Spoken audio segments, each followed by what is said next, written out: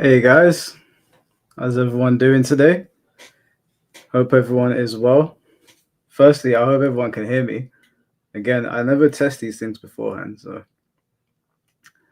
just waiting for Tom to get here. He should be joining any second now. Uber Scorpion, Blah, Burrito, Obrian, Mimi, Eula. MK1 is trash. We already started. Wait till Tom gets here, guys. Hear me loud and clear. Cool. Yeah, I'm just waiting for him to join the call, and then we'll get started. Hopefully, we advertise this. A lot of people have had a lot of things to say to Tom on Twitter, so I wanted to give Tom this opportunity to speak to these people.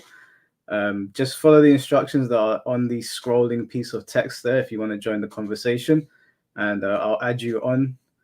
All that I ask from people is that I don't mind if you have insults for me. I don't mind if you come at me. I don't mind any of that because it's me. But just treat Tom with the level of respect that you usually treat me with when we do these live streams. That's all I ask, because if people start coming at Tom and he doesn't want to hear it, I will just kick them out and not warn them. They'll just be kicked straight away. So if you want to direct anger at me, you are more than welcome. I'm going to clap back. Make no mistake, I'm going to clap back at you, but just don't do it to Tom. Mike can absorb the blow. It's not an invitation. If you don't, I'm not saying that I want to be insulted. I'm not saying that. Don't take it that way. But just don't do it to Tom. I want to try and stay on topic because Tom has loads of feelings about MK1 and the scene, as do I. And we always talk, and I don't like echo chambers. I like it when people come into our spaces that we don't necessarily agree with, and they have their pushback. I watched the Conan trailer. I'll ask you guys, what do you guys think of the Conan trailer? I'll bring your comments up as you're answering. What does everyone think of Conan the Barbarian? Because I don't want to be a Debbie Downer, so I'll leave it to you guys to tell me what you think. Oh, what's that?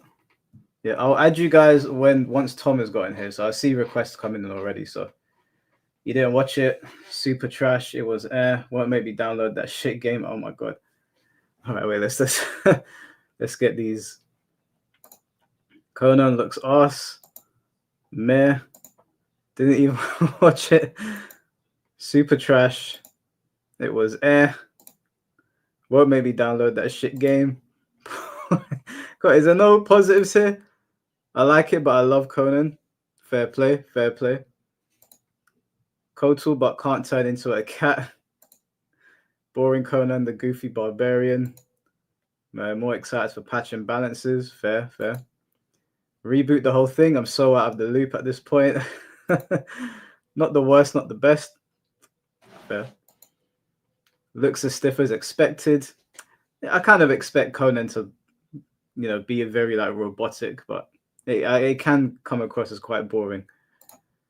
Do we think Conan will sell well? I don't think Conan will sell better than Ghostface. So if Ghostface didn't sell well, then no. But I don't know what the metrics are on that. I haven't looked into it. Who's Kohan? Just could put Ko in. I don't get it.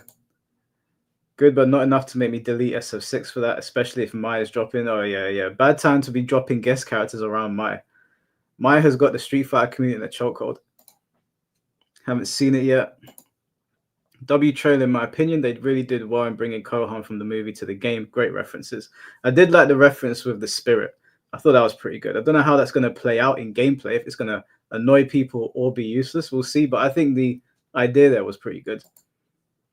Forced guest by the corpos at WB. Just ready for MK1 to end at this point. I simply don't care about Conan. Trailer looks good, but it's not a Mortal Kombat game. It should have been Injustice 3. His animations look kind of bad. Plain as fuck. Street Fighter 6, Tekken, and MK1 all dog water and boring. Damn, guys. I liked it, but only because I main Tusk in KI. Definitely why MK fans, definitely what MK fans wanted though. Also, the voice was really off to me. The voice was definitely not Arnold's. It was pretty bad. Looks unfinished. I'm honestly not a fan of the multiple timelines to the point that I hope they do another timeline reset just to undo the temporal universe. Yep, agreed. Would have been better if Mike was added to the game. Nah, because if I was added to the game, Fate would pick me constantly. You'd see me on Fate's YouTube trying to get my head sliced open every day. Total flop. Voice wasn't bad. Kind of want to play for the voice. The Conan concept is cool, but in a shit game like Mortal Kombat 1, not worth it. His movements were stiffer than MK4 characters were. Damn, that's an insult. Arnold today, IRL, has better movements, bro. God, I think we've only had one positive so far. Thank God T1000 is T100. Are you playing with a Temu Terminator, bro? Wish it was Mortal Kombat character. I hear that. I agree. Masterpiece. I'll hit up Ed right now. But his muscle details. Why brag about that when the game is dead? Supposedly.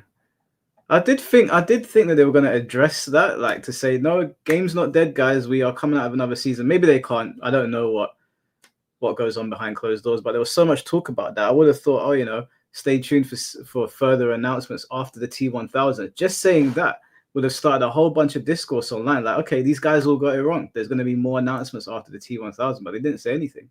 So I don't know. If it was my game, I'd want to get ahead of that and be like, yo, guys, what are we all talking about here? Our game's not dead. They didn't say anything. Kohan is kind of mid, to be honest. Conan moves stiffer than me on a Saturday night at the Bunny Ranch. T1000 is only worth a damn. Yeah.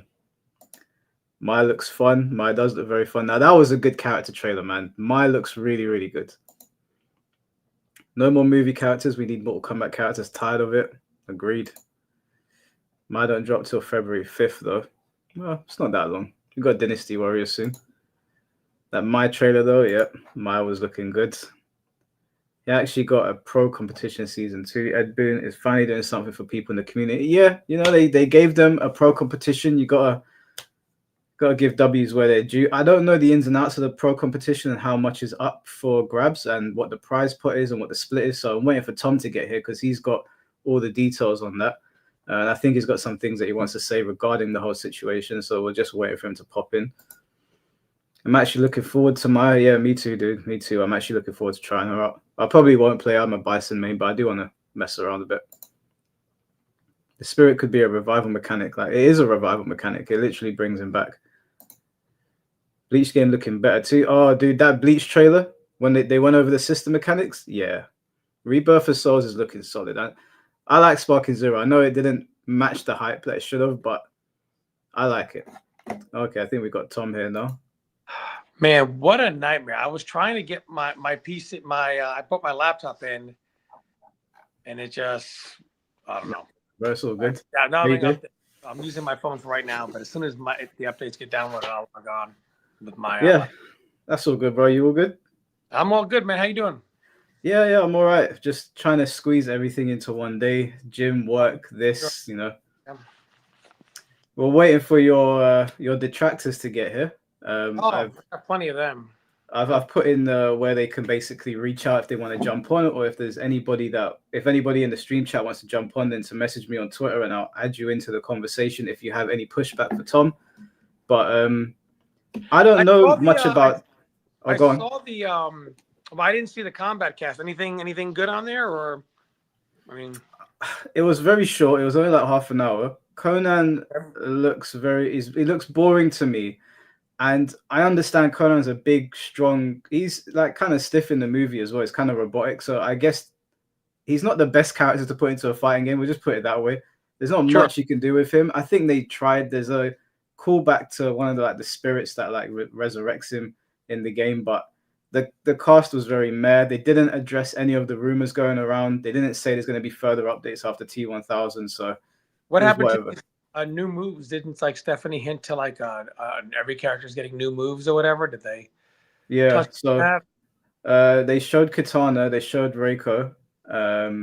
They showed somebody else. I forget. They didn't show everyone. I think it was like 3 or 4 characters they might have shown, but the new things that they added didn't look bad. They didn't look terrible. It didn't look game changing.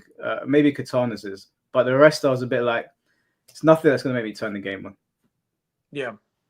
So yeah, it's not really something that you need to rush to watch. The brutalities and the fatalities look cool, but that's really it, to be honest with you. I wanted to touch on the Pro Series and everything as well.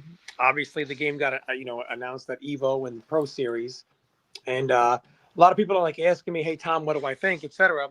I'm not sure if you looked at any of the tweets that I mentioned to you on Twitter at all, or did you have a chance to look at them? Or I didn't, because I was working when I was texting you, and then I went to the gym. I saw a couple of things where you were replying to people, but I didn't get to see everything. I don't think these guys have seen either, so maybe you could bring them up to speed of what's going on. okay, so basically, what's happening here is, of course, we got the Pro Series announcement. Obviously, it's good. I'm glad the players got something because they've been playing this game since day one, and I'm glad to see them get something for the time they put in. But of course, as usual, the quote unquote pro players, one of the things you hear them say is like, well, no crowdfunding. Ed Boon hinted on the crowdfunding, et cetera, and so far no news about this, et cetera. I don't understand for these players who say they want the game at EVO, they want this Pro Series to happen. And then when it does, there's not enough money in it. We can't travel for it, etc. It's like, well, what's the point of asking for the game at EVO or a pro competition, knowing that it's basically even the season 1 of Pro Series had in there that it's paid for by NetherRealm. Warner Brothers doesn't have anything to do with it. So the NetherRealm is doing the best they can to kind of do this for you guys, and the response is, well, not enough money. I don't know how we're supposed to pay our bills, et cetera, et cetera. Also, if you ever want to realize why we have no international competition, I have never heard Arslan Nash say, I'm staying in Pakistan because it's not worth it for this 10K spread out between the top 8. They don't say that. You people internationally, they travel for the same $10,000 pot bonus that NRS puts out to their tournaments. That's kind of like outside of a Pro Series finale, Mike, I believe the $10,000 pot bonus is standard on events leading up to the finale, correct? Yeah, it's kind of the standard, right? So, but I've never heard JDCR or Nee or Arslan Nash say, well, I'm staying right here in Pakistan or in Korea. Why would I waste my time? The reason why these games are bigger tournaments isn't because of the Asian audience, because Mortal Kombat outsells all those games. It's because if you're in NA and there's a tournament in Mexico, we read tweets that say $5,000 for first. I mean, look at this payout. I think I'll just stick to my region on this one. And people in EU, they say, come to the States for what? 5,000 for first? I'll stick to my region on this one. People from the US don't go to the EU. People from EU don't go to the US, maybe just for EVO, and not even for that, even for MK1. People from EU. Oh, your sound cut out there, Tom.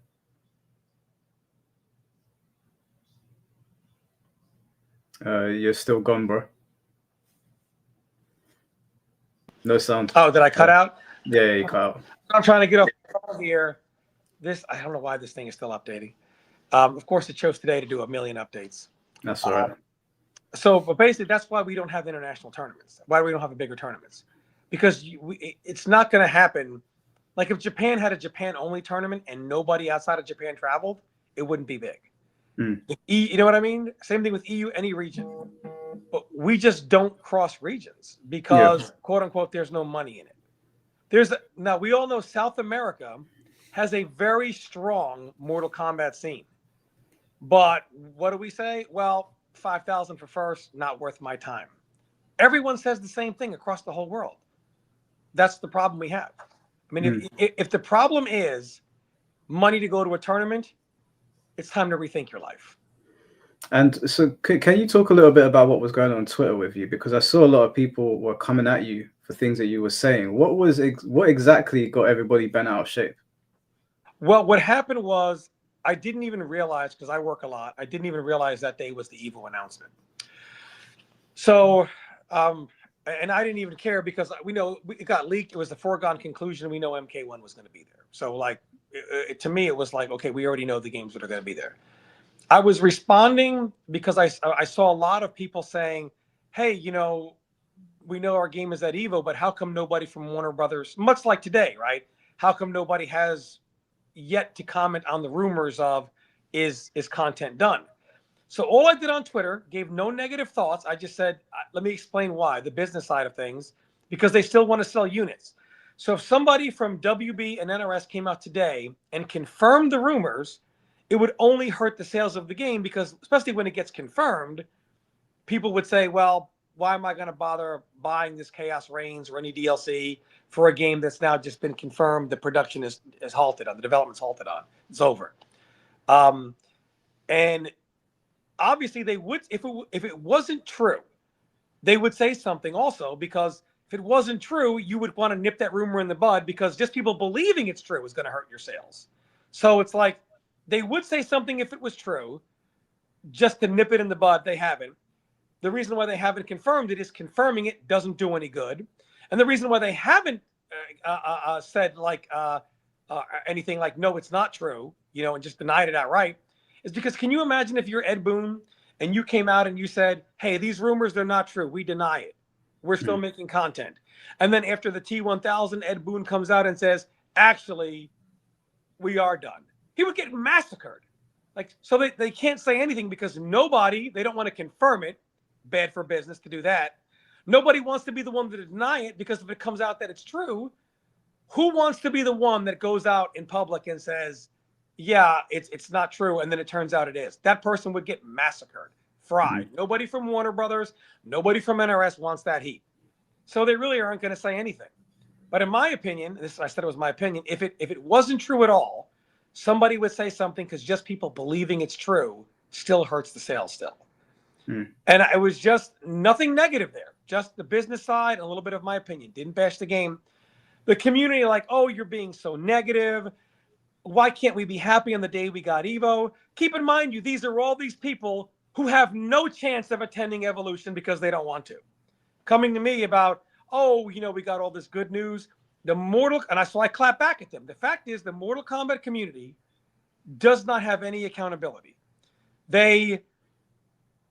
The reason why they're in this situation is because people didn't buy Chaos Reigns. Whose fault is that? Is it theirs for not supporting their expansion? No, it's Tom Brady's fault. And obviously, in some twisted worlds, Mike Hollow's fault. Is it our fault that the numbers are bad, that they don't show up to support their game? No, it's not their fault. It's our fault for bringing it up. So it's like, you don't support your game. They say we should be supporting the game. People like Tom Brady and Mike Hollow need to be positive and support the game. Why would people who don't buy the expansion and don't show up for tournaments talk to us about supporting the game? The community doesn't even support it. Combo Breaker is in Chicago. Harada will travel across the seas to play Tekken at EVO. Ed Boon won't even go across the street to play his own game. Even he hates his own game. You know, when they say that you're being negative, do they ever give pushback on your points, or do they just say you're being negative? They just say I'm being negative and then go make some receipts. And then the ad hominem attack starts.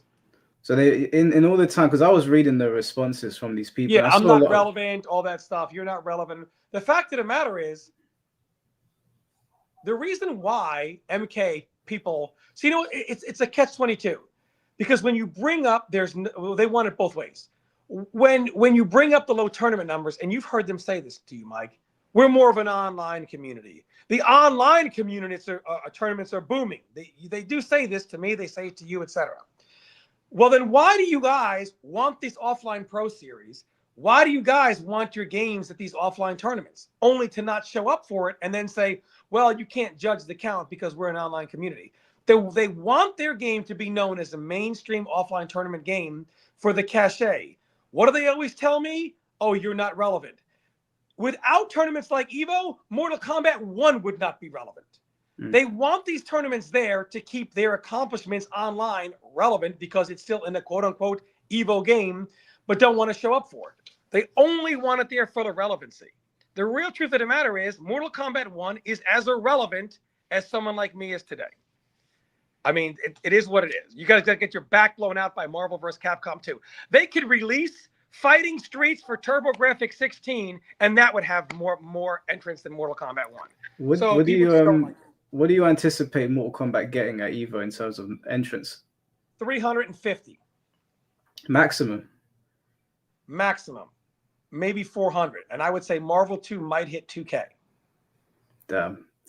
Now, keep in mind, Mike, we're in a world where people oftentimes say to me, and sometimes you, nobody. I don't care what people say. I care what they do. They'll say, they always reference Marvel 2. Nobody wants a quote unquote broken game like Marvel 2. That's what they say. However, if Marvel 2 gets 2,000 entrants, what they say and what they do seem to be two different things. Yeah, no, 100%. I to be honest with you, I was reading through the conversations. I didn't get to see the ones that you were talking about today, but obviously I put stuff up about Mortal Kombat as well. And they seem to be very focused on you because they're not coming at me for the things that I'm saying about Mortal Kombat. They seem to be like focusing all of their anger on you. And I don't really understand why, because my comment section is there. It's open. I don't delete anyone's comments. And we've welcomed them to come here today. Again, we had hundreds of people commenting. The post got thousands of views. Nowhere to be seen yet again. It's just Twitter fingers. But I don't know why they're so concentrated on you, because I'm not getting the level of abuse that you're getting from them. Because I have been, for a long time, the most hated human in the history of Mortal Kombat. Going back decades, the community has always hated me. Even in games like MKDC, when I was traveling for like these 30-man tournaments, these 25-man tournaments, spending $600-700 to go to the West Coast for West Coast Warzone 25-man tournament just to play against the players out there in tournament. Mm-hmm. And I was winning. What was I winning? $100? Nothing, right? The community back then would be like, well, look at Tom, nobody cares about these offline tournaments. Tom is just bashing me for doing it. No one cares about your tournaments. The competition's online. So even me trying to establish an offline scene in a game like MKDC, just because I was just trying to get something going.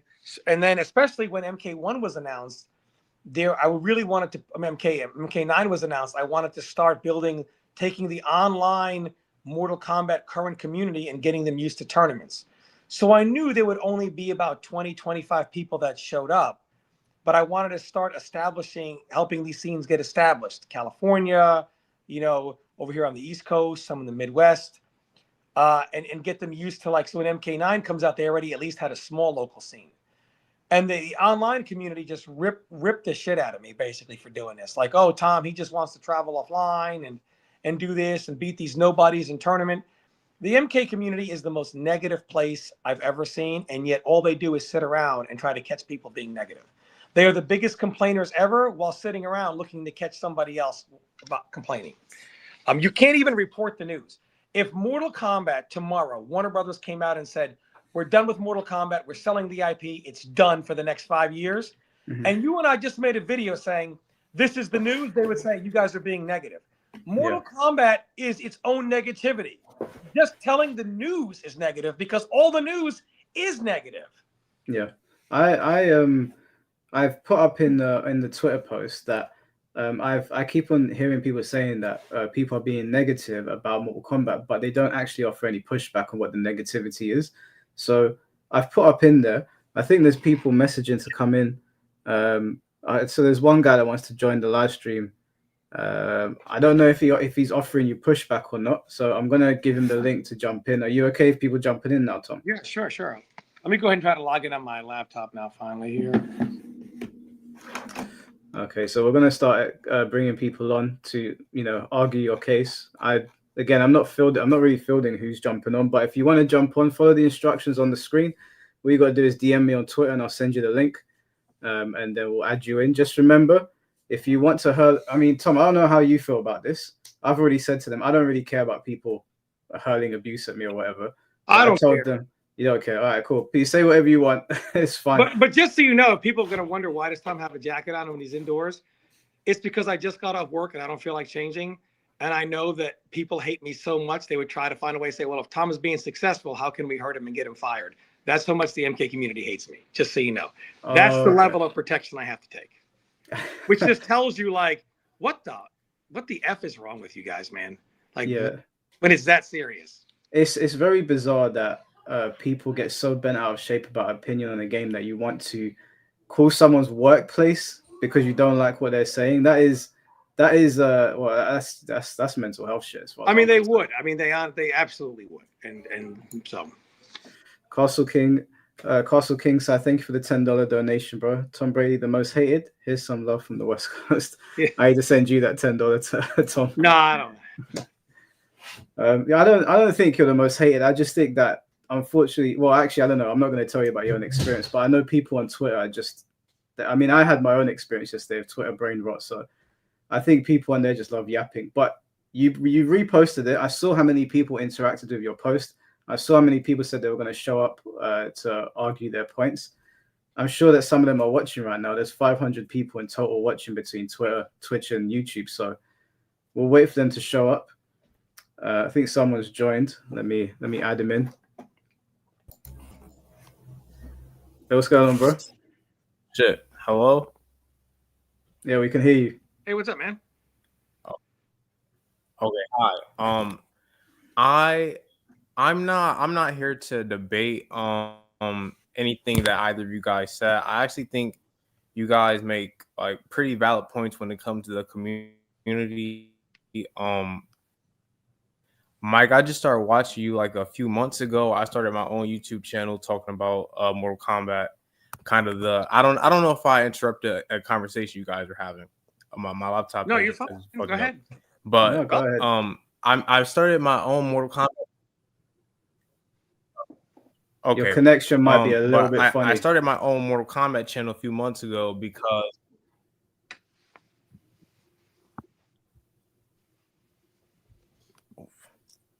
can you hear me now? Yeah, we can hear your connection. I think your connection is a little bit funny. Yeah, a little bit. Yeah.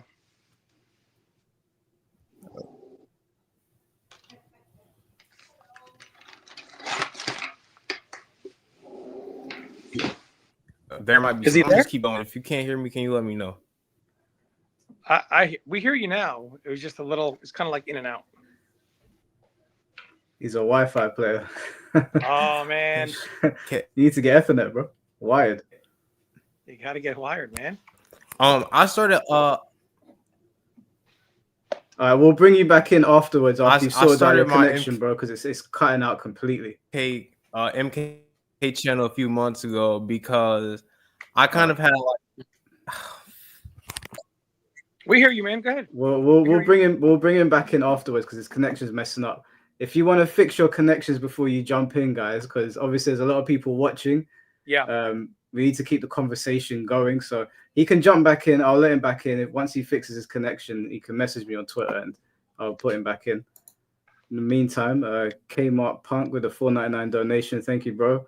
Yo, Tom, I think you should make some videos discussing the competitive scene during the 3D era. It isn't well documented and you were there for it. You should, bro. You were meant to tell war stories. I don't do all this stuff because here's what people do. Tom, you should come back and do stuff, and then I do it, and they say, "Why don't you just leave?" So I don't bother anymore. Yeah. I mean, I find it funny. I do read comments from you on your channel and some of my YouTube channel. Yeah. They'll say, "Tom, why don't you do this or that?" And I find it funny. They had me for 30 years while I was competing and cursed every day of it. And then when I was done competing, man, I wish we could see Tom play again. And the hate was so bad.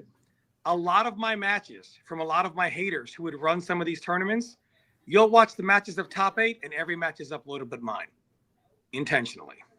Where did this hate start? Where did it originally start? Did this start way back in the 3D era as well? It was the run of the 3D era as well. Yeah, it was the run of the 3D era. Even some of the I don't know, not so much the arcade era because you didn't have a public forum, but it's just always been there. The MK community. So like, I'm not sure what caused it or why it's that way. Well, the thing is, like, I'm that guy that they say will lose 100 straight matches in casuals but beat you in tournament. Never really happens, right? But that was me. Like one time, Forever King beat me 100 straight games in casuals, and I wasn't sandbagging. He legitimately beat me 100 straight times, and then I beat him in 2 different tournaments. But I beat him the same tournament, the same day, losing 100 straight games. People I practice so much in casuals. I'm not always the best player in casuals. Yeah. So they see me getting my quote unquote back blown out, but then they see me in top 8 and they're like, well, how the F did Tom think? What's the deal with this guy? Like, so the MK community has always been out to prove that I am a fraud, that I am fraudulent. My results are based on luck and how did Tom beat this guy and luck and all this stuff, which is, I'm not sure how that started, but it became a big deal. And then it just got worse over the years. And then people actually legitimately started to like dislike me, hate me for God knows how many reasons, manufacture some of the most bullshit you've ever heard that never ever happened. If Can I I bring ask you, who was it on Twitter? Because I would like to name names because I saw them coming at you. Who was it specifically that said they were going to come on here to argue against you? Was there anyone in particular that had any grievances they wanted to bring up? Czerny Volk wanted to come on and and argue and kind of share his opinion and air his grievances. Okay, yeah, I'm not a big fan of that guy. If we can get Czerny on, is Czerny in the chat? I have no idea where Czerny is. He did message me. I didn't respond to him because he irritated me, but I did tell him that he can jump on. Yeah, if Czerny's in the chat, we can do that. Johnny with the 1999 donation, bro. Thank you very much. Do you think Ed Boon will ever apologize to the community with all the things that happened with MK1, promising years of development, even with MK11? Why doesn't he ever take accountability? He taunts us on Twitter. What do you say to that, Tom? Because he doesn't have to. Because he has. Mike, you made the best point when you said people will throw themselves as a shield in front of NRS and Warner Brothers. That's basically what happens. We have people that throw themselves as a shield to take the bullets and the arrows for Ed Boon and for WB. And they don't really have to. Ed Boon can say content for years to come, MK11, all the stuff they did, and then they pull the rug out from us at the end. And, well, not his fault, COVID. Meanwhile, every other gaming studio on Earth had COVID too. And, Street Fighter got an overhaul, Tekken got an overhaul, Dragon Ball got an overhaul, everybody but Mortal Kombat. Yeah. So it's always excuses. Same thing with MK1. Oh, it needs 3 more months. No, then it actually needs 6 more months. No, it actually needs a year. It's always the same, Yeah, I remember that when they were saying wait 6 months and the game will be okay. And it just seemed like it was getting worse. I mean, you go on Twitter, new moves for characters. You do a combat cast, and what are these new moves? Yeah. I mean, and you've brought this up, even the combat casts are about giving no information. None. I think the combat casts are set up very poorly. When I would look at how PlayStation does State of Play or Nintendo does a Direct, I don't know why WB and NRS don't set something up like that where they can run through a lot of information very quickly and concisely. They don't have to sit there and put themselves out all the time. They can talk and have a presentation the way Capcom does it. I've seen Square Enix doing it. Everyone does it. So I don't really understand why they won't do it like that. It's very irritating to watch the combat cast. No, and you know what they always say to people like me and you, or especially me, I'm a broken record. What really is a broken record is announcing a pro series and hearing how there's no money in it. Blah, blah. We got it. There's no money in it. Rethink your life choices. I mean, that's just the truth. I mean, got a lot of people out there on the internet who can't even pay their rent telling me that I need to move on with my life and be happy. Brother, I promise you, I'm pretty happy.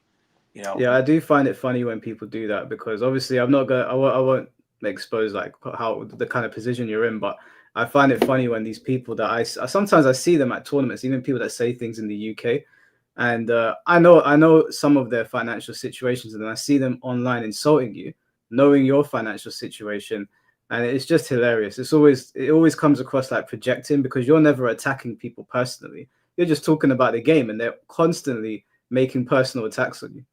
Yeah, it makes it tough to talk about the game because they don't talk about it. They don't engage on a game level. Again, the fact is, what is it right now? Frosty Faustings in Chicago, the home of Mortal Kombat. I think the last time I checked, Mortal Kombat was like number 20 or number 22 of number 24.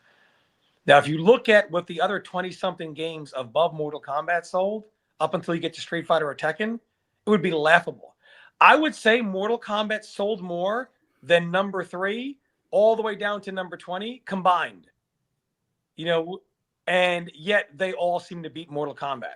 It just there's a problem, and when we try to open it up and say there's obviously a problem here, it's severely there's a severe disconnect between the game, the community, and the developers.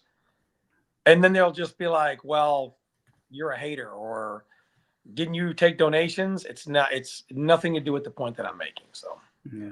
Conflictors, thank you for the I love things like this. I love Conflictors with the $4.99 donation. Tom always be plant every encounter I had with him. Way too much hate thrown at him for his opinion. Also, Tom aging well and hope keeps well. Now, I've never seen you being nasty to someone before, ever. I've never seen you being nasty to a single person. Maybe you get into arguments with people, but like, I've never seen you outright attack somebody because they like Mortal Kombat 1. I've never seen that before. No, and the thing is, because I love Mortal Kombat. That's the thing. I love Mortal Kombat. I just want it to be better. To me, I hate seeing Mortal Kombat drag through the mud like this. Yeah. I don't like it. But I also know that, and you know this, problems don't get solved as long as you ignore them. You know, so the community thinks just say your piece once and leave, and who cares? You know, move on to something else. But as long as you keep moving on to something else and then come back and buying the new game and then move on to something else if you don't like it, the cycle never breaks. Yeah, no, completely. I agree. John Diaz with the $5 donation. Thank you, John. To be fair, Tom, a lot of us got into fighting games late. Didn't discover you till MK11. Your podcast / videos are very informative and helped me a lot. That's true. You know, there's a whole new generation of fighting game players. There's a lot of people that don't, you know, they don't know about all the history. They're not involved with all of that stuff. So I think you telling stories about your time in the 3D era and just your time in the tournament scene could be good for the new players. I wouldn't necessarily worry about people that have nothing of worth to bring other than insults. Yeah, I mean, I did think about, well, I know, like, I thought about doing like videos about everything, including like the documented real history of like all the greats, like Justin Wong, you know, because I know the whole history of everyone from start to finish. And I thought about doing that, but really, like, see, the thing is, a lot of you that appear in my YouTube comment section or Mike Hollow's YouTube comment section or on my YouTube stream or on my Twitch stream when I used to stream, you guys don't realize the internet's a big place. And while you may say all these nice things about me in what you consider a safe space, when you go to other people's streams or on Twitter and don't tag me, I still see what you guys really say. So I already know people are very much will say one thing, and then when they get mixed in with the general community, which has a very much F Tom Brady mentality, they just fall in line. Yeah, F that guy. And then they'll come back to my stream and be like, hey, Tom, what's up, man? You know, and I'm like, look, man, I got no time for you. What do you mean, man? Why does he treat his fans so poorly? I see what everybody says. So I would remember what people say in my comment section. I know what you guys say when you go to Foxy stream or Diddle stream. You guys all rip me to shreds. So, you know, people will say one thing in my stream or my YouTube comment section, but I see what they really say when they leave it. No, I've seen that about myself as well, because I share subscribers with a couple other Mortal Kombat YouTubers or Tekken YouTubers, and I know a couple people between like Moonsault Slayers community and even Fates where they'll act a certain way towards me, and then they will say things about me in the other comment section. I don't get upset, but I kind of just look and be like, I don't, but I mean, just like, cuss me, guys. It's fine. I don't mind being insulted. It's not a big deal. Yeah, they can insult me all they want, but I'm just like, you know, at the end of the day, this is why I don't really do content much anymore or whatever. And yeah, I mean, maybe I'll make some history of fighting videos. I don't really know, but I just wish that I just want to see Mortal Kombat succeed. And when I bring up points, so you bring up points, and here we are now waiting for people to come on and debate us, and they never do.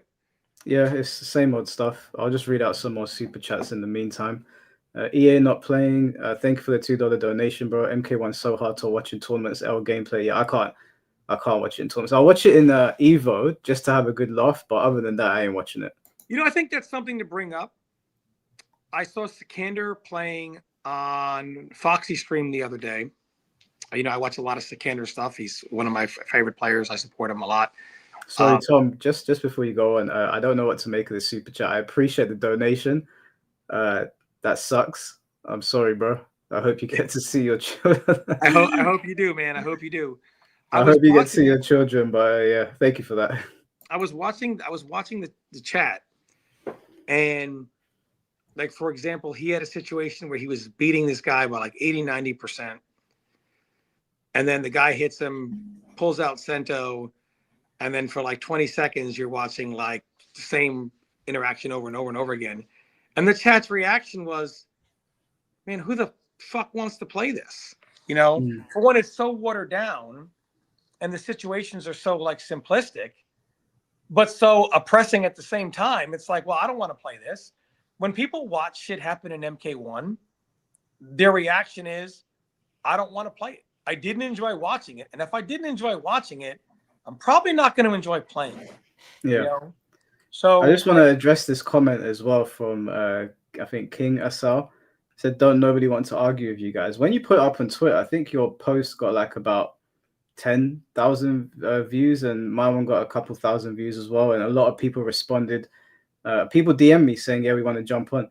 The thing is, King Asal, is that people do like arguing. They argue a lot on Twitter, but you're behind the keyboard. And behind the keyboard, you can go on Wikipedia. You can go and copy and paste from other people's notes.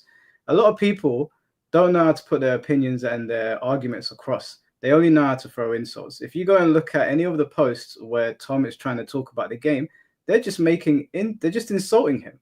There's no pushback on the game.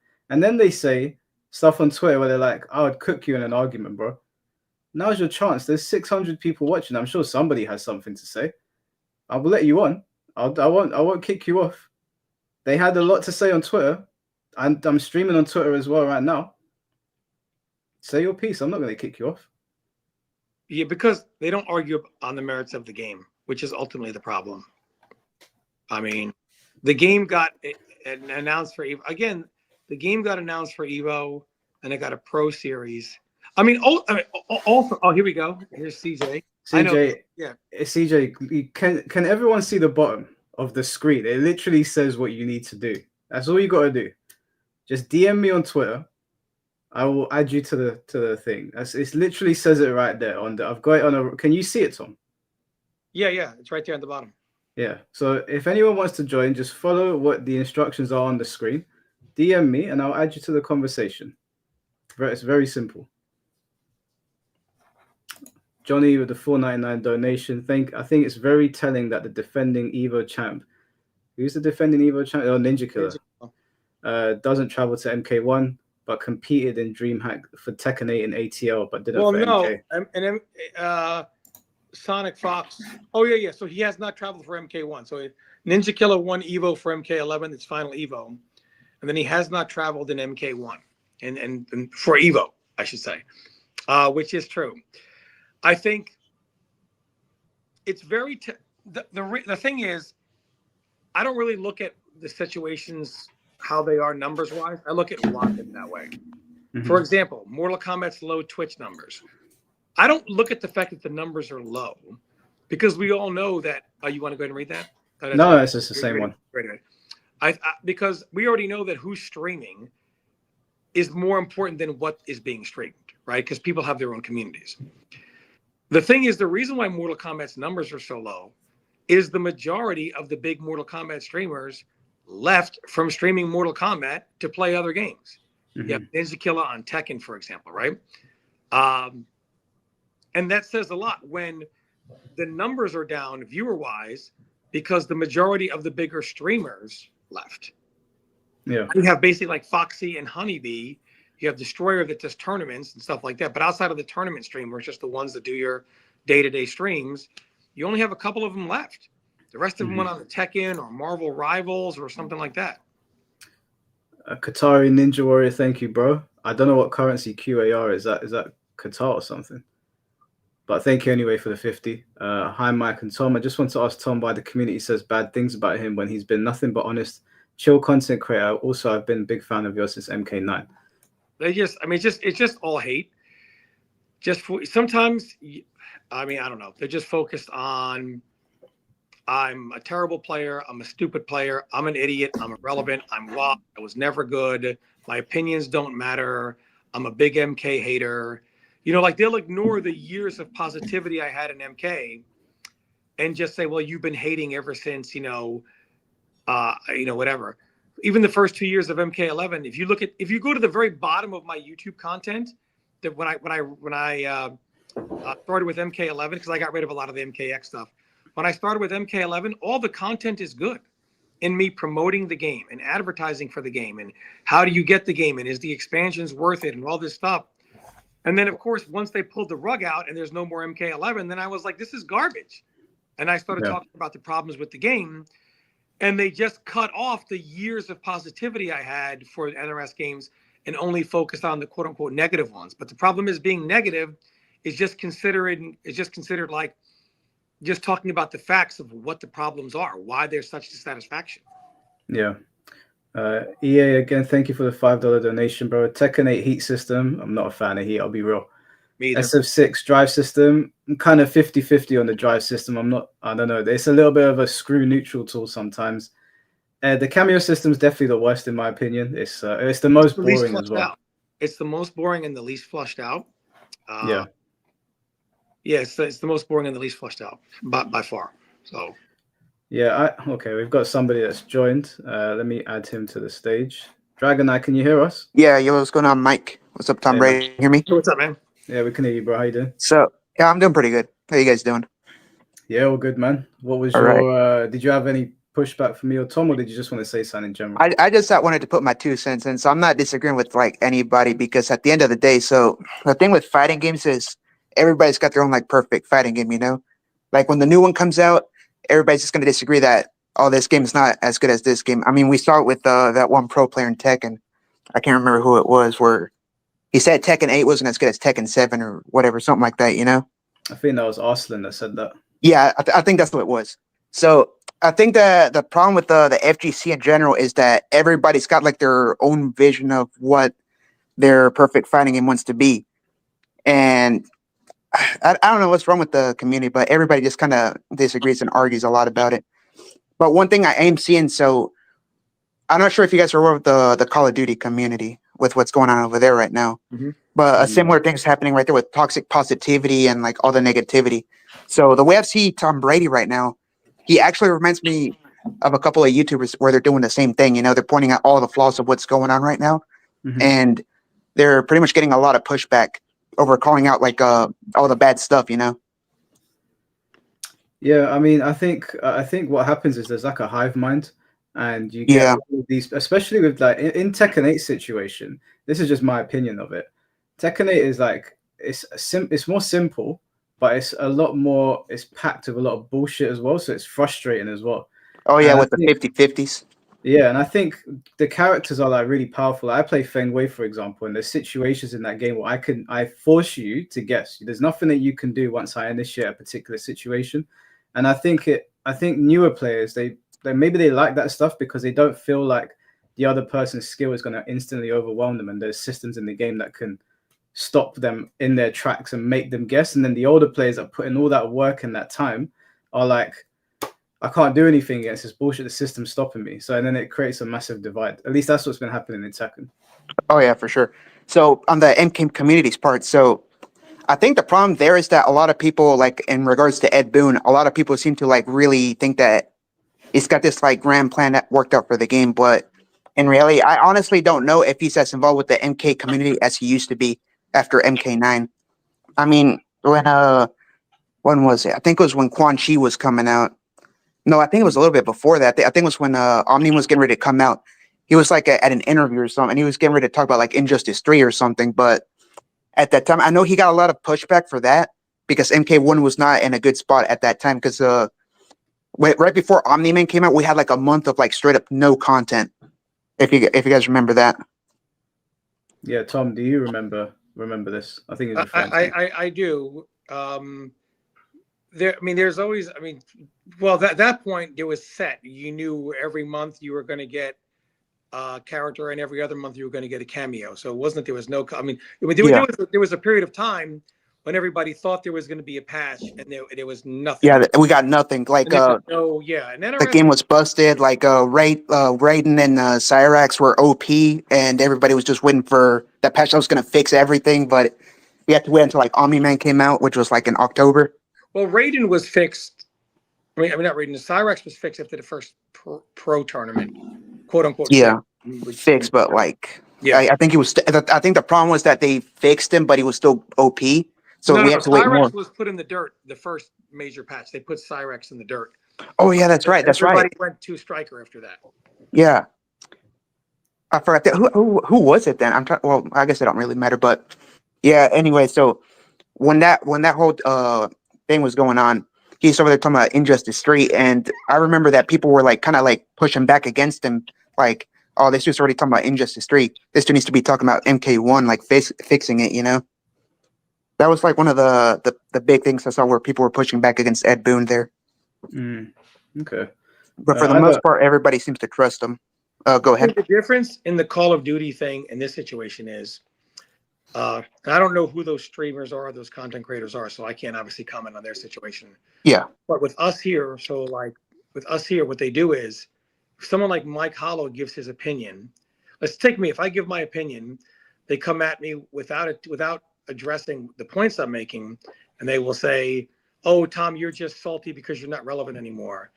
I would much rather live the way I'm living now than making peanuts off trying to be relevant. I've lived that life. I do not have any desire to sit out front of a bracket with no tournament organizer in sight saying, who do I play next for an hour and a half? That life for me is over. I've put in my time, more time than anyone else, I would say, doing it for 30 years successfully. But they will attack me by saying, oh, you're just mad because you're irrelevant and you're mad because you want to be winning. Things that are not even true, but they try to play that card with me. Or you just want to ice clone all day, whatever. And I've done my last ice clone. For Mike, because they can't do that, they'll say, well, you're just a grifter trying to, make money off, views of Mortal Kombat, but that they never actually attack the issue. So I don't know what it is with how it is with Call of Duty, but they just try to basically change the subject from what we're talking about the game to you're just a grifter, or you're just salty because you're not relevant anymore. And nothing ever gets done. Nothing ever changes because the issues never actually get addressed. We bring them up, and then the community pretends like they don't exist. And then when you have a comment, I think I brought this up on Twitter, Mike. I don't know if you read it. When people, who says this game is dead? And I'm like, when you're a commentator or you're a caster or a tournament organizer, and you say, I thought we were dead, and who says this game is dead? The answer is you do. Because games that are not dead don't need a commentator or a tournament organizer to say, who says this game is dead? When you go to the doctor and you're only 15 years old, the doctor doesn't say, and who said this 15-year-old was dead? He doesn't say that because it's not normal for 15-year-olds in perfect health to be dead. Yeah. I mean, that's just the way, So the fact it's acknowledged everywhere. It's always the elephant in the room, but it never has to get addressed.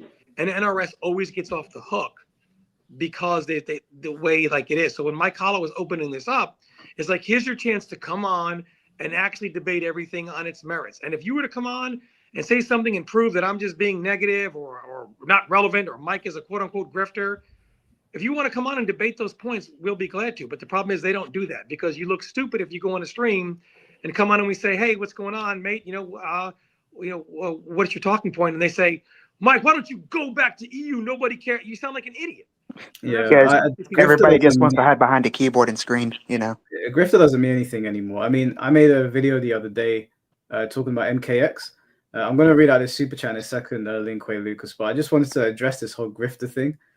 A lot of these guys I've seen some of them calling me grifter, some of them in the UK as well. These are guys that I beat in Mortal Kombat tournaments. These are guys that I eliminated in top 8s that have spoken shit to me. And I was playing in MK tournaments. I've got proof on my channel of me winning grand finals. The first time I lost the grand finals was against Foxy Grandpa. Foxy Grandpa, yeah. I won 3D Mortal Kombat tournaments. Even though they were small over here, I was still out here playing the game with people. Foxy was the first one to beat me. Then I went around the country with a team. We beat every other team in the UK, and we won. I've got the proof on my channel. So I don't know. I don't know what they think grifter means, but at the end of the day, if a game comes out and it does not serve its community, or I don't feel like it's done a good job, then I'm sorry. I'm sorry that it hurts your feelings that I'm saying so. But calling me a grifter when I've probably participated in more tournaments than them and done well is ridiculous. And then they said, "Oh, he's just jumping on the MKX bandwagon," when I was the top ranked MKX player in the world for months. No one was. I was not losing. I was using Scorpion's worst variation Inferno. as well, Yeah, Inferno, and I was and I've got proof on my channel. It's not like I'm lying. My channel's right there. They can go and check it. I was #1 in the world. I got taken out eventually, but this whole grifter thing doesn't make any sense. I've been here playing Mortal Kombat longer than some of these kids been alive. Well, what you said about MKX is true, though. It was successful because it was coming off of MK9, which a lot of people loved. People can talk about, oh, the balance. But at the end of the day, a game that is perfectly balanced but not fun is actually a bad game.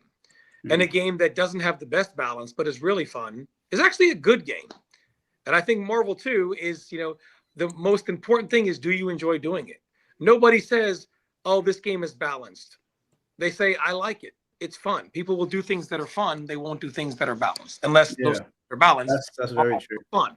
Yeah, as long as it's fun, I mean, it's pretty good. Because, like, I can't remember who said this, but somebody once said, if the game has bad story but good gameplay, you can skip the story. But if that game has good story but like bad gameplay, I mean, you can't skip the bad gameplay. It's still, that's the game. Yeah. Mortal Kombat X really captured the soul of Mortal Kombat, and it was the only game to successfully merge the majority of the older community from 9 and some of the newer players. 11 didn't do that. People will point to 11 sales, but MK11 was released with a lot of deodorant. Yeah, it was way too slow. Well, I didn't like it. MK11 came out, and if you look at the competitive aspect of MK11, you say the game was launched with characters only having 2 bare bones variations, in which for pretty much every character, only 1 variation was viable. So it was released very bare bones in a competitive state. But casually, what could you do? You could do Shang Tsung's Island. You could do Towers of Time. You had the story mode. You had the classic towers. And then you even had a custom variation system where you and your friends could customize any variation. There were no banned moves and none of that garbage, right? Yeah. And kind of make your own stuff. So for a casual, i.e. the majority of the audience, MK11 got released with a ton of deodorant to mask a lot of its issues. But eventually, that deodorant was fast drying, and it dried and it wore off, and then the game was forced to continue on its own merits, and it just wasn't very good. And then it dropped off. It had a lot of deodorant when it Yeah. Tom, could you so Linkway Lucas donated $5. Thank you, bro. And he said he's been banned in the Louisiana MK scene because he's echoed your views on the game since MK9. Is this something that you're aware of players like getting pushed out because they are echoing things you're saying? Yeah, not only that, and at that time, this even happened to my sponsor, Brandon, the great Brandon Alexander for Ultra Arcade. In MK11, even before any drama happened with me, whatever, when the game first came out during E-League, I had quite a big following, and E-League still ostracized me out of their league. So I had a lot of supporters who would go into NRS's chat, and maybe this is why people are afraid to come out and support me these days. And they would, because NRS would do a combat cast before they kicked it over to the E-League live stream. And I'm not sure if there are people even still here that were banned. Maybe I'm sure some can share that story. They'd be like, we want to see Tom play. We want to see Tom play. And mentioning me was an automatic ban on the NetherRealm channel before E-League. And it even happened to my sponsor at the time, Brandon Alexander with UA. They banned him for saying, I want to see Tom. They actually banned him in the NetherRealm. They would unban you like next week if you asked for it. But if you continued to ask for me to see me play in that league, they would ban you again the next week. That's crazy. Do you know specifically who the people were that were doing the bans? I have no idea who runs NRS's channel. I would love to get them on here to ask them what the hell they were thinking. That's so ridiculous. That's so childish. Okay. I mean, that's pretty petty, but it happens, I guess. It is what it is. Who cares? Yeah, thank you for the $5 donation. Jack's not being a main character is a crime. Is adding a cameo a lazy tactic instead of giving us full characters with full movesets. I don't know So I what can they. actually answer that thing. So I know a lot of people were wanting the special forces to show up in the combat pack too, but I think it was Ed who said it that he actually didn't want to put in any of those characters at all because of the story, because he didn't want to stretch the story like thin, which I think is BS. I think they should have been in the game, but whatever. What story? Yeah. Exactly. They could have. Exactly. You could have. I mean, they did the whole multiverse thing. You could Yeah, I just say know. they're from other universes. That's all you had to do. I mean, let's tell the truth of the situation here. The best story they did was MK9 and maybe a little bit of MKX. In MK9, here's what Ed Boon did. All right, boys, we're just going to retell John Tobias' story, the real brain of Mortal Kombat, who created the story and everything. We're just going to retell his story. And then the minute Ed Boon went off with their own NetherRealm Studio stories, they were shit. And they had to reboot it once and reboot it again and reboot it again. When that happens, that means what you are doing is not good. I mean, it's just not good. Myself and Mike Hollow could have gone to NetherRealm and they said, hey guys, what do you think you're doing for story? Can we just retell MK 1, 2, 3, 4 and the 3D ones? Can we just retell them in something for this game? Oh, I love it. I mean, that's what they did. They retold all the stories. Yeah. See, that's what I was saying. MK9 had probably the best story because if you look at it, like the first half is just kind of like retelling like the original trilogy, but then the latter half tries to do something new. And I had some clown argue with me trying to say that I can't remember MKX or MK11 was the best story, but those stories weren't even that good because MKX for like the main villain, he's not even in it. Like he's like in the beginning and then he don't show up until the end. And there's like so many like BS stuff that happens in the middle of it. And then MK11 has the whole thing with Dark Raiden where they just kill him off at the beginning for no reason. Yeah, I just want to I saw a comment in the chat saying, "Is there a debate going on?" There is supposed to be a debate going on. I know these people are watching because they show up every single time I upload a video to let me know what they think. So I know you're watching. Oh, they're not gonna hop on. I guarantee you. This is ridiculous. This is what happens when I go to Comic-Con as well. They say everything that they can say, and then they see me at Comic-Con and they're like, "Oh, what's going on, bro?" And I'm like, "Ain't you the guy that was cussing me out in my comment section?" Yeah. It's like, just join in debate. I mean, this is a golden chance to do that. I mean, let your opinion be heard. Yeah. Well, we'll see. I feel like at the end of the day, the biggest people that talk the biggest smack are the ones that aren't going to show up. That's just how they are. Yeah, standard Twitter thing. I mean, I don't understand how they will say what I say or Mike says is negative.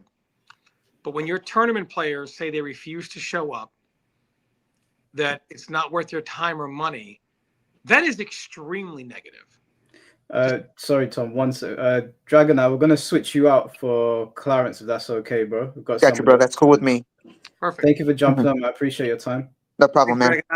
Catch you guys next time.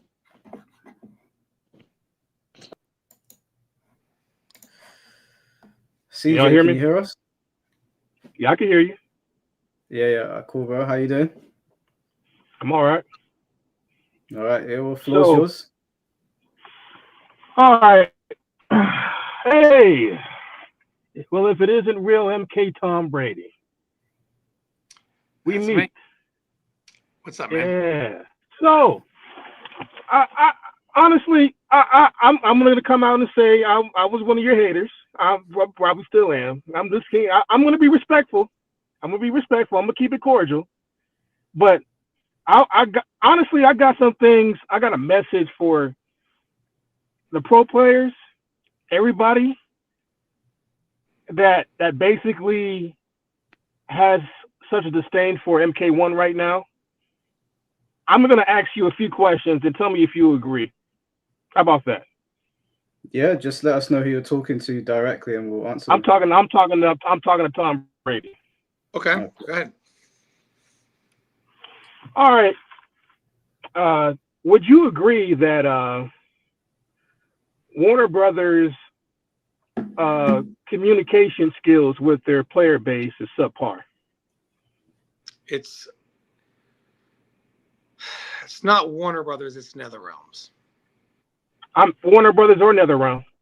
Yes. It doesn't matter to me. Awful. And I'll say this because because someone's going to say it. Maybe it's no one's fault or they're bogged down by bureaucracy. When things are going well, they seem to be front and center with comments. When things are going poorly, all of a sudden they're trapped under the bureaucracy of Warner Brothers. So, Okay. Would you believe that NRS basically doesn't care about the issues and concerns of their product? they do not care. So you would agree, right? I agree. Okay. Would you believe that there's strong evidence that NRS basically cares about the sales of their product? Well, that's how it's judged. So, of course they do.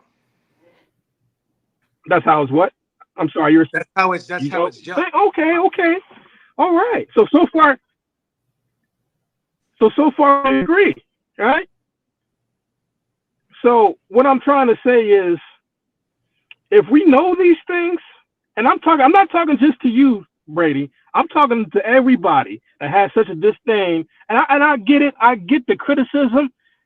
I get all this about MK1. I'm going to be honest with you. I love the gameplay more than I did with MK11. I love that they took out the breakaway system in MK11. I'm glad that shit's gone. But I know that the feel of the game is gone for Mortal Kombat 1. I know like the feel of the game is gone for Mortal Kombat 1, and I realized that NetherRealm doesn't seem to care about their player base. You know how I know this, Tom? Because I was one of the guys trying to get their attention, especially back in MK11. Yeah. So for all you people that was calling me a shill, guess what? Surprise. Yeah, I was warning them, like, listen, man, it's not a good idea to ignore your player base when shit hits the fan. Yeah, I was one of those people. I will admit, I got emotional about everybody dunking on Mortal Kombat as a whole. I'm gonna admit that. For that, you know, I'm gonna admit it. I'm gonna own that. But if we really want to see change with NRS, huh? Why? Can If I just we want ask to see you, why did it change with make you NRS, emotional? because I got sick and tired of everybody dunking on the game. Everybody has something bad to say, and honestly, I feel like Tom Brady started this back in 2019. I would say I started in 2021. Well, you guys were going, y'all guys was going A-ship in the podcast when he was back with you, Crimson and K Rio, and I don't know the other guy's name, I forgot. M2 Yeah, there are a few podcasts that y'all was acting the damn fool. We're not gonna talk about that because we're gonna get on topic. What I'm saying is, if y'all guys care about the game and want to see change with NetherRealm Studios and their game going forward in the future, when their next game comes, don't even buy it. Well, that's what Do happened not with buy it. Frank. That's what Mike Hollow said. Like, hey, you got to vote with your wallet. Don't buy it. No, yeah. Vote for your wallet. I'm talking to everybody that has a disdain that basically, I'm talking about the pro players too. If you feel like it ain't worth it going to support Mortal Kombat, the tournaments and everything like that, because of, you feel like NetherRealm Studios is only listening to Sonic Fox and not y'all, don't buy the next game. I just want to clarify. Do not buy the next game. I don't even want to see any. Not my position on the situation. That's not what I've been saying. I've been telling people don't support MK1 because MK2 could come out. It could be sick. It could be everything that we want. Then why wouldn't we support? What have we known about Warner Brothers so far, or not Warner Brothers, but NRS so far? That they what throw have we shit known? on the wall and sees what sticks. Exactly. And we've been trying to get their attention, right? We've been trying to get their attention, right? No, well, what I'm saying is that my problems with Mortal Kombat are localized to Mortal Kombat 1. If they announce a Mortal Kombat 2 and it's really good and people go and test it and it's excellent, then I'll give them the props. people were pissed. People were pissed with Mortal Kombat 11 too. Yeah, rightfully so. It's become a pattern. Well, the pattern if you is buy the next game. NetherRealm's problem. Yeah. If you bought the next game, I'm just going to flat out say it, you are part of the problem. Well, I disagree. I think if the next game is good and gives the players what they want, they should buy it and support it. I think they should. Okay. You support things that are good. You thought okay, Tom. Okay, Tom. Did you think that you thought that Mortal Kombat 1 was good when it first came out, right? You didn't have that many problems with it. I gave it the benefit of the doubt. You gave it the benefit of the doubt, right? Until I had more. What happened later on? Well, because day one of the game, I don't have enough knowledge to break the game down scientifically to really articulate the problems accurately with only one day of playing it. But you've been blaming NRS for their incompetence, right? I think there's been a lot of mistakes, and I think MK1 downfall isn't just about MK1. So you think that's years of problems that have all come full circle. Okay, so what's basically let's assess the situation right now. We know in NetherRealm Studios, you said yourself that they talk when everything is going good, right?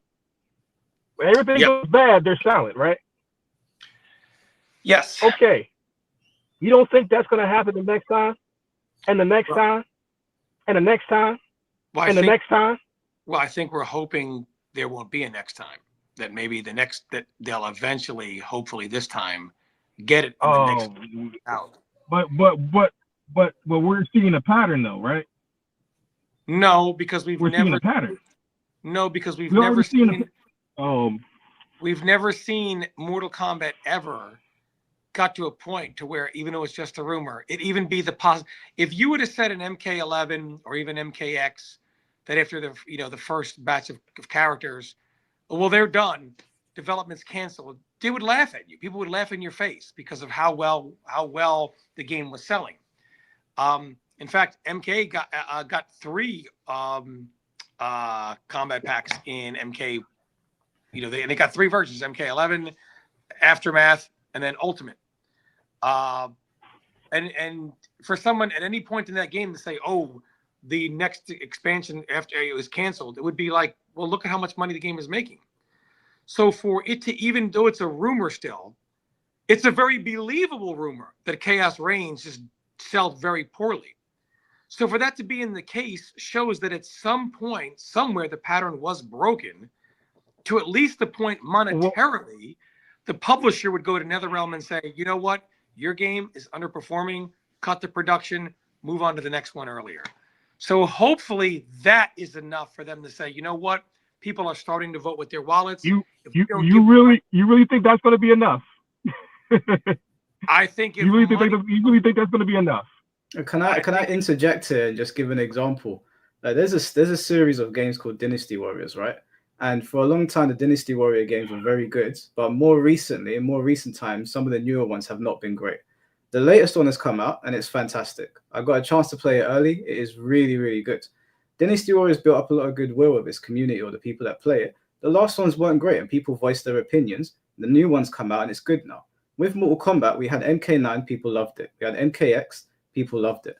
MK11, MK1, they didn't love it. So it's not like they can't make good games. If a new game comes out and the game is good, I will support it. If the game is bad, I won't support it. That's how it goes. I agree.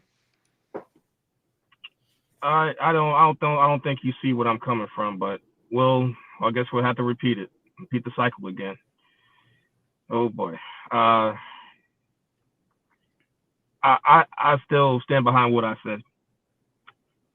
We're not nobody, so basically everybody's dissatisfied. The majority of the community is dissatisfied with the game. Yeah, it's a bad game. They're even saying that Mortal Kombat 1 is worse than MK11 because some people are going back to MK11. I think people did start to vote with their wallet. Chaos Reigns. I think they did. Okay. What I'm saying is the next time they put out a game, knowing their pattern, maybe that'll get their attention next time. I feel like NRS speaks money. That's the only thing that they'll listen to. That's all that's anybody. Is your money. Any publisher speaks, any developer speaks is money. Yeah. Instead of like, well, obviously, well, they don't engage well with the audience, right? With their audience, right? Like Capcom does, and Street Fighter developers and Tekken developers do. There was a time when the Tekken devs didn't, though. I mean, Tom's told that story before. There was a time where it was not very social. It was opposite. There was a time where the Tekken devs didn't, and NetherRealm did. The fact is that they're doing it now. The fact is they're doing it now. True, right? But I mean, again, like I said, okay. And I think people did finally vote with their wallets with Chaos Reigns. I think. Okay, you think that's going to be enough? I think so you think that's going to be enough for. So basically, what you're saying is you think that's going to be enough for NetherRealm Studios to get their shit together. I don't think it's a good feeling for your publisher to come down and say, according to everybody that dislikes the game right now. I mean, I don't think the expansion sold well. We've had reports on that, and I think that could be enough. Time will tell. Time will tell. It always does. Time will tell. We'll see. Time will tell. I'm not going to go any further. I really don't think so. I really think you need to hit them where they hurt, where it hurts. Me personally. I think people already did. Yeah, I think they did with Chaos Reigns. Okay. All right then. All right. Well, thanks for joining. Honestly, the constant. No, did you I was have going more to say the things you wanted to constant, say? like, other than honestly, the constant criticism is falling on deaf ears. The people that need to hear that shit. And frankly, some people, including me, are getting tired of hearing the same thing over and over. But other than that, if you think that's going to do it, then CJ, like, do you think that me and Tom are being unfair to MK1? Is there anything in particular that I've said about MK1 that you think I'm either chatting? I can't say. At first, I'm gonna be honest. with you. At first, I did, but then again, there's a lot of variables. Some people in the community don't know what the fuck they really want. Yeah, okay, fine. Like, some people don't know. They ask for shit. I mean, honestly, man, I already had my words with you, Mike Hollow. We already had the back and forth. Well, I'd rather not go there. I'd rather end on a good note. No, wait, hold on. We're not cussing each other out. We're just talking about the game. What I'm asking you is that, have I lied or told fibs about the game, or is there anything you want to push back on that I said about the game? What you said about the game, not really. I really wanted to talk to MK Tom Brady, to be honest with you. I'm already like, I don't really have anything for you per se, but this is my chance to basically have words with him. Okay. So, and words have been had, and thank you for having me on. Thanks for coming on, Clarence. Thank you. I appreciate it. I know Charney said he's coming on in a minute too as well. So yeah, that's fine. I do want to bring Blood Count on because Blood Count actually used to work at NRS. He can't. I don't know if he's got like NDAs he can't break or whatever. Sure, so obviously, if we ask him certain things, you can ask him. I'll let you take the floor, and I'll chime in. But he worked at NRS, so he can probably answer a lot of our questions. Just before I bring him in, EA again, thank you for the $5 donation. This is the logic of NRS fans right here. They don't have a point. They just argue for the sake of arguing. Yeah, I don't think CJ came in to necessarily argue with me. I mean, like I said, no, I don't make personal attacks on people. I just ask people, am I lying about the game? Do you have any pushback? Obviously, I'm yet to actually have a debate with somebody that has pushback for me. But, you know, it is what it is. I'm glad he came on and said his piece. It's all good. I'll bring Blood Count in. And then, Tom, if you have any questions you want to drop him, then... Sure. Blood Count, can you hear us? Yeah, can you hear me?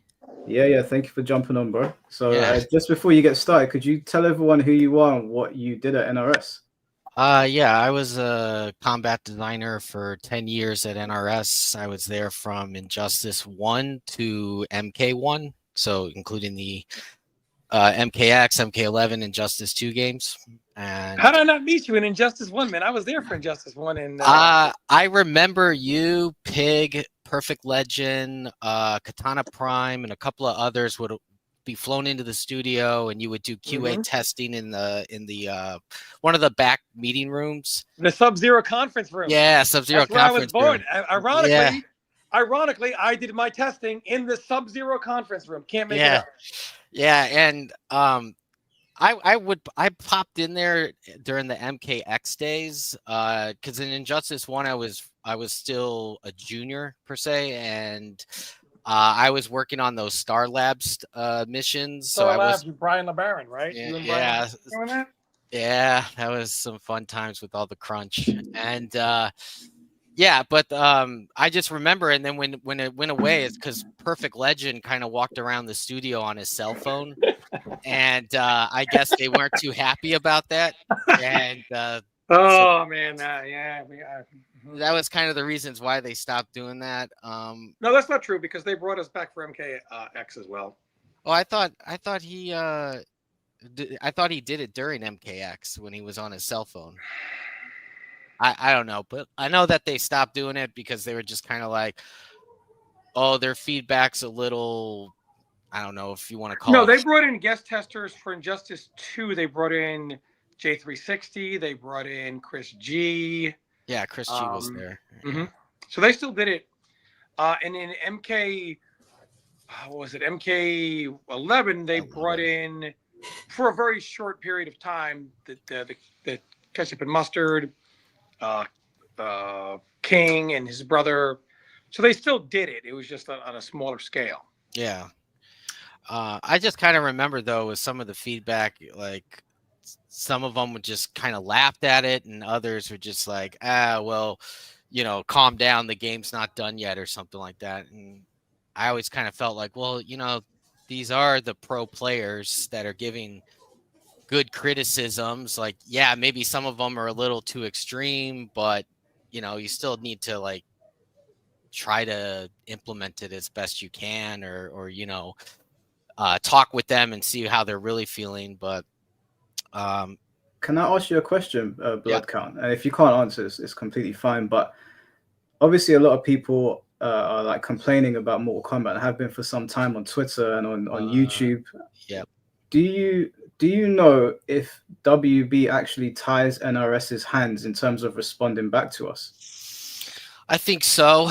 I know that there are a lot of things that like Tyler just can't answer or respond. I'm not part of that department, so I can't really say to it, but I just know that like they are being looked at, but I don't know.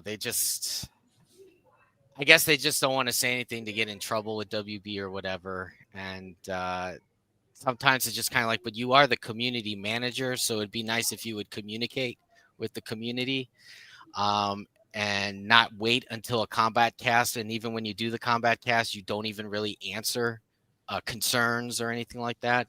Yeah. One thing I will. Sorry, go on. Continue. The one thing I will say right off the bat, just to squash that rumor, is no, the game was not supposed to be Injustice 3. Okay. Because it sure looks that way. It does, but it's not. And we all thought we were going to do that. But I think Warner Brothers looked at the sales of MK11 and MKX, and then they saw the sales of Injustice 1 and Injustice 2. Plus, at that time, I believe the DCU movies were doing so bad or so poorly that they were just like, hey, let's keep the gravy train going with Mortal Kombat. Plus, I also think the 30-year anniversary kind of like helped nudge that decision as well. Can I ask you a question about that then? Yeah. Why, if it wasn't supposed to be Injustice 3, why does the game look almost like it's Injustice 3? And why are there so many characters that mirror DC characters? I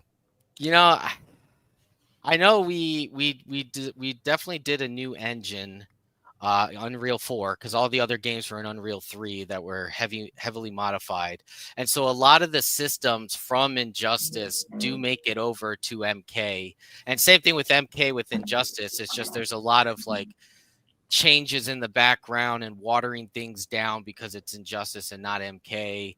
And then when the new MK, like MK1 started, there's still some of that Injustice 2 stuff in there, but a lot of it's turned off or some of it's used. So like with MK11, I forget what the mode was called, but you could actually do the call-in assist where they would just come in and do an attack and then disappear off screen. So that actually was like kind of in Injustice 2, but it wasn't that robust. And so for MK11, they made it more robust. And then for MK1, they turned it into the cameo system you see today. Okay, because the first red flag, because I don't know if I was the first one that said this, but I said it back in October 2023 that when I looked at Shao Kahn or General Shao, he looks like Steppenwolf to me.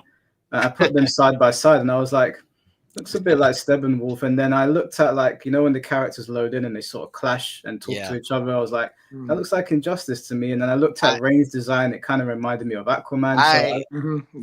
I was the actual designer of General Shao. Okay. So what was because you can see the similarities between General Shao and Steppenwolf. Oh, yeah. Right? Yeah. Was it an inspiration? A little bit. Well, the thing is I know that a lot of the concept art gets outsourced to a really good studio, and they just kind of like, I don't know where they get their notes from. Maybe Ed talks to them or the art lead talks to them or whoever talks to them, and then they kind of like whip up what they're seeing in descriptions or, you know, whatever they get from NRS and be like, oh, here's what we think, you know, here's Shao A and here's Shao B and here's Shao C. And then somebody at NRS, probably the character lead, is like, oh yeah, we'll, you know, we could use that as the primary skin. And, you know, overall, I think Ed does have final say on like, oh yeah, that's what Shao's going to look like. Or, oh yeah, that's what we're feeling for Scarlet. Or because I was also the designer of Scarlet. So it's kind of funny when I saw the concept art of Scarlet, I'm like, why does she look like Amelia Earhart? Well, let me ask you a question on Shao and MK11. Is there any truth to the fact that the reason why Shao has that dragon face is because the artist got him confused with Kintaro, and that you guys just didn't have enough time to redo the art? That I can't confirm because I don't remember any of those discussions. I don't remember anybody saying. That was a big talking point after the game was released, coming in MK1. Then a lot of that stuff started to come out. No, because the main roster gets concepted first, and then later on, I guess they also concepted some, because obviously the first two cameos were always going to be Sub-Zero and Scorpion. Those are kind of always like the starting points for the game. Like when you're playing the bare bones of the game, Sub-Zero and Scorpion are always your first guys to, like, you know, do your vertical slice and whatnot. And Injustice 2 or Injustice was always Batman, Superman.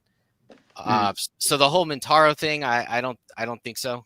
Can I ask you a question about? I don't want to stay on the Injustice thing too long. I was going to mention Omni-Man and Peacemaker, and that it looked like they were planned for something else, and then they got dropped to Mortal Kombat. But if you're saying it's not Injustice 3, then I'll take your word for it. But I do want to ask you something, and again, if you can't answer this, it's completely fine. But Cyrax and Sector being gender swapped, obviously the landscape and the climate in gaming right now is quite polarizing. There's a lot of discussion around DEI, and Cyrax and Sector were well known, obviously, in the MK community. When you guys were making the decision to gender swap them, were you guys aware of what people were saying online with other games that were doing this? Yeah, I just remember that's for sure. That's always being discussed. Like, hey, look what this game's doing, or hey, look how this game's getting blown up for this or that. I just remember when the concept art started coming in for DLC, and I saw Cyrax and Sector. I'm like, who are these people? I was like, why are they female? And so I don't know who made that decision or who told the concept artist, like, hey, this is the direction we're going. Because us in design, a lot of us are out of the loop because, you know, like I'll say for Reiko, because I was the designer of Reiko. The concept art had him with that dagger, and I had already pretty much pictured like what I wanted to do with Reiko in my mind. And I was like, sometimes I'll look at the concept art and can kind of be like, okay, yeah, I could see that. But in reality, it's like, I'm the designer, so I'm going to design him the way I think he should play with our mechanics. Now, of course, Paulo or whoever would have the final balance and final say with frame data and what's a high and what's an overhead. But then I was just like, I started creating my move sets and all that. And then I remember Cinema coming to me because they have to shoot their stuff too. And they were like, oh, does he have any moves with the dagger? And I was just kind of like, dagger? Like, what are you talking about? And then I go back and look at the concept art. And I'm like, well, what the fuck is a dagger doing on the side? Like, what is this dagger?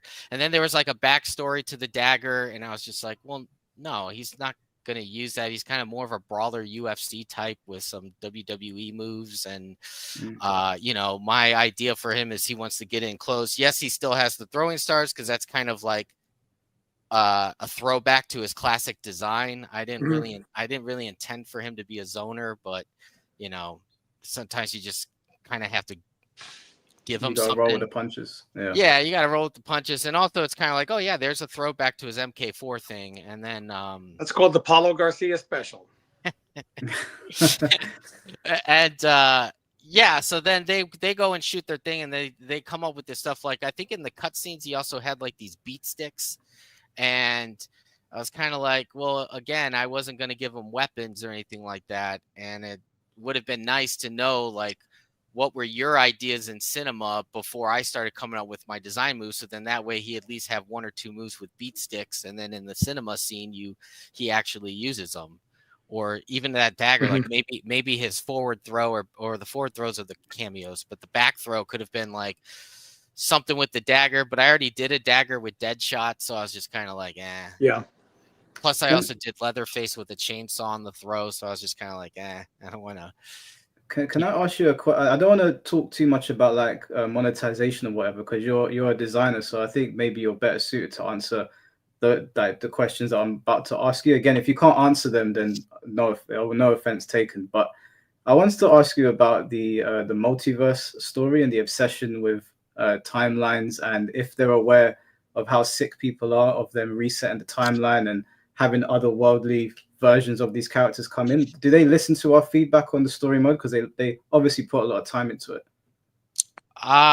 Again, in design, it don't really get involved in story mode or the cinema scenes or anything like that, or what they're planning to do for cutscenes.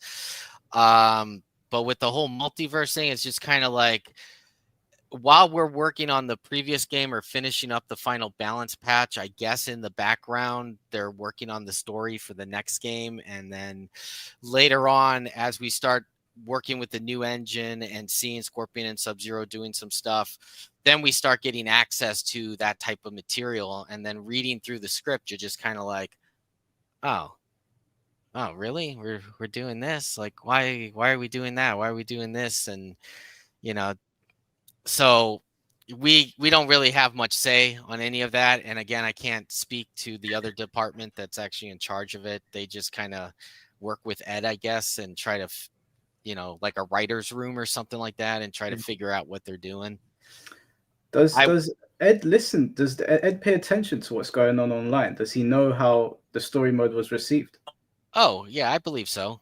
I just think he just keeps it very reserved, and he's going to do what he wants to do. I'm assuming. I mean, he's a pretty straightforward guy. It's just, I just think he really keeps everything close to the chest on a lot of things. And, you know, you'd have to actually ask him and pick his brain. I mean, again, it's been like 2 years since I worked there. So yeah.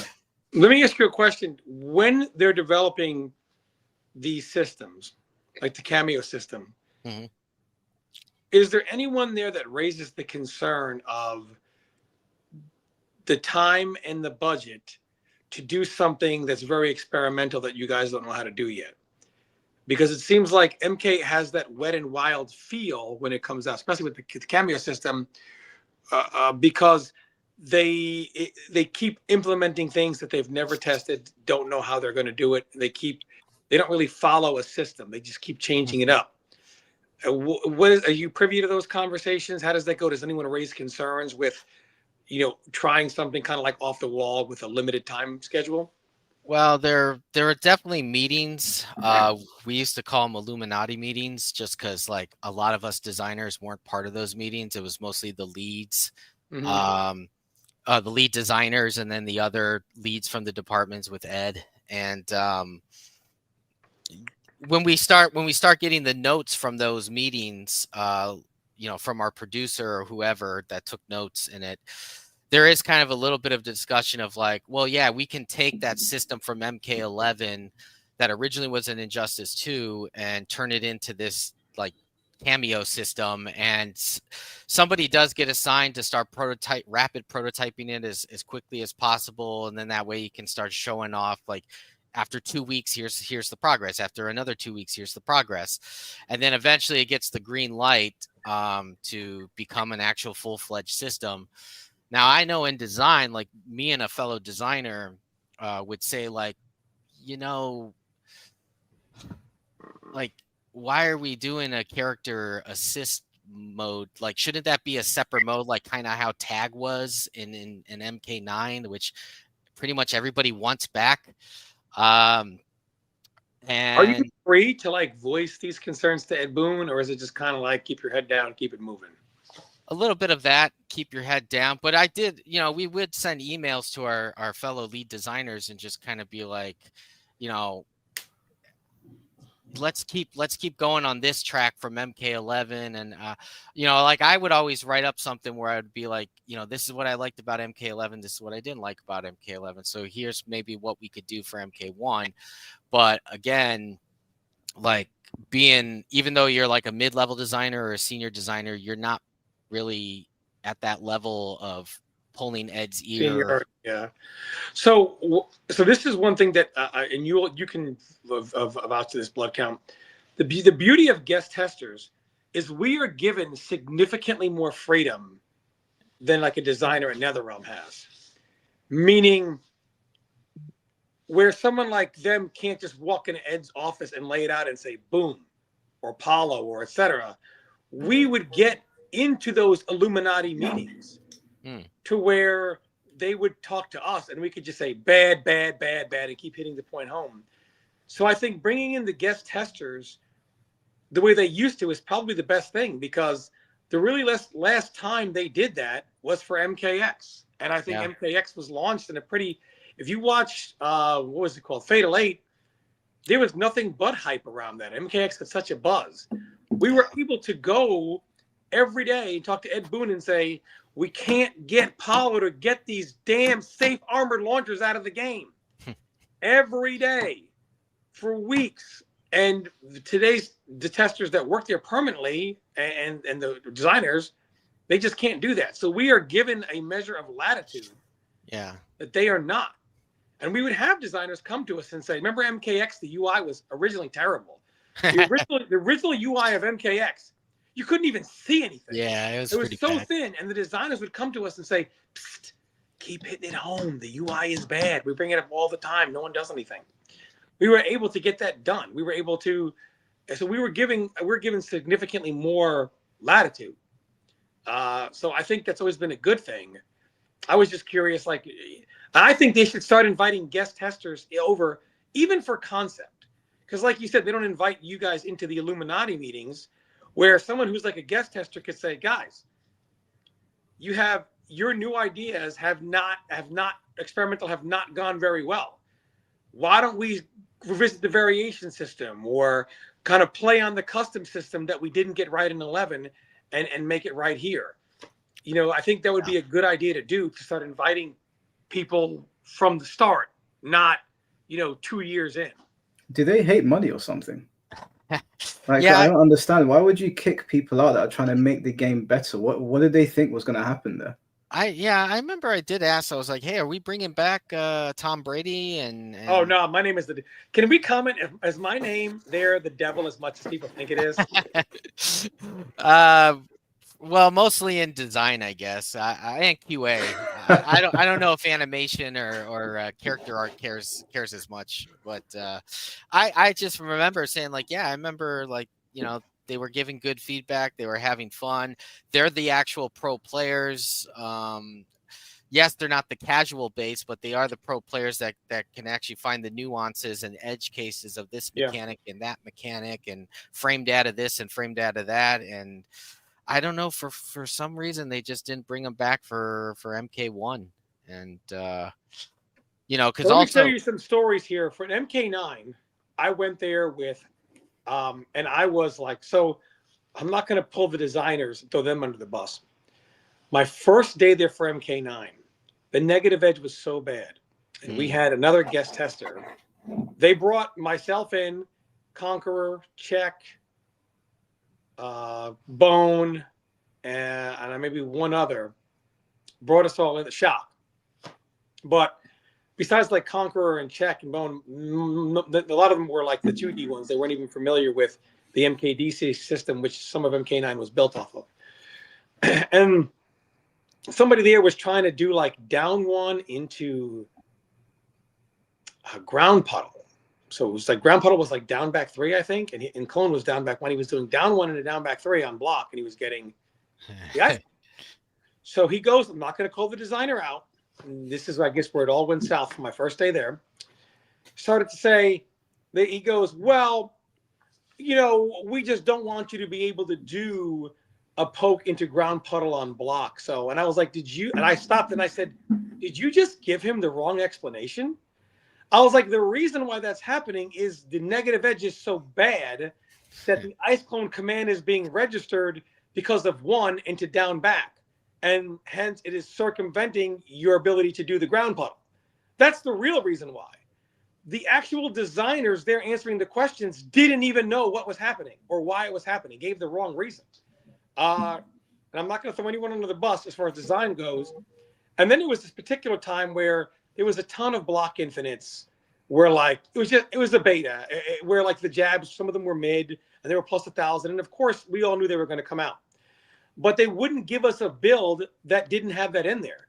So we would have to make unwritten rules. Don't jab more than once. Don't follow up a jab like it has advantage, even though it does. And after a week of this, we were like, we actually want to play the game in some form of a shape without unwritten rules, where we have to assume what it's going to do. And we just couldn't get a build with that. So finally, I went over to the design area, and because no one else there had the balls to do it. And I went over there. I said, is there anyone here that has the power to change anything in the version of the game we're playing? Because your game is currently unplayable in the state it is. And like Kung Lao could do teleport kick with 3, and the kick would be active as he was coming out of the ground. So you couldn't do anything about it. And we had to play like, don't do it really fast, even though, you remember this, Mike, coming out of the ground with the fast kick or the delay kick could be somewhat of a mind game. We had to have unwritten rules that didn't allow you to do certain things.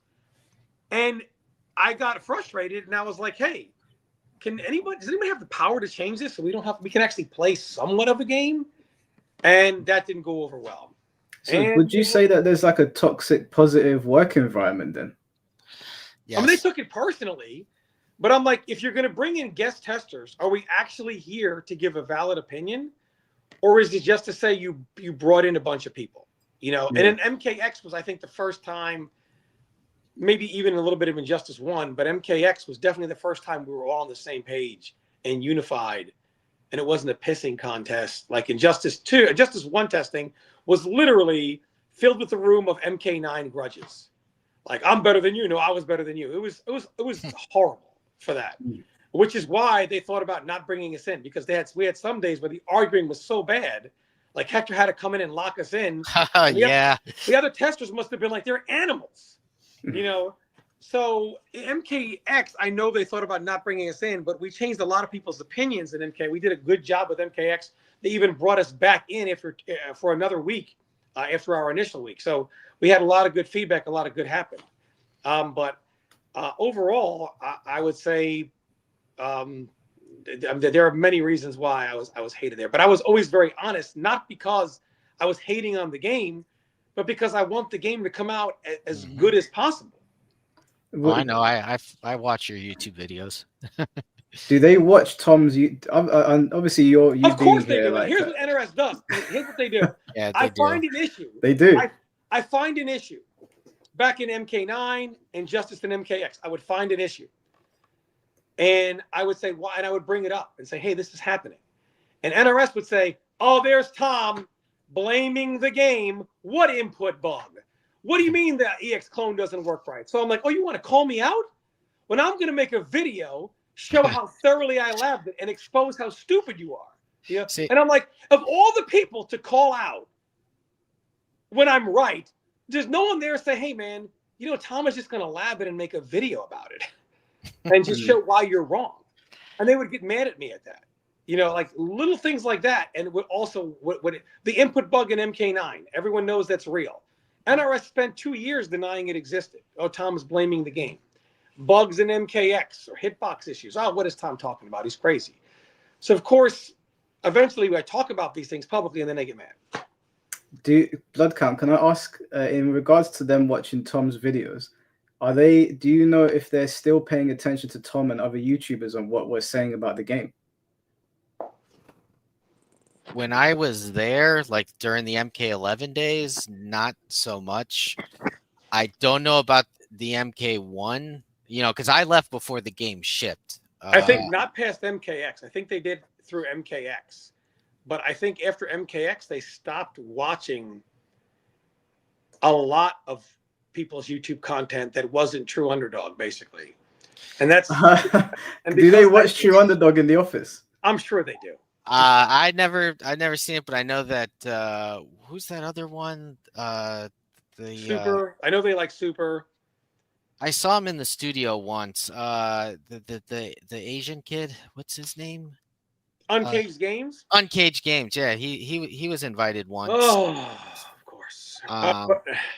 Can I ask, Bloodcount, would they ever be open to having people in that are fans of the series but not fans of their recent work? Hell no. Ooh, probably not. No. Why is that? Why can't they take criticism? Even when someone has honest criticisms for the game, why is it that they see it as like negativity or hate and they want to speak to them? This is my question to you also, to piggyback off before you answer Mike Hollow.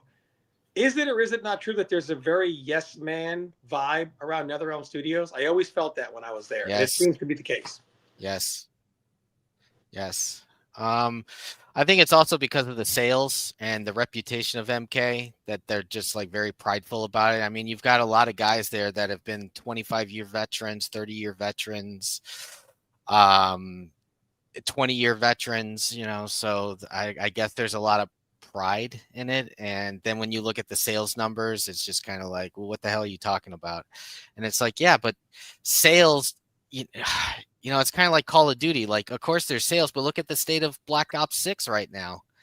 Like, so would you say, let's say MK11, at a certain point, even though there was a part of the community that was very unhappy at the end of the game's life, the fact that the sales numbers, plus the fact that your major content creators were saying that it's the best Mortal Kombat ever, do they just drawn out the majority of the negative feedback and say, well, who cares what they're saying? They're haters. Yeah. The major content creators with 500,000, 1 million subs on YouTube, they're saying this is the best game ever. Who cares if people like Tom or Mike Hollow say it's not? And it sold 15 million. It must be the best MK ever. Do they do that and just kind of like ignore the negative criticism? Yeah, I also remember, I think is when Killer Instinct was being made here in Chicago, because there was kind of like a rivalry. Apollo, I know, hates Killer Instinct. Does not a KI fan. Yeah, and a lot of our QA testers, when their 6-month contract was over, they would go contract on Killer Instinct. Go to Iron Galaxy, yeah. Like Del Rich went over there.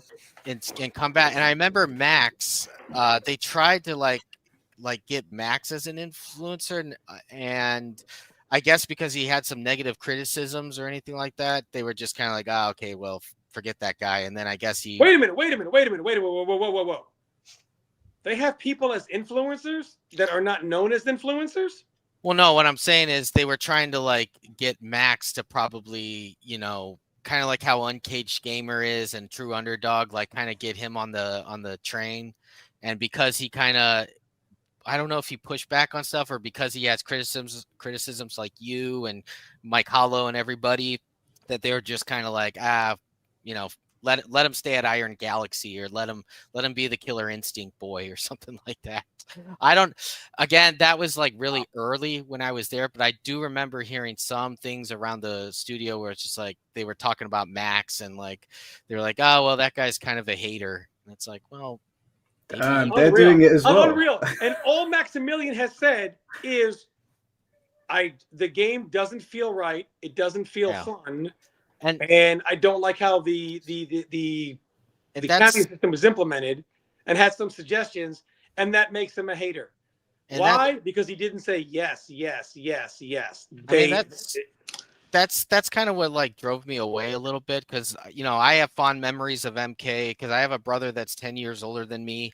So we would go to the arcade places here in Chicago, and you know, he would play classics MK1 and teach me how to play. And then of course we got it for the Super Nintendo, and eventually I moved out of Illinois, and then as an adult it's like, hey, I'm back and I'm working on Mortal Kombat.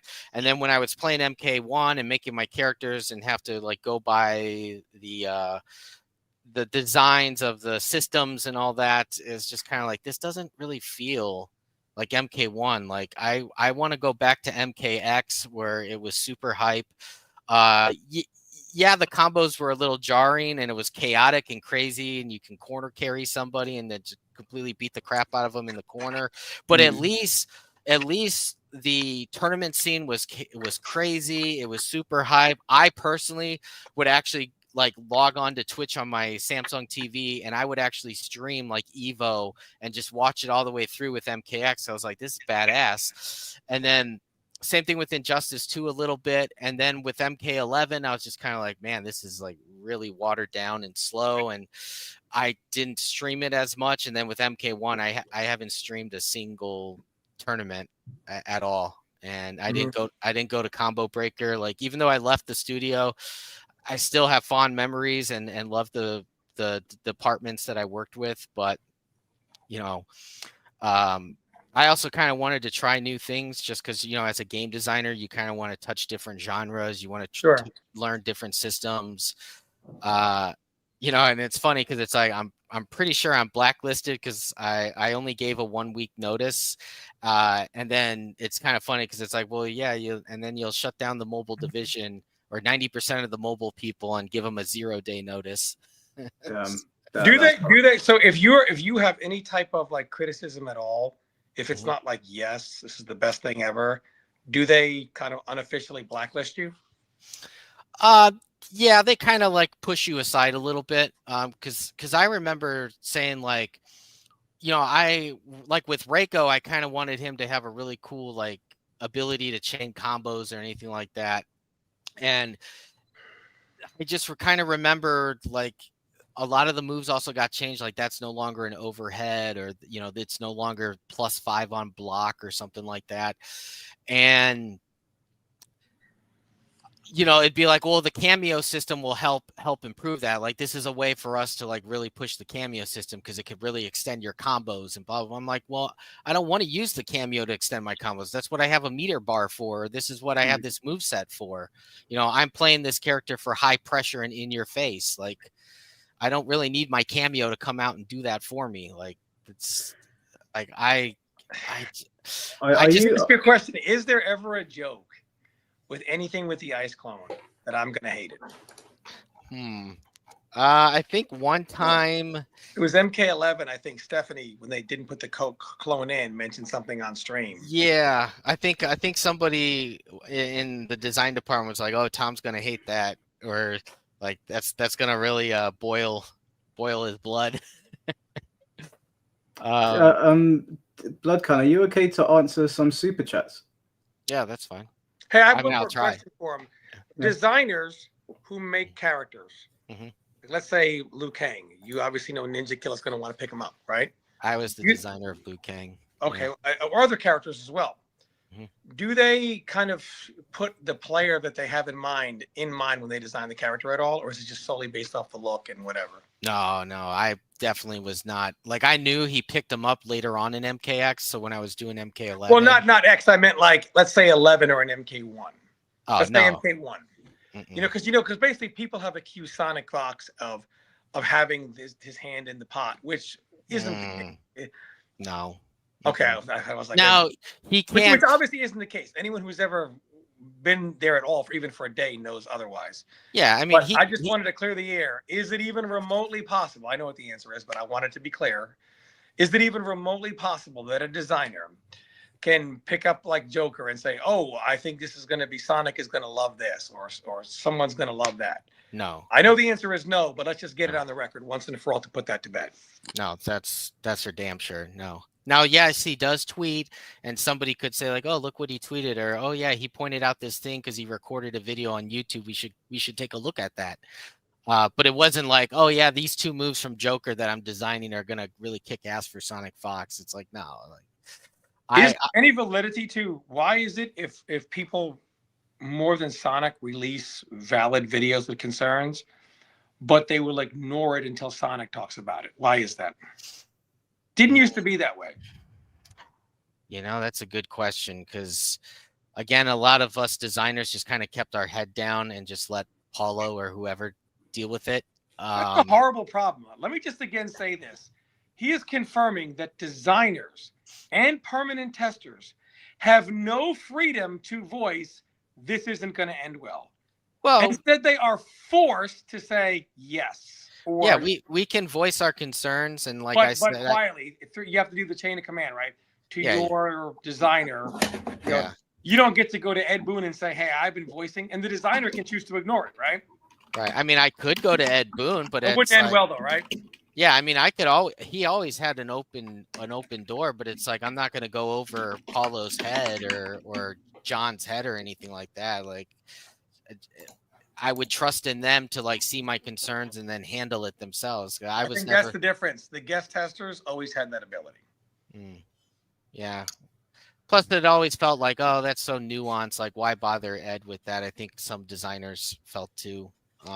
I know me personally, it's like, oh, maybe I should really talk to Ed about this. But then I was like, nah, like have faith in your leads and go with them. Oh no, you got to talk to Ed, brother. Like you said, there's chain of command, and yeah, don't want to be known that I'm the one that if I don't get my way, I go over your head. No, I understand that. But I just think that there are some concerns that are very valid that need to get to Ed or Apollo or be taken a little more seriously. Like the guy that says, "Why the F are we doing a cameo system?" That guy probably needed to be heard. Yeah. Can I just jump in 1 second just to address the chat real quick? It's still open, guys. We're just having people on one at a time, so the chats don't become too chaotic. So there's a lot of people in the queue. So there's a whole queue system. I can see your names. Don't worry. I will get you on as and when. It's not been closed off, okay? We're just talking to Blood Count because he worked at NRS, and I think it's important for the community to hear this. Sorry, guys, continue. No, go ahead. Go with the super chats. Go ahead and read them. Oh, okay. I'll try as my best.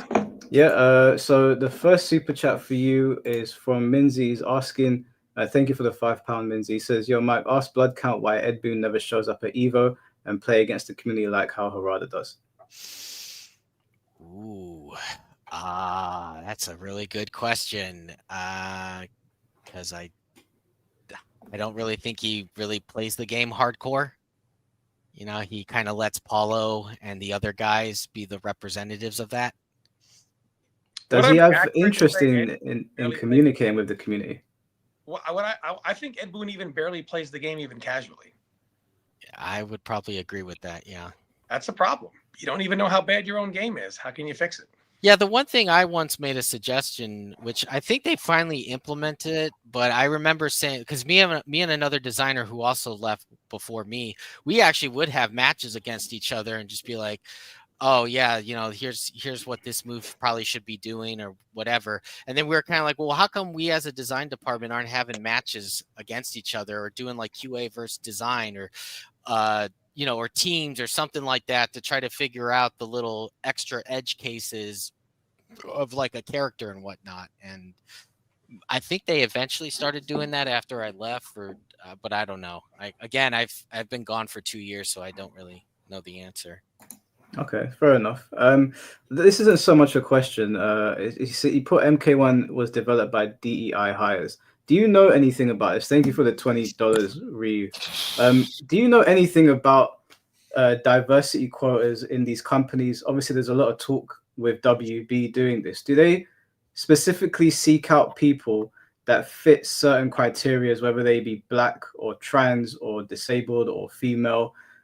Is that something that's happening, and are people not getting jobs because they don't fit those criteria? Are you able to speak on that?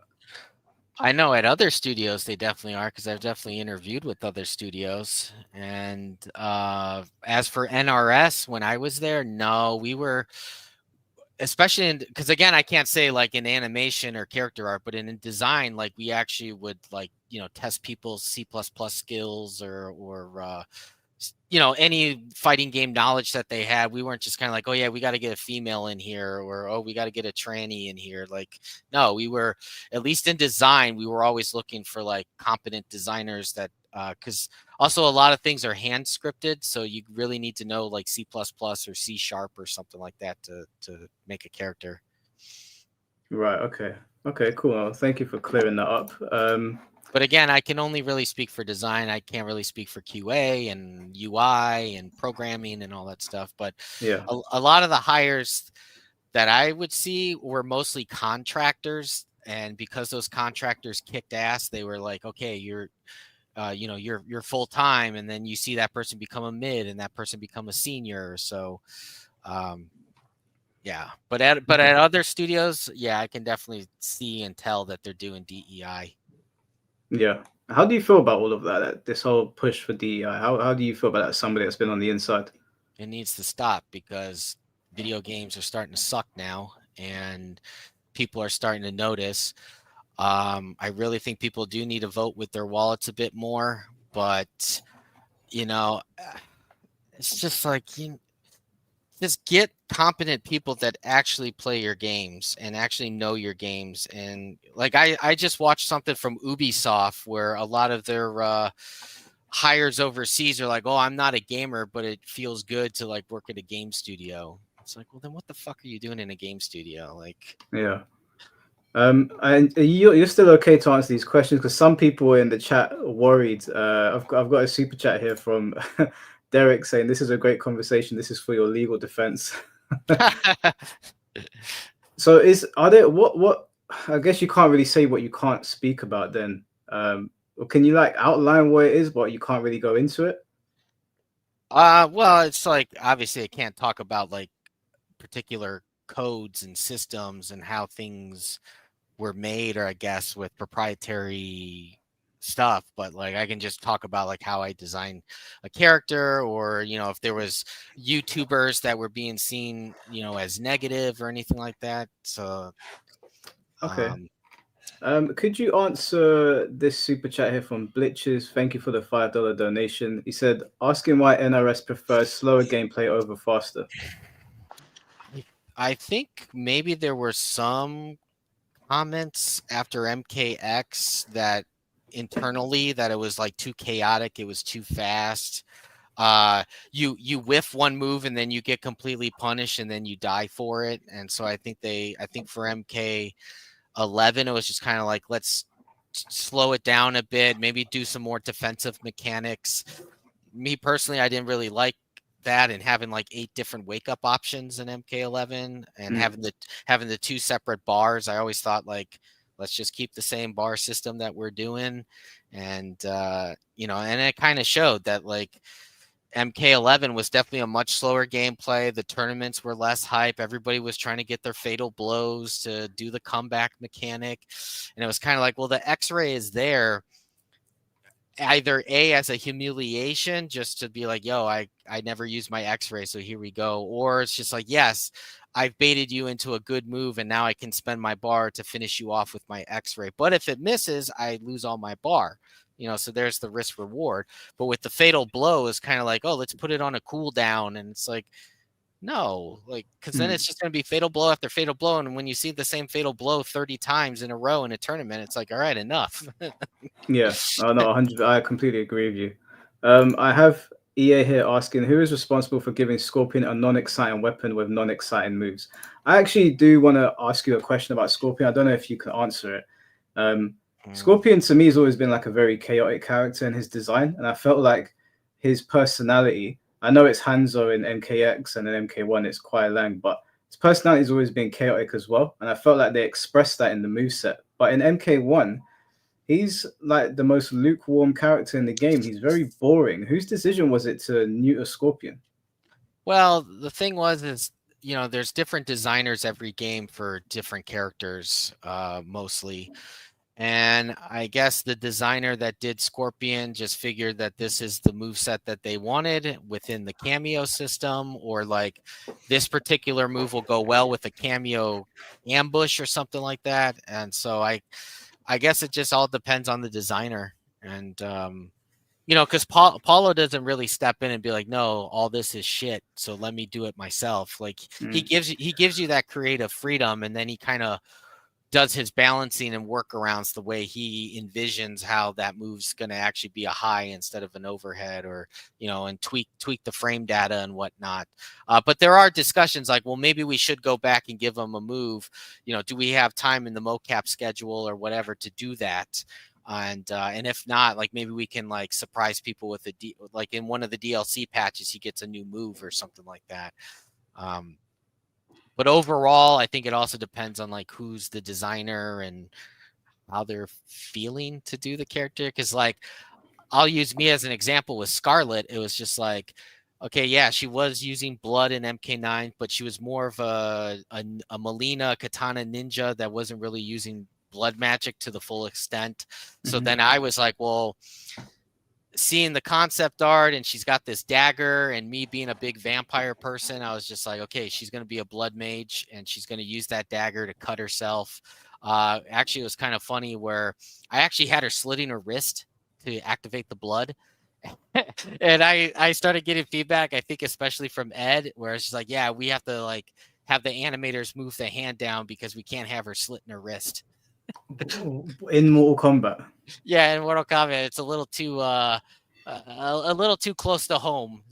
So I think they had have her doing her forearm, but I made sure that's like, well, she's a blood mage and you need blood to conjure weapons and conjure magic and all that stuff. So she needs to cut herself. And it was same thing with Leatherface, where you know, that throw that he has where he shoves the chainsaw into your crotch and it's grinding you and spraying blood everywhere. Yeah. That actually was a special move, like a command grab. And I think it was Ed or somebody said to Ed, like, yo, that is way too graphic. That's too crazy. And then I ended up just using it as the throw, and it became in the final game.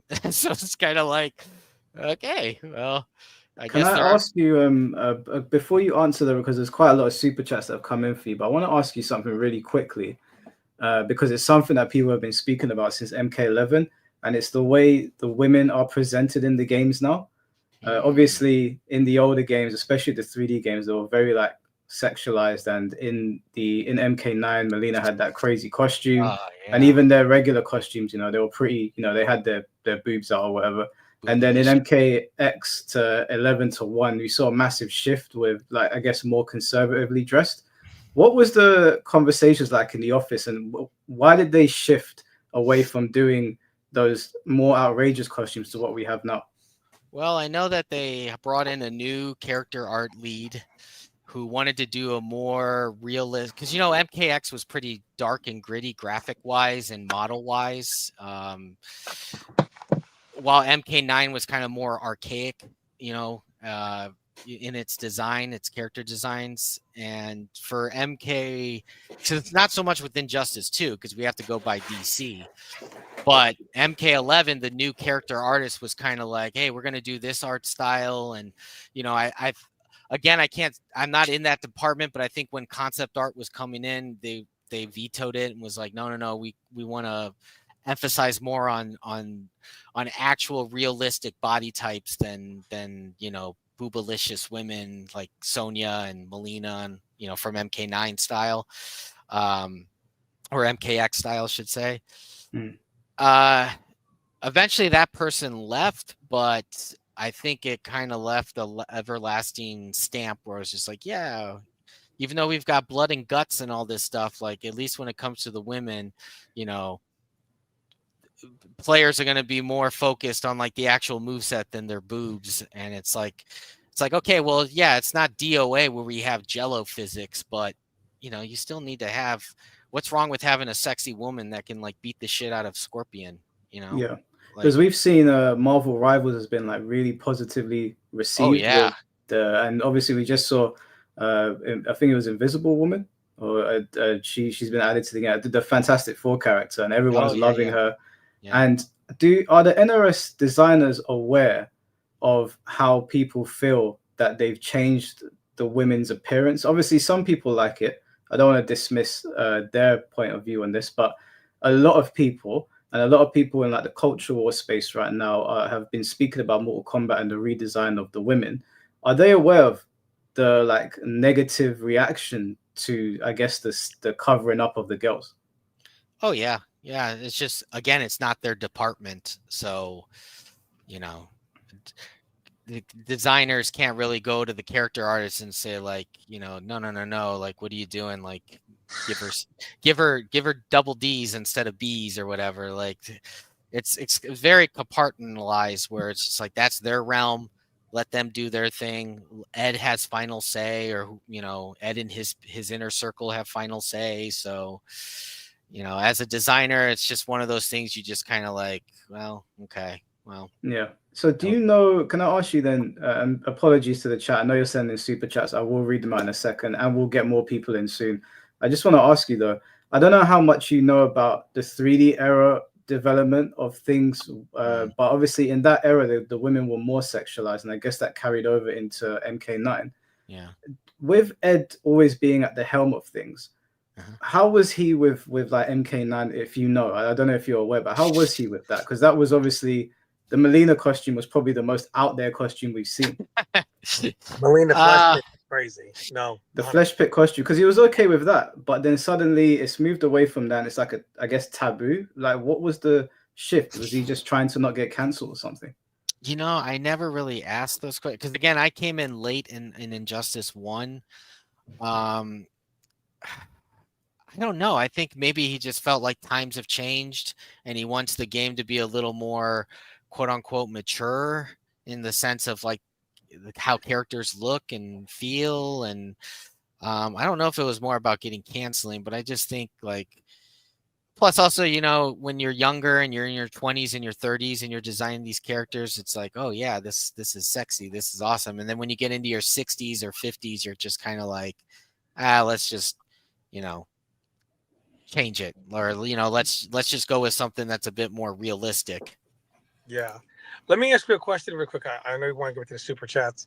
You brought up the 7 whatever wake up options in MK11. I mean, I'm assuming that was done directly to combat like, oh, MKX, you get hit, knocked down, whatever, right? Yeah.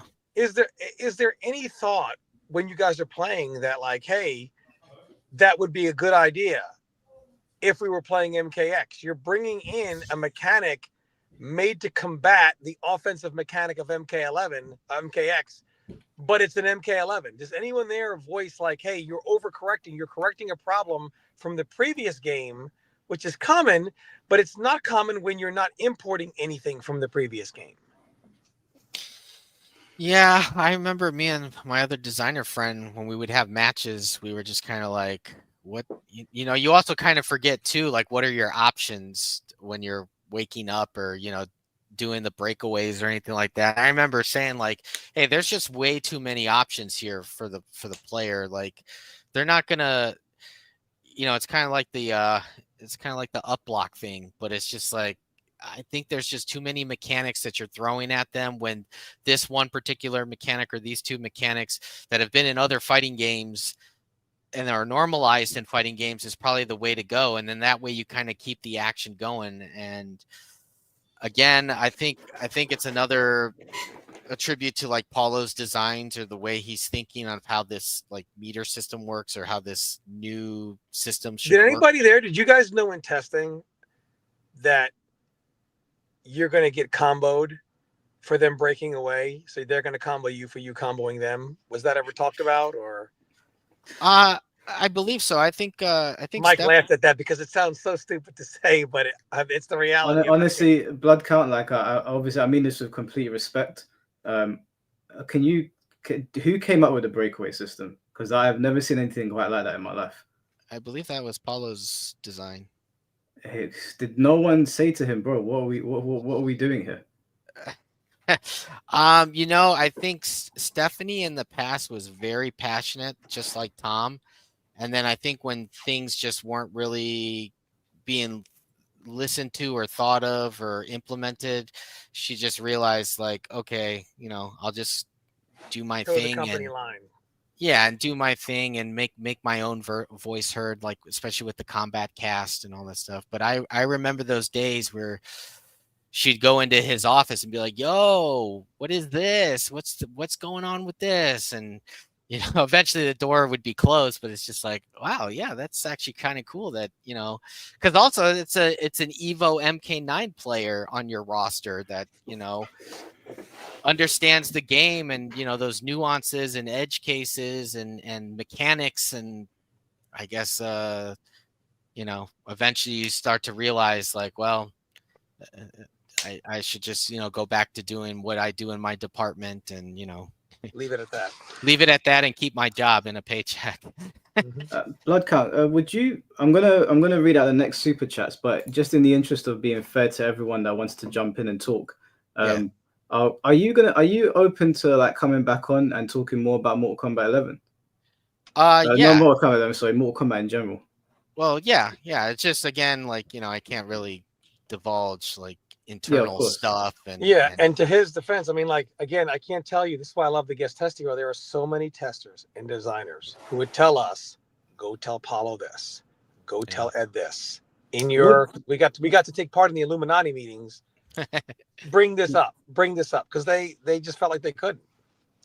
But do you think Paulo would ever be up for coming on like podcast to talk to? No. Hell no.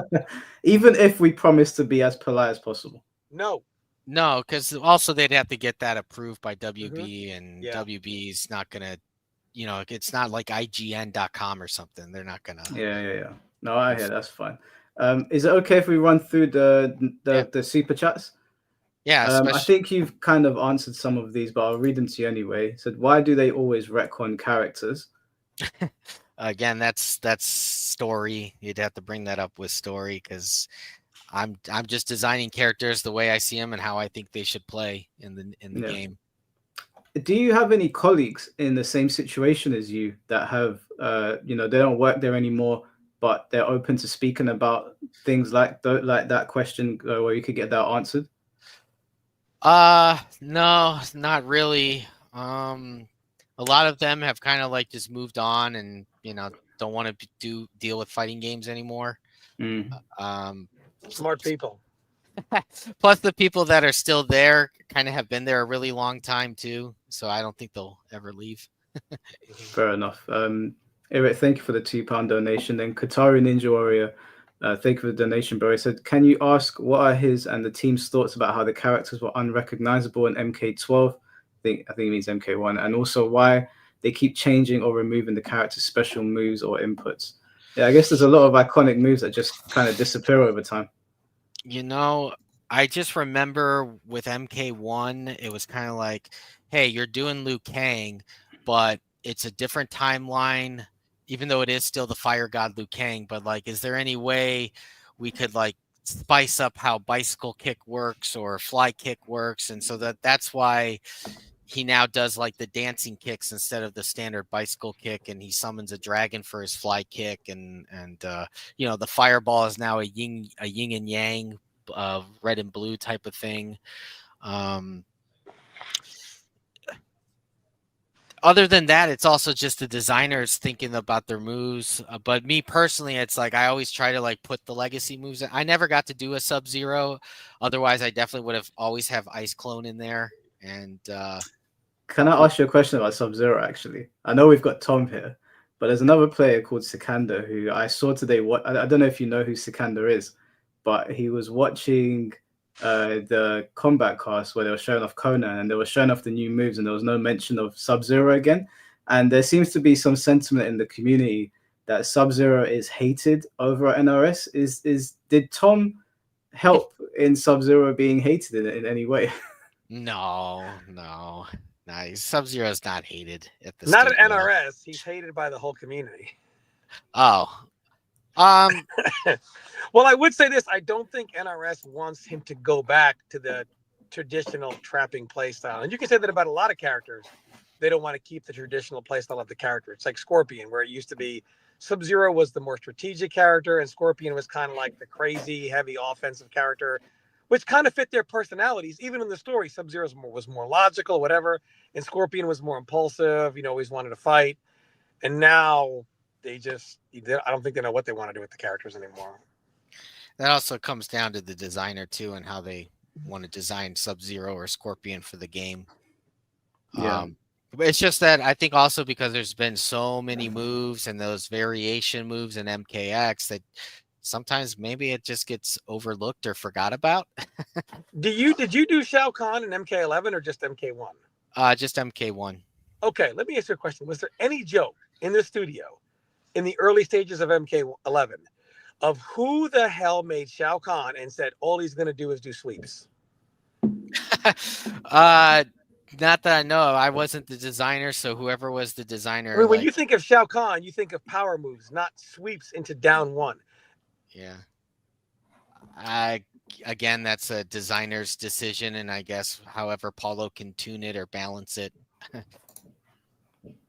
Okay, so I got another super chat here for you from Urameshi. He said, I think the biggest problem, honestly, is legacy and identity crisis. MK1 should have had grabbed everything that was good in previous games. Also, Kung Lao is not even Kung Lao in this game. And thank you for the $9.99 donation, bro. Do you hear anything about legacy talk in the office? And I know they like to change things up and innovate, but I think people get a little bit frustrated and the scene gets fractured because all the games are so different. Do they ever think about choosing a particular model, like maybe MKX that was beloved by many, or MK9, and sort of going with that? Or do they constantly want to strip everything away and start all over again? Kind of strip everything so that each game is its own game. When I remember in Injustice 2, there were talks about bringing over the exact same move set of Batman into Injustice 2 Batman with the same special moves, but then kind of giving them a little bit of a different twist when he meter burns it or something like that. And then for some reason it just went away and was like, let's just recapture the entire move set in mocap and new button configuration for his 1-1-2 combo or 2-2-3 combo or whatever. Yeah. I mean, I kind of did that with Liu Kang, because for MKX, I gave him that low, I think it's his towards 4, where he does the double kick, the low to high kick as a starter. So for MK11, it's I brought that back, and then for MK1, I brought that back, but then there's a little different twist with the attack. It's not always the same attack animation for each game, but it was the same particular move. It's a two hit starter, that goes low then high. Yeah, I guess the next super chat is kind of I guess similar. They're asking about Kung Lao again. I guess I know who Perfect Legend is, was not happy with Kung Lao's design, and Just Swift donated $5 and said, "Can you ask him why Kung Lao's best moves are on his cameo? What was the decision to put the legacy moves on the cameo and these brand new moves that they don't like on the main character?" Because I believe with the cameo system, it was a way to bring back the retro style of a character, which is why you see the older Sonya model and the older Kano model. Again, it always does come down to the designer who was doing Kung Lao and just figured hey, new timeline, new Kung Lao, maybe I give him these moves, and then the cameo, which is supposed to be classic Kung Lao or retro Kung Lao, is going to do those other moves like the ground teleport and all that stuff. Yeah. Okay. How often are coding roadblocks like infinites? Not very often with the newer systems, because each game had like less and less of those issues. But I know that like I think Ghostface had some sort of infinite. I think that all just really comes down to like when Paulo is balancing it or polishing stuff, that stuff gets mixed around, or something happens that was overlooked or whatever. And but in general, like when I put a move set together and I do the initial frame data and I play the heck out of the character in practice mode, or ask the QA tester like, hey, can you do this and that for me and let me know what happens, or a video of showing it, and then I can see like, oh, okay, that's why there's a little bit of a gap there, or there's a block stun infinite or something like that. Okay, and are you okay to stay in the call whilst we bring other people on, or are you busy? I have one more question. Did anybody there during test realize, hey, when the game comes out, every character is going to use Cyrex almost? Well, I left before that, but I know that I'm pretty sure that probably was discussed. I just don't know why that happened or why that particular move, That was. just seems something that's so obvious. If you didn't catch that on QA, you shouldn't be doing QA.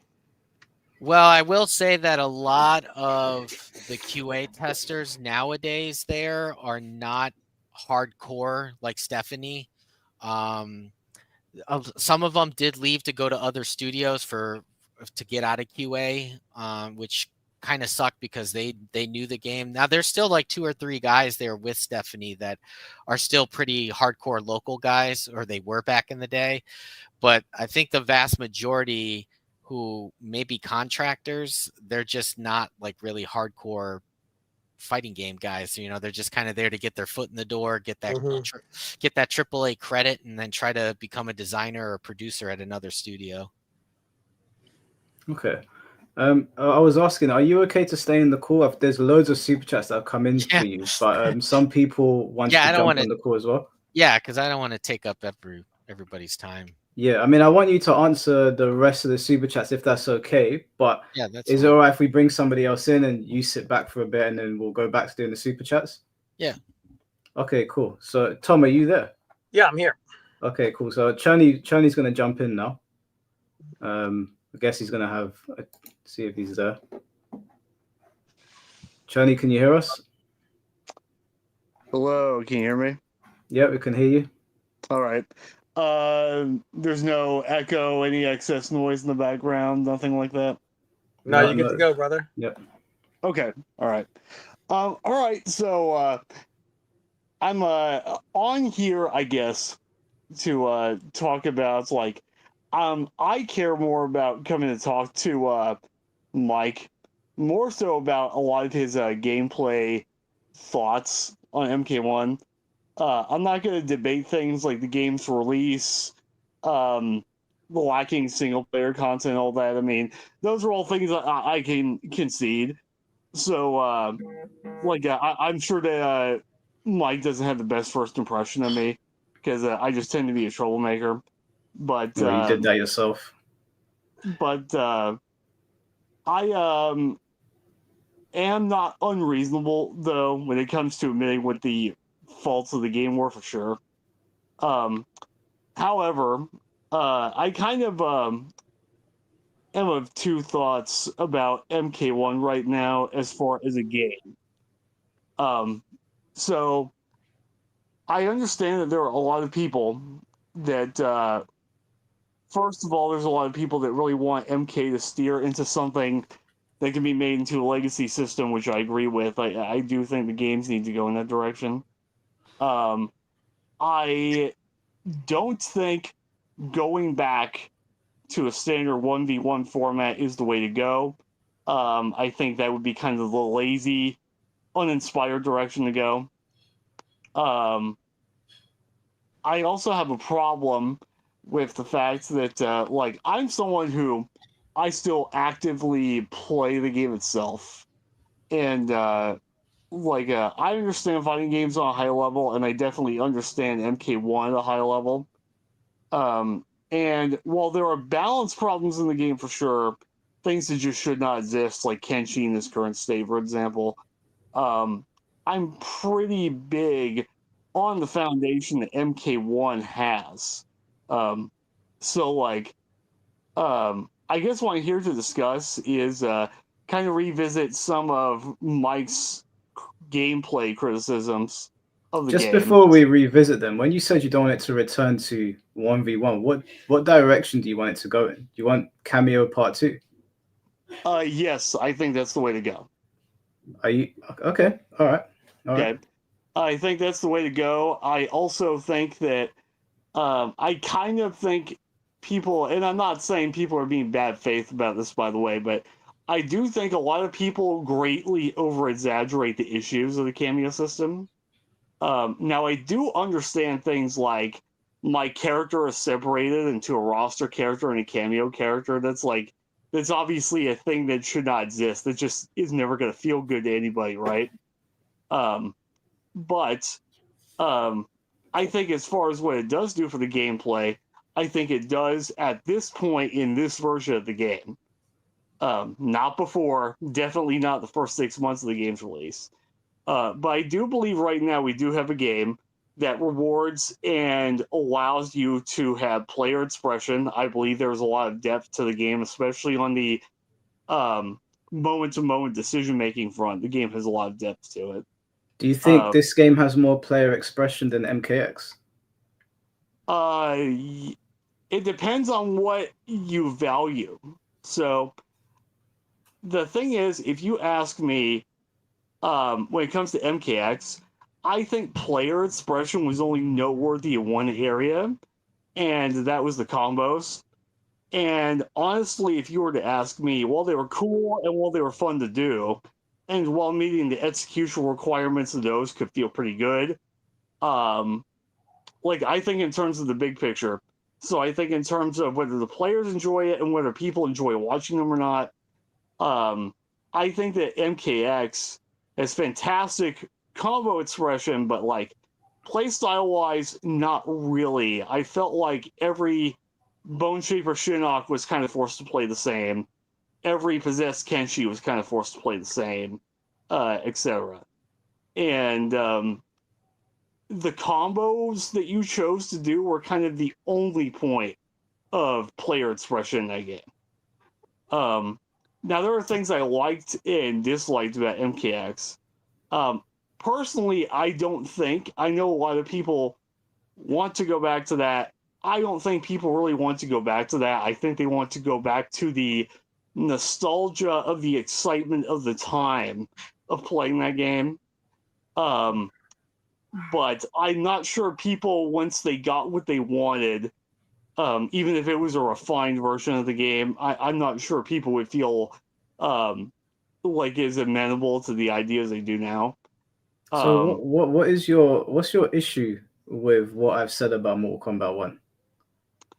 Well, first of all, I kind of want to revisit some of the things that I know you've said, because I watch your videos, right? And I want to make something clear that even if I disagree with you, and even if I think, for lack of like a better term or more diplomatically worded term, ridiculous, some of your opinions are, I do think your content's good, and I like channels that foster discussion, even if I disagree with them. So, I rewatched your gameplay changes that you would make to the game that you put out like 11 months ago, I think it's 11 months old now. Mm-hmm. And I watched the recent video you just put out. Was it yesterday or the day before? I don't remember now. About MKX? Yeah. Yep. So I think part of my problem, for what I remember, okay, so, like, I'm not going to sit here and act like I have perfect recollection of what your criticisms were. I know that a big point of a lot of your criticism came down to that you just kind of wanted MK to more resemble other fighting games. I remember you were big on bringing back or bringing in a traditional counter hit system. You were big on the idea of fireballs clashing like in every other game. Like those are criticisms I can kind of understand. But I also kind of care about MK still maintaining the things that have kind of made it MK. And do you while think a lack of depth in the system makes it a better game? Because that was my argument. I don't think counter hits, especially with the way NRS makes their games, would lead to more depth. I think it Why? would lead to more consistent scrub killing, right? Because all that would mean is if you had your frame traps down and if you had your block punishes down. I don't remember if you advocated for additional damage on block punishes at the time. But I don't. So here's my thing. You wanted to also argue for like an additional effect system, right? I just don't see, even with the examples you gave, I don't understand what that accomplishes, except that it would add like maybe additional visual flair. And also, as I recall correctly, some of what you described would have also added downtime to the game. Like your counter hit Scorpion Spear idea, you're just adding animation frames and thus slowing down the pace of the game more. For What example, was the idea? I believe what you said was if you counter hit somebody with a spear, fire would come out off the ground and kind of stun them in the same way as MKX EX Spear used to. Well, yeah, but that's something that already existed.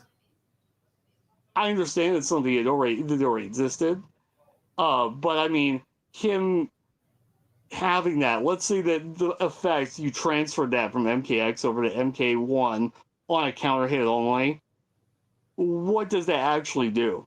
What does that really add? Well, first of all, if you add a counter hit system to the game, it will make players stop mashing all the time because the amount of things that you can do from a counter hit are different from a normal hit. And that's standard in every single other fighting game. It's not like I'm asking for things from Tekken or Street Fighter. Counter hits are standard even in arena fighters. MK is the only one that lacks that.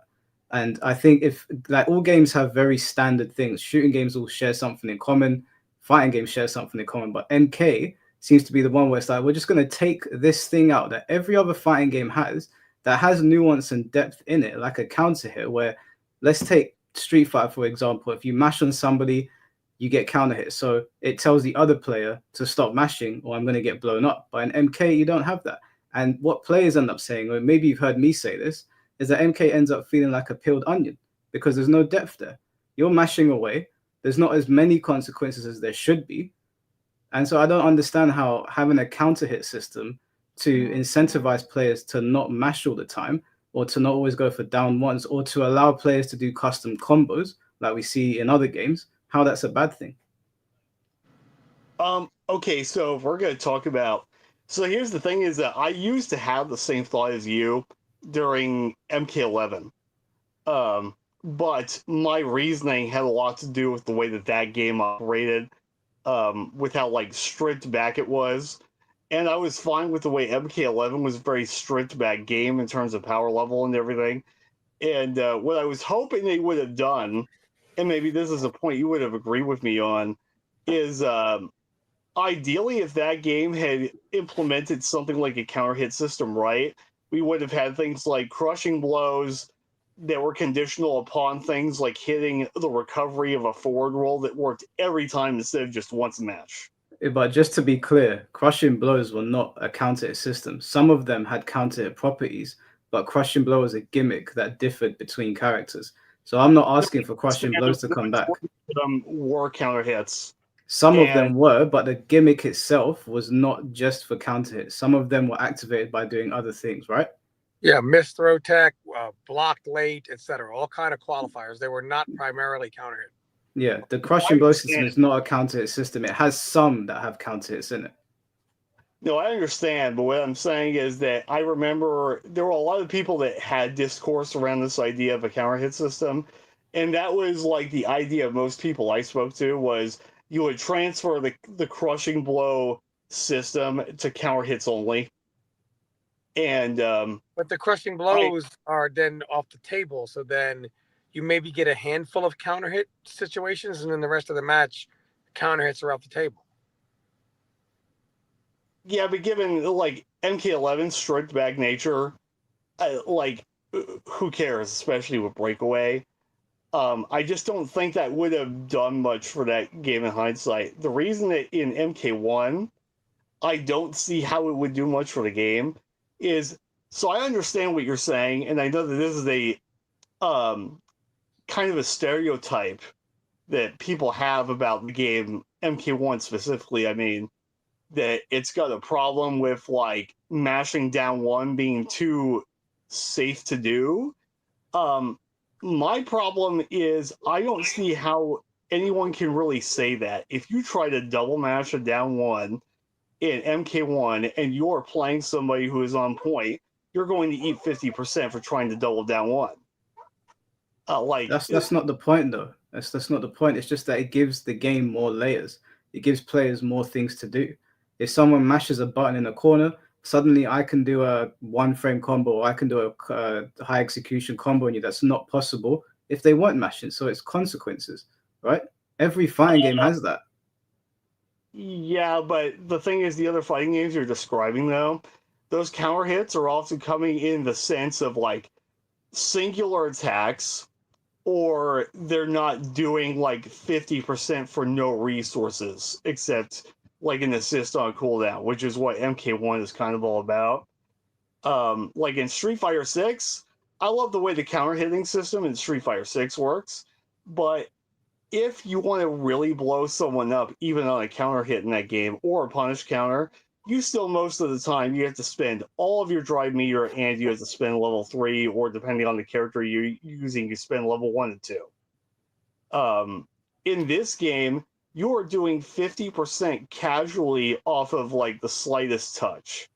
And in my opinion, if you're doing half-life or sometimes more, and you're putting somebody into a setup or a safe jump right afterward, like the consequences of having a counter hit are irrelevant. Like, wouldn't you just adjust the system to accommodate for the counter hit?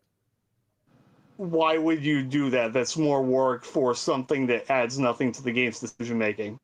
But it does though, because if there is something extra to do in a fighting game, that gives people reason to come back and play it. If you up the damage in Tekken, and all the moves in there right now result in what counter hit damage does anyway, I guarantee the Tekken players are going to look at you sideways, going, "Why would you do something dumb like that?" It just removes layers from the game. It becomes boring. Nobody wants to do the same shit over and over again, and that's a criticism MK1 got. I don't know if Bloodcount, if you want to jump in on this, but I really do feel like MK1, I've called it a peeled onion multiple times, because MK1 in particular just seems to lack very basic things that would give players reason to jump back on and play.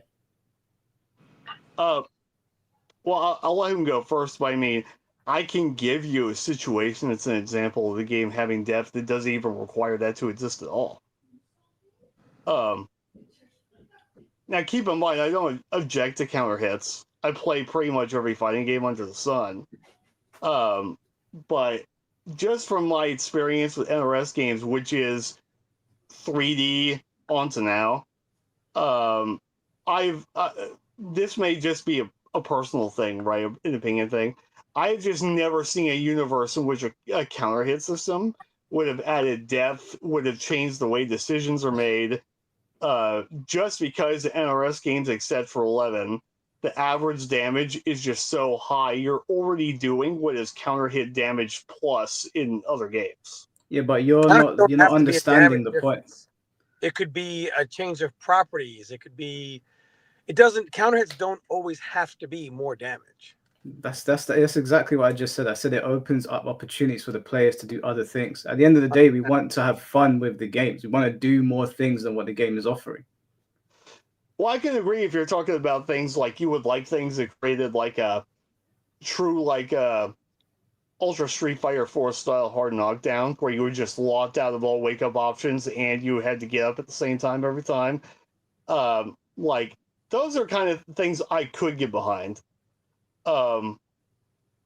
Although, like, I don't know. The problem is if you're also wanting to accomplish the objective of NRS designing toward a legacy system, you're already asking them just by virtue of that to do a lot of legwork. That would be basically them starting over from scratch, and maybe even a little more behind than that, just to They do start from that. scratch anyway in every game.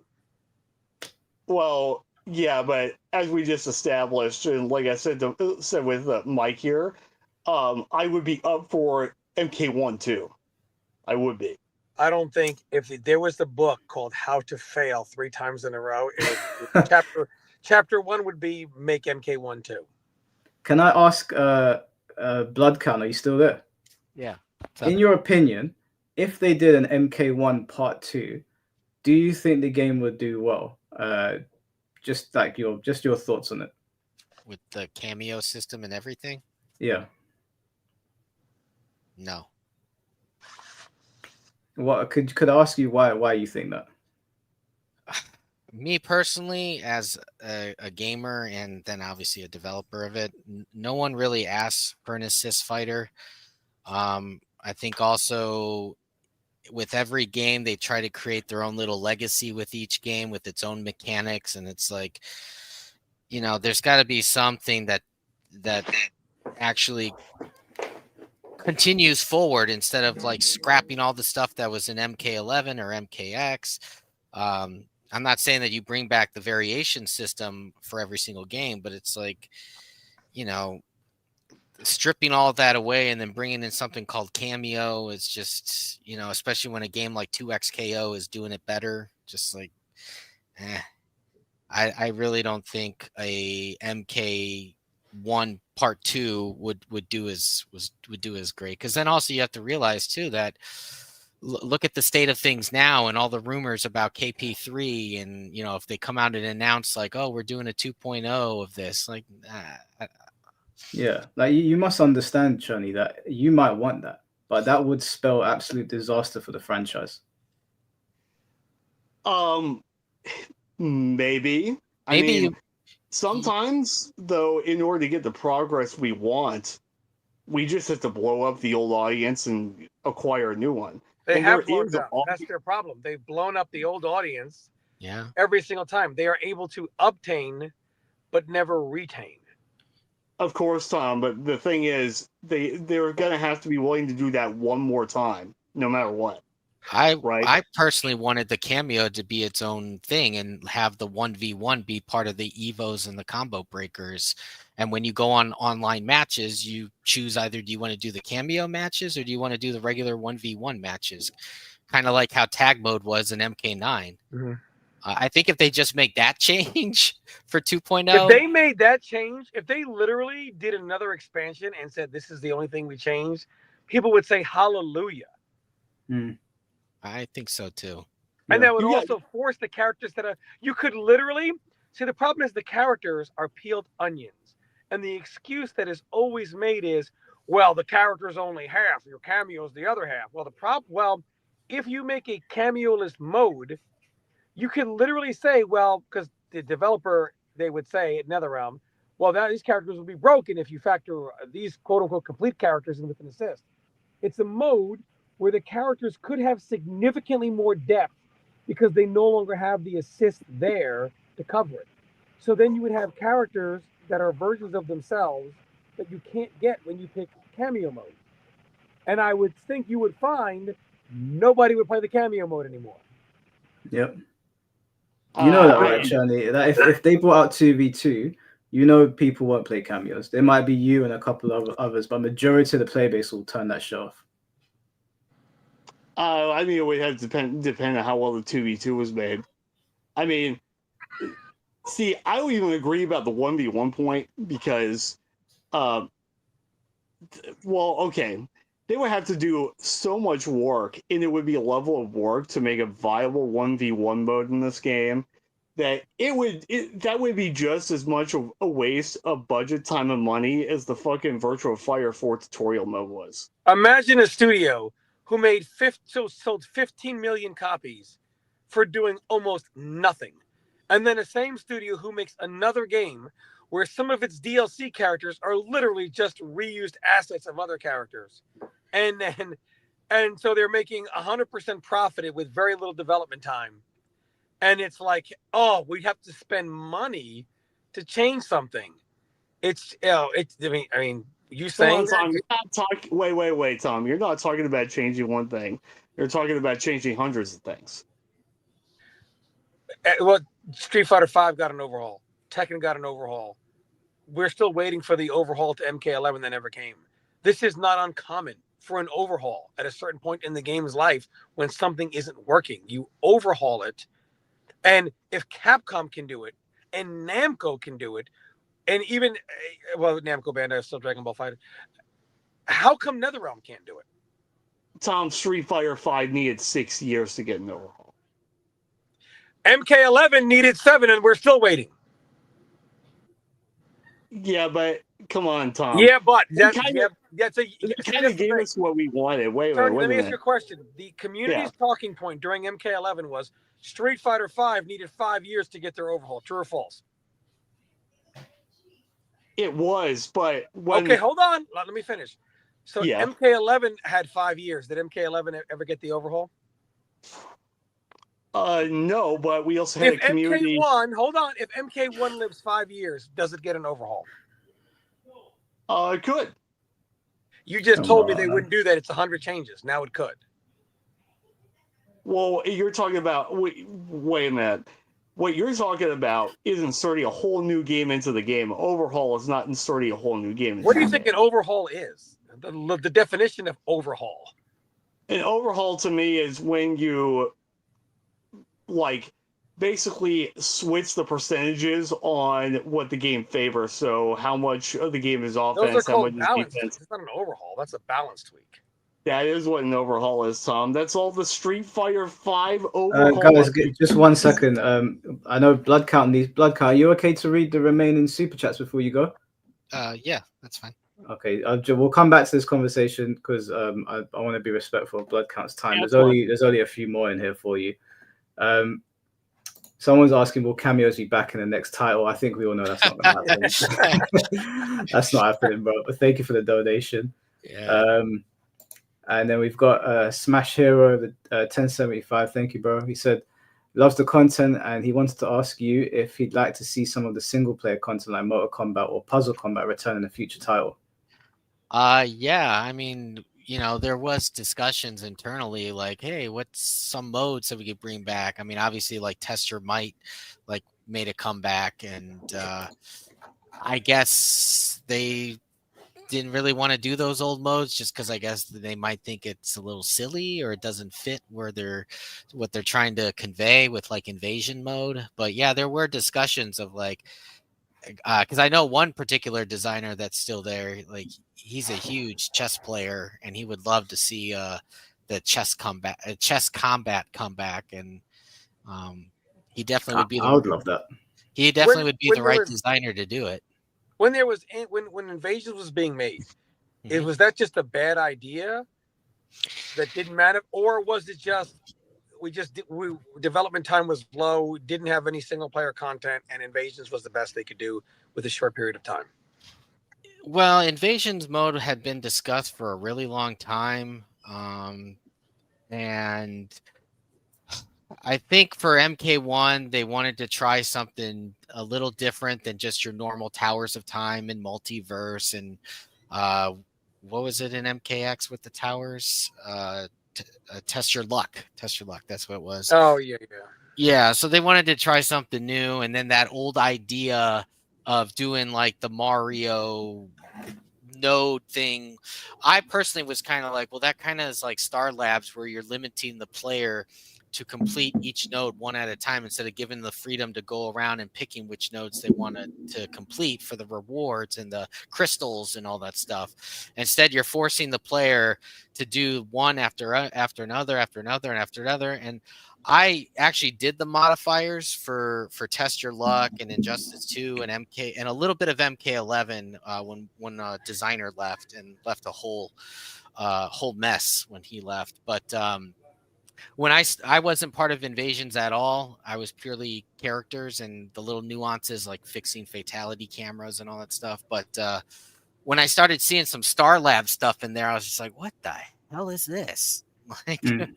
nobody's gonna find that enjoyable. And then I saw one where you could just like stand in a particular spot and you'd completely survive the entire wave, and all you had to do was stand in that one spot. And so yeah. Okay. I've got two more for you. There's very quick ones.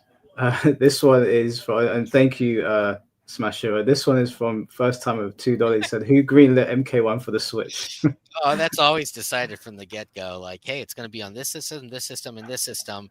And NRS really focuses on the main systems, which is obviously not PC per se, but like you can play your stuff on the PC.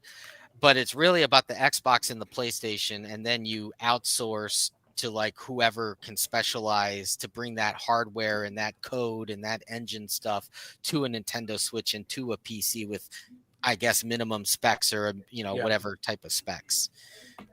Okay. And the last super chat from Just Too Swift. Thank you for the $5, bro. He said, Mike asking why not build off the duelist stance switch from MKX and use it for his blue and red flames for MK1 Liu Kang. I thought about that because I actually did like the duelist stance, although I know there were some stupid moves in there that I actually tried getting rid of, like his healing thing. I guess Paulo just has something against healing in the fighting games because it actually did a different thing with the healing. But yeah, I kind of thought about that, and that's kind of where it kind of came from with the red and blue flame, where it's kind of like the light and dark thing. But again, it was like, oh, it's a new timeline, and oh, it's a new way of putting a spin on some legacy moves like bicycle kick and fly kick. So I was just kind of like, well, wouldn't it be cool if you had the red and blue flames for his fireballs? And so that's kind of, because also you notice that it's a yin and yang thing that comes by, and what was on the ground when he changed duelist forms, a yin and yang sign. So. Yeah.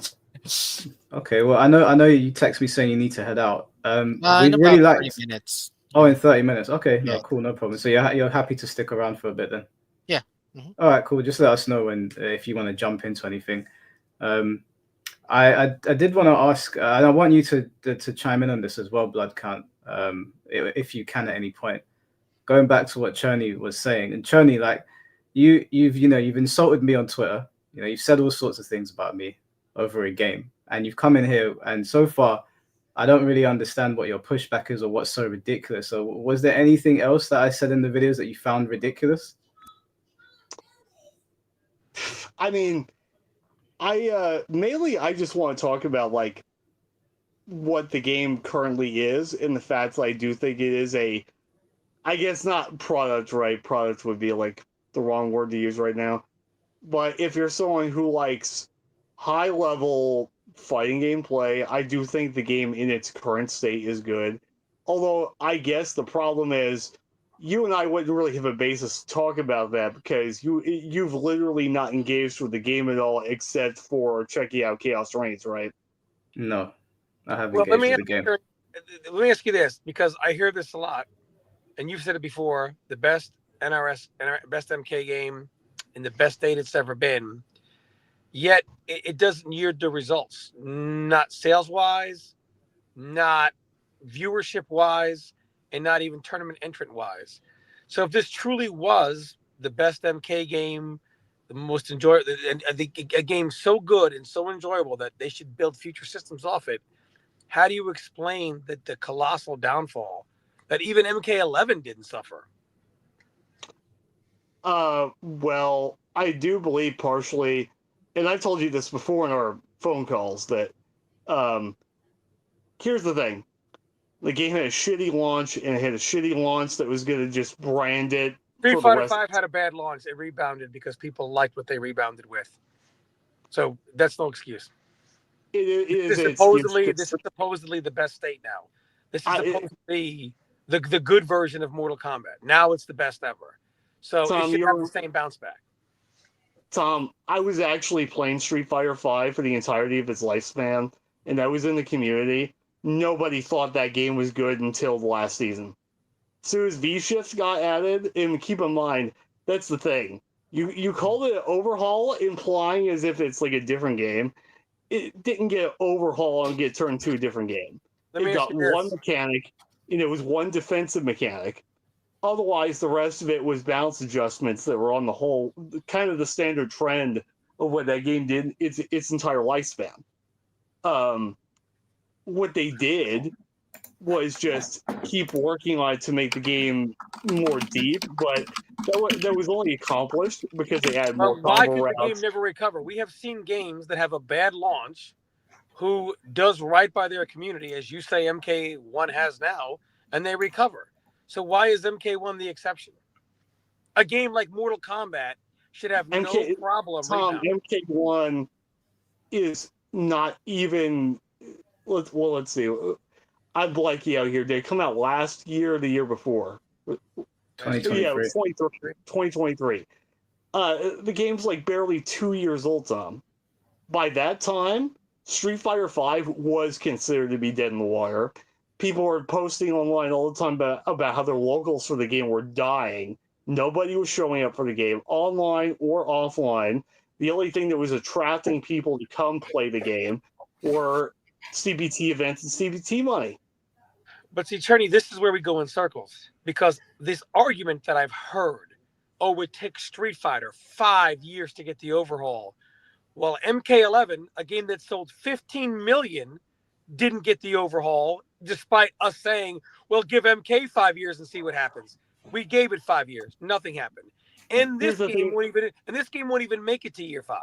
So when does the overhaul happen? Because when you say Street Fighter took 5 years, you're basically making the argument of give MK the same amount of time as Street Fighter and get that overhaul. Well, we did. It didn't happen. And now here we are again. And we know it's not going to happen in this game either. So that argument is moot, and it just brings things in circles. Tom, we had no reason to expect MK11 to ever get an overhaul because they announced the cutoff support for the game after 2.5 years. Well, not even 2.5 years. It competitively, though, lived for 4. Guys, can I just ask Blood Count a question about this? Blood Count, do you know how these things go down in the office? You know, like what we saw with MK11 and I guess MKX as well, where they get to year 2 and they sort of pull the rug. Is that something that you guys know is going to come, or people in the office know is coming, or do they just walk into the office and say, it's over? Well, there's definitely discussions of like, okay, we're doing KP1 and definitely plan on doing a KP2 and definitely plan on doing a KP3. What Ed says on Twitter is whatever he wants to say, but we as actual workers and designers is just like, okay, we know that we're going to have this DLC schedule, which is decided well in advance because, again, we have to schedule mocap actors who are part of a union, and you have to get their scheduling because they're doing TV shows and movies for Marvel and Star Wars and all that stuff. And same thing with KP2, like, so that's also decided in the future. As for MK1, I can't really speak on KP3, but I know for like MKX, there were definitely discussions for it. Same thing with, Injustice 2 technically had 3 combat packs. We just kind of rolled it into one big, like, everlasting combat pack where the characters were coming out like every month or every 2 months, I think. But for MK11, yeah, we were definitely planning for like way more support, and I think that was a Warner Brothers' decision to just be like, okay, let's go on to the next game, and it is what it is, and then you just got to keep doing what you're doing, and Paula will do the patches and patch notes and all that stuff until he's told like, okay, that's it, that's the last one. I don't know if you can speak on this, and I wanted to ask you this because I know you have to go soon. But was there a feeling? I know you said that you left before it shipped, right? Mm-hmm. Yeah. So you wouldn't have been able to tell us if there was a feeling in the office that MK1 was going downhill and it wasn't going. Like, is the rumor? Do you think there's any validity to the rumors about Combat Pack 3 being axed? With us also being full remote because of the whole COVID thing, and then also employees being like, no, I want to stay remote. In design, because again, I do have friends in animation, other departments, but I'm not like picking their brains or talking to all their people. But like in design, I personally felt that, yeah, the game is not going to do well. Nobody asked for an assist fighter. Also, when my other lead left, I really think design kind of lost its personality.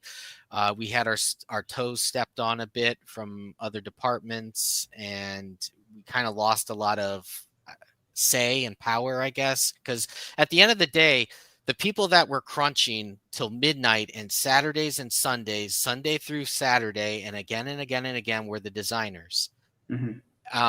Especially Paulo, he would sleep in the office, God bless him. And we put in a lot of work, so we kind of felt like, well, we're the last line of defense, because the designers are actually controlling like how the players move and the frame data and attacks and how throws work, and this is a high and this is a low and this is an overhead.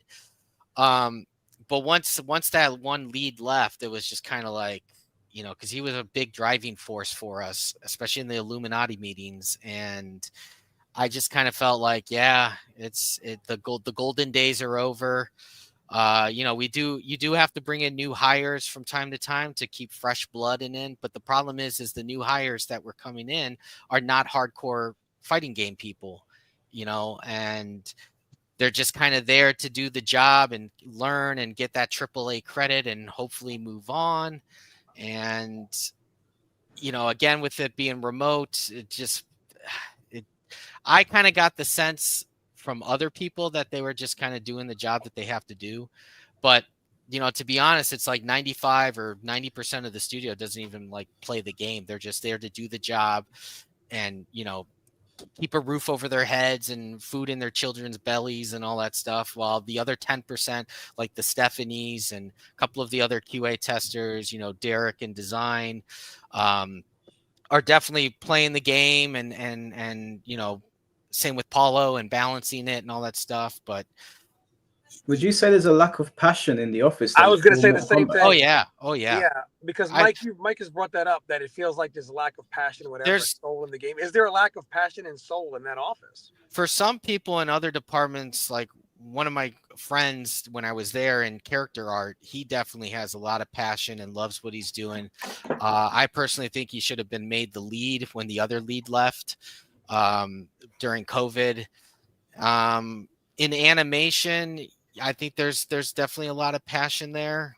The only problem is that so many things got outsourced that it comes back broken, and then you try to get them to fix it, and then it comes back even worse, and then they have to do it themselves. And then it's kind of like, well, why didn't we just have them do it themselves and not waste all this time and money?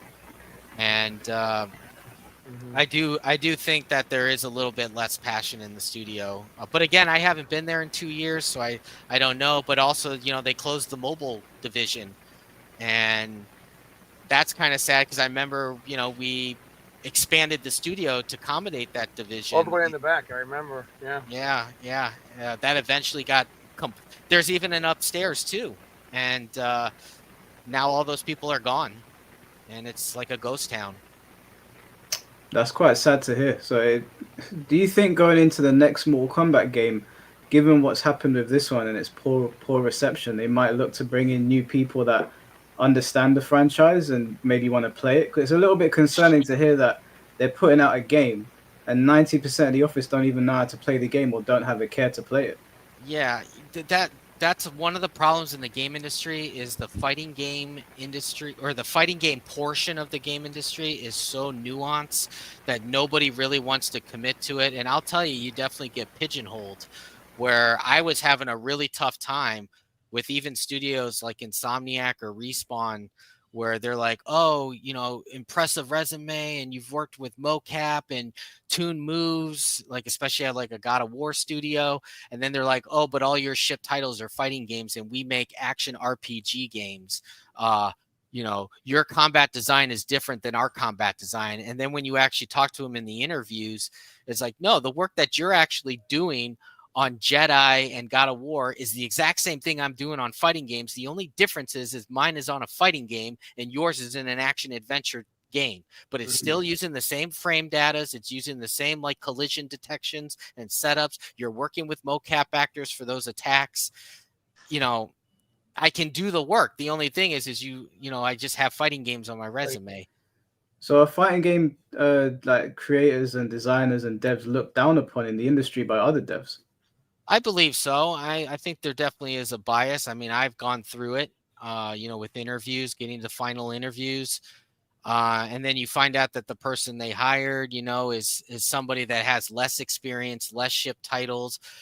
They just, even though they say they support full remote, but they go ahead and hire the person that's, within 5 miles of their studio.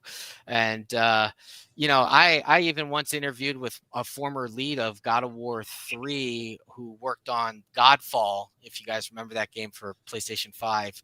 Mhm. And I remember picking his brain where I just said, like, hey, tell me how you did these moves for Kratos. And he told me how he would do it with the frame data and turning on the collision and turning off the collision and the jump heights and jump arcs. And I was like, yeah, that's exactly what I was doing for Mortal Kombat and Injustice. The only difference is mine's in like a 2D space fighting game and yours is, a 3D action adventure game where you can move around with a free cam. And so that's the thing is like to get that type of blood into the studio is really difficult because number one, a lot of the industry doesn't play fighting games. And number two, also Chicago's not that desirable in terms of like pay, cost of living, weather, and also the studios around us. If you go to LA at Orange County, you got Amazon, Blizzard, Respawn, Insomniac, yada, yada, yada. You come to Chicago and it's like, well, Iron Galaxy isn't even making Killer Instinct anymore. Another studio in Champaign, which was part of Embracer, got shut down for no reason. Well, I mean, I know Saints Row sucked, but they really didn't have anything to do with the debacle that Embracer did overseas with, Saudi Arabia. So, Chicago is kind of like a dead market right now. And also a lot of the smaller studios in Chicago either shut down or had massive layoffs in the summer. Yeah. So it's going to be really hard. And, people like Tom, I think with the local scene, they're old enough to now to be like, well, fighting games they're not really creating a living for me. And then those people that were hardcore locals that were like Tom, they eventually want to get out of QA and become producers. And then NRS is like, well, we can't really have a spot for you for producing or to be a producer. And so what do? They go to the studio in Madison, Wisconsin, which is Ravensoft and other places. So it is fighting games is a huge it's a small nuance within the game industry. And a lot of the designers out there, even combat designers, don't play fighting games or want to work on fighting games. They want to say fighting games, much like, I guess, from the player market, fighting games are the lowest common denominator. Like if there was a skyscraper of competitive games, fighting gamers would be in the basement. I believe so. It's the same thing for designers. They're kind of looked down upon. Well, you did this, but that wasn't a fighting game. Is that kind of how it is? Exactly. There you go. Is that the same with? Do they see Japanese developers like that as well? Do you know? Because I thought they'd have a bit more respect for them. Well, the thing is the Japanese fighting game developers are definitely, they know each other a lot more. They respect each other a lot more. But if you come to North America, the only other studio that's really making this type of fighting game would be 2XKO, at Riot, because those are from those brothers that used to do. I don't know if they still run EVO or have things with EVO. They don't. Okay, I know they did Rising Thunder, and that's how they got bought out by Riot. But other than that, Iron Galaxy isn't doing Killer Instinct anymore. And I think there's the UFC game, but that's in Vancouver, Canada. And the EA UFC game is definitely not part of the fighting game community or anything. I don't even see people talk about it or mention it.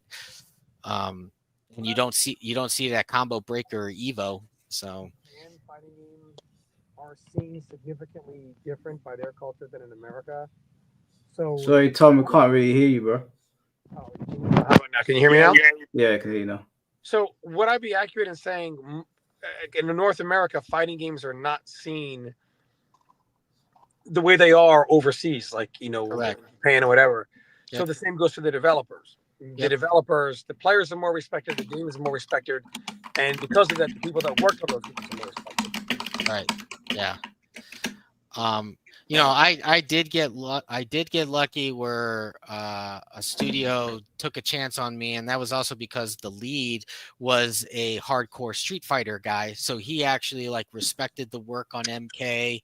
Maybe he said like MK's not his favorite fighting game, it doesn't really play it, but he understands and respects the work that goes into doing characters and frame data and all that stuff and mocap and but other studios would just be like, you know, oh, well, your resume is too fighting game centric. And it's like, okay, but after talking with your lead combat designer and seeing how you guys create Kratos and all this stuff, like you're doing the exact same work I'm doing. The only difference is I'm a fighting game and you're an action adventure game.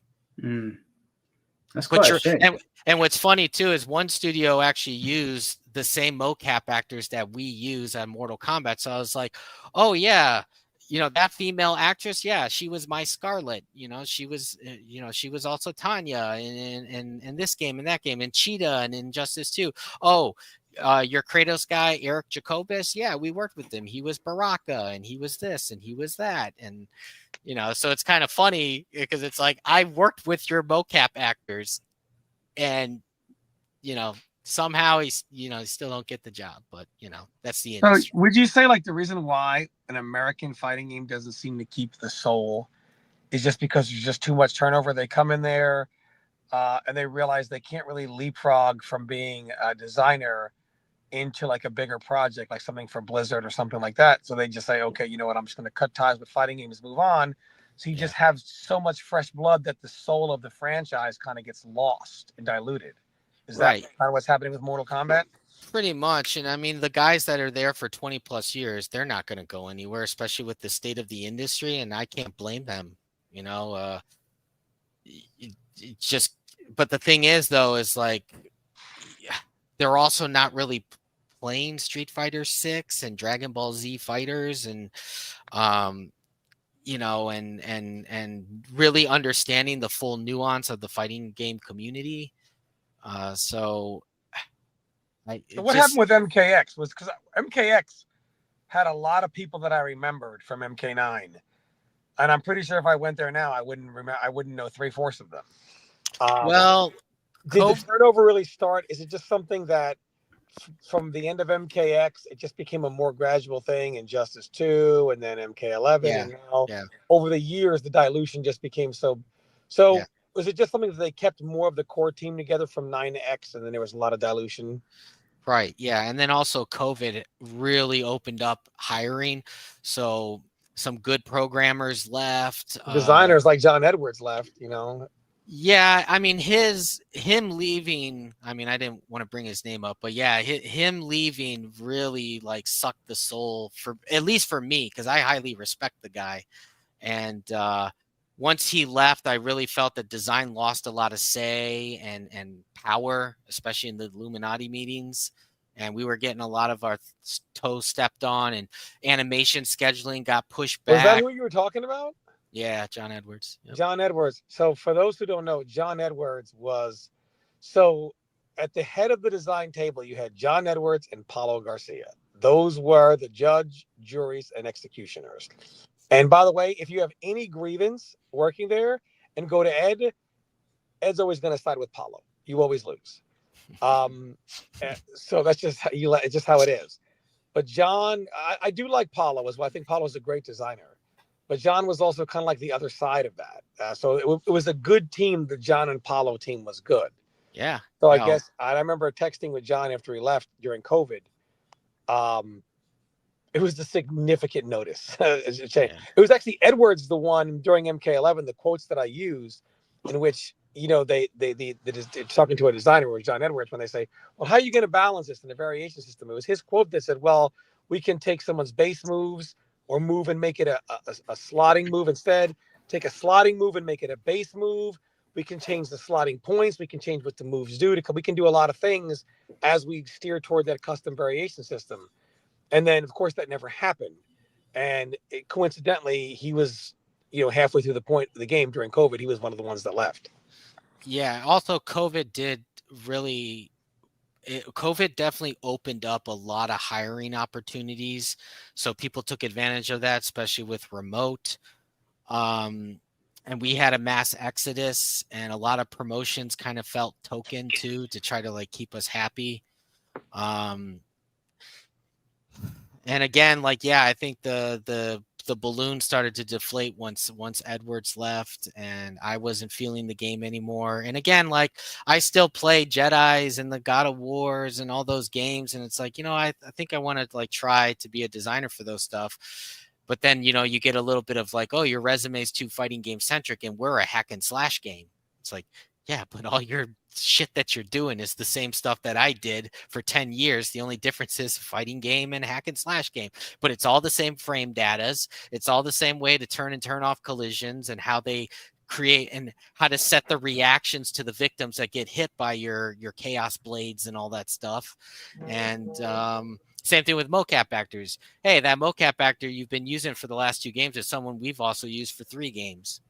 They may not know my name or face, but if I start talking to them about the stuff they did for MK, they'd be like, oh yeah, I'm pretty sure they'd be like, oh yeah, I remember you. Is that something to where not only it seems like developers in North America are not respected, like other developing companies look down on fighting game designers. Yeah. And it also, is it the same thing over in Japan? So meaning like would a North American fighting game designer go over to Japan, and when they look at him and say, oh, that's an American fighting game designer, he doesn't. Is it just a stigma around the American fighting game? I think so. I mean, all over? Maybe if you can speak Japanese, you'd get a little cred points, but I do think they kind of do look down upon MK, and Killer Instinct, and I don't know how they're going to feel about 2XKO, but I think, at least for Mortal Kombat's sake, they kind of look down on it. And the one thing is I did apply and did interview, but then it turns out it's like, oh yeah, you got to relocate to Tokyo and all this other stuff. And I was like, nah, and take Japanese lessons. I'm like, nah, that's okay. I'm going to stay in the States. Look, can I ask you a question? This is going to change gears just slightly. Can I ask you about the decision to have Megan Fox as Nitara? What was going through their mind? Because I imagine you probably paid her a lot of money to do that. I don't know. I was the designer of Nitara, and I was pissed. I don't know who made that decision. I know the Ronda Rousey thing definitely didn't work out, but I think they kind of feel like, hey, if we keep on this like celebrity trend, that could kind of like draw some people in, maybe some casuals in, and then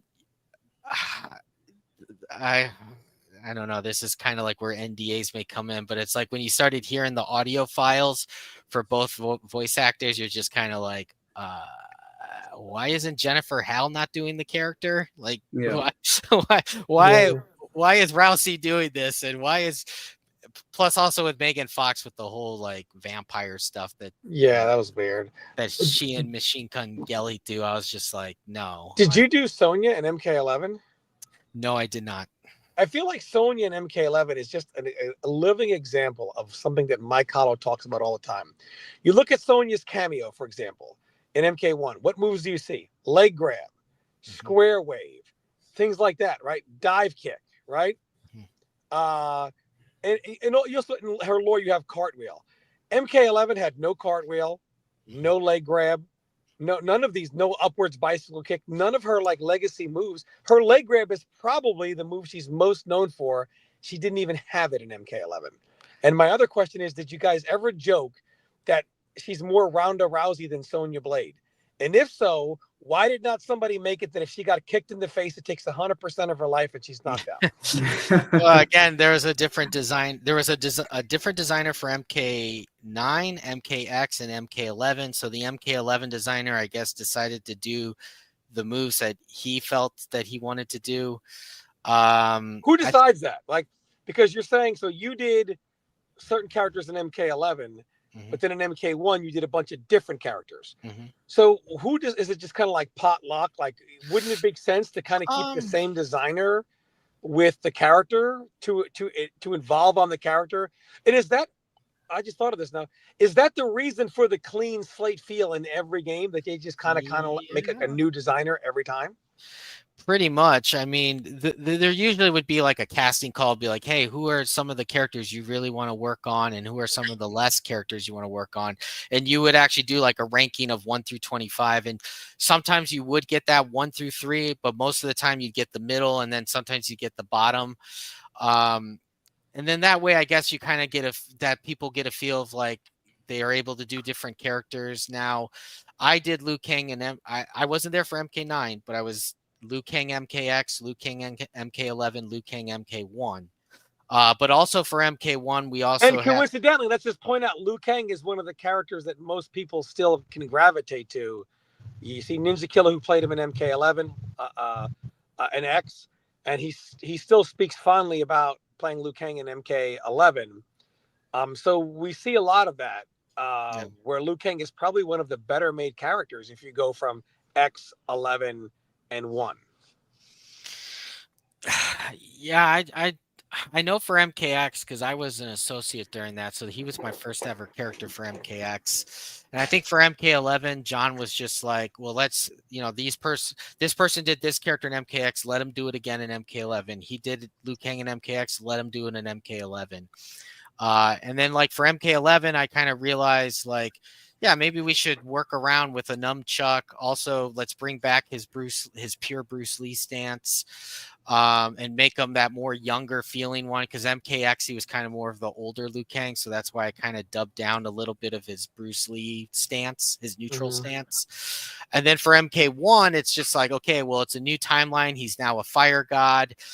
I kind of talked about, well, maybe I should do the Bruce Lee stuff, but then I realized, well, he's now more tame. He's a fire god. He recreated the timeline. Let's go with more of like a Pai Mei stance from Kill Bill, but he still has like the Bruce Lee sidekicks and snap punches, and obviously he's going to have his fireballs.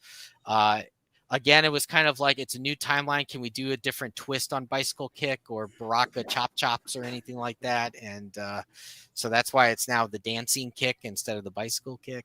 But it's. Do you think if designers were that way, kind of like how you were from 1, 2, and 3 games, and that all the characters were that way, do you think we would see more of an evolution on the character as opposed to a clean slate feel?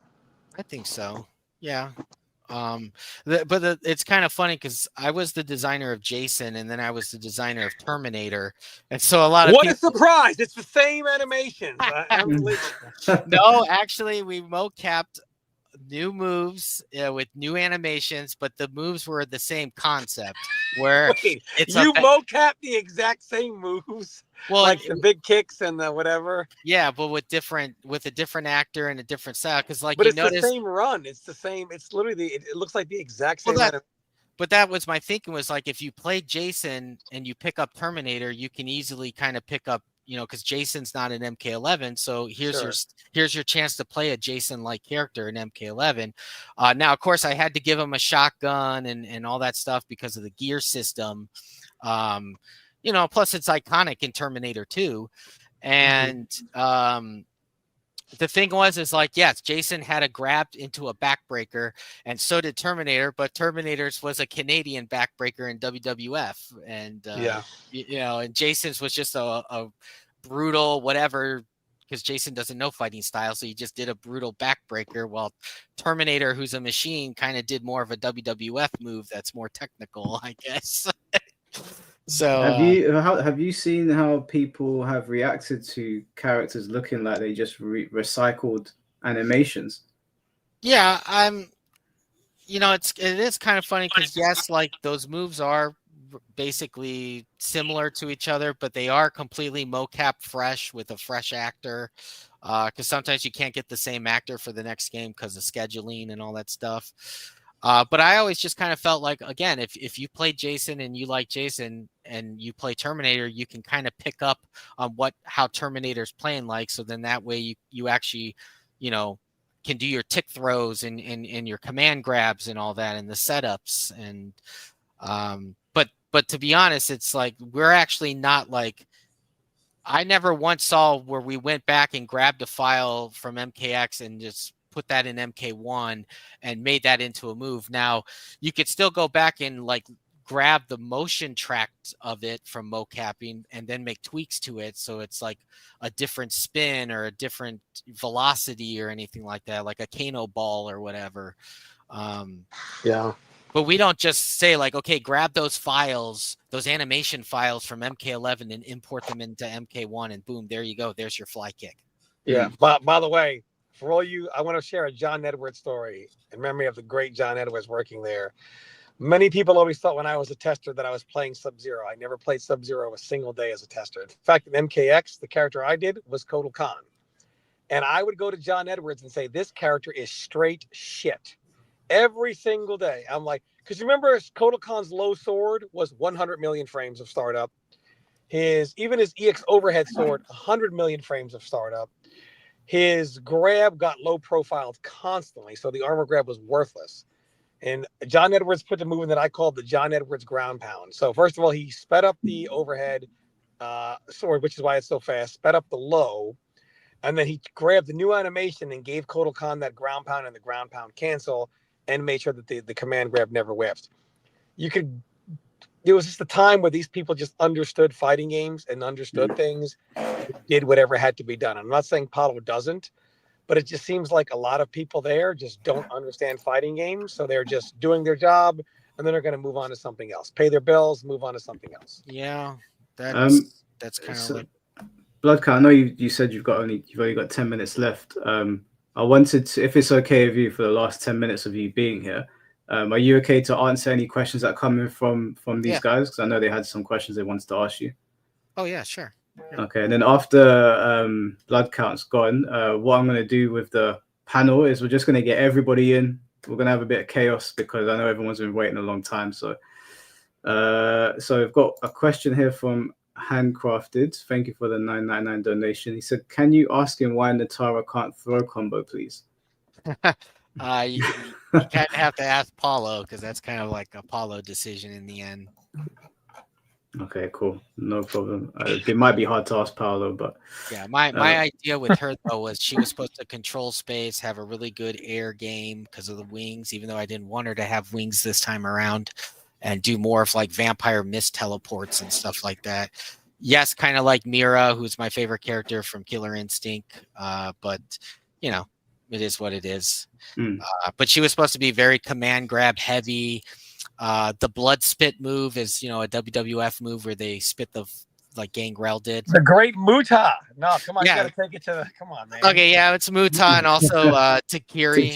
Tajiri, yeah. And but that was supposed to be her stunner move, so that opens you up so she can do her massive like combos and because she has a lot of two-hitting starters and whatnot, and so she was supposed to be very like in your face pressure, and then also have an air game, which is why I gave her like the eight directional air dashes. Okay, cool. I can see you guys super chatting questions for me. I'll answer them once blood count's gone, but we've only got 7 more minutes left of him. So you want to direct your questions to him, and then I'll answer your super chats afterwards. Let's see what else is in here. What other characters did you design, by the way, other than the ones you've mentioned? MKX was Liu Kang, Jason, and Leatherface. Injustice 2 was Firestorm, Deadshot, Red Hood. And then MK11 was Liu Kang, Scarlet, Terminator, RoboCop. And then I kind of helped out on Rambo. And then MK1 was General Shao, Baraka, Liu Kang, Reiko, Natara, and oh God, who's the 6th character? There was a 6th character. I'll think of it. Is there still a joke in the studio that the players think all the best characters tier-wise were made by Nick Nicastro? Are we going back because of Alien? Yeah. Yeah. And plus 27 Lau, but the 27 wasn't Nick. That was Paulo Garcia at 3:00 in the morning. That's when the magic happens, when everyone goes home and Paulo's tired and he's like, "Oh man, just make it plus 100." Yeah, but Dizzy, man, he makes some badass characters. I'll tell you. Oh, Dizzy, who did Dizzy make in MK1? Yeah. Kenshi. Oh God. Just look, Aaron. I know you're going to get a lot of death threats now because he said that. So, Oh, oh man, there was one that we rotated out. I forget, but he also did Enchantress as one of his first ever characters, and she was a real badass in Justice 2. I loved her moveset and the creativity. Enchantress was a good character, yeah. Yeah, MK11, he was Baraka, and oh man, I'd have to think really because this player deserves to know the truth. For Sikander, who did Sub-Zero in MK1? That was Edwards, I think, before he left. No, Edwards was gone in 11.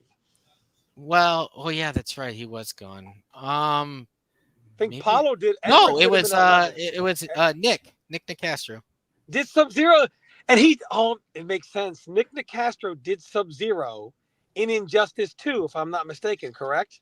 Yes, he did. Yes. And now he has the 3 clones, the dive kick. Come on, Nick. I'm going to text Nick right after this. Yeah, so someone's got to talk to Nick, man. They done Sub-Zero. Sikander, I got it, man. I got it. Well, now he's going to kill me, but that's okay. No. I'll text Nick about it. Justice for Sub. Blood Count, they're asking, who's your favorite guest character in Mortal Kombat? Overall, personally, I like Predator, which was also a Nick character. Which is another reason why. Nick. Yeah. I mean, I would say Jason, but I did Jason, so that's biased. But who did Lau in MK1? Lau, Nick. Nick did Lau in X too, right? He did him in X. Did he do him in 11? Yes. Now the thing with MK1 too is there was actually 2 designers.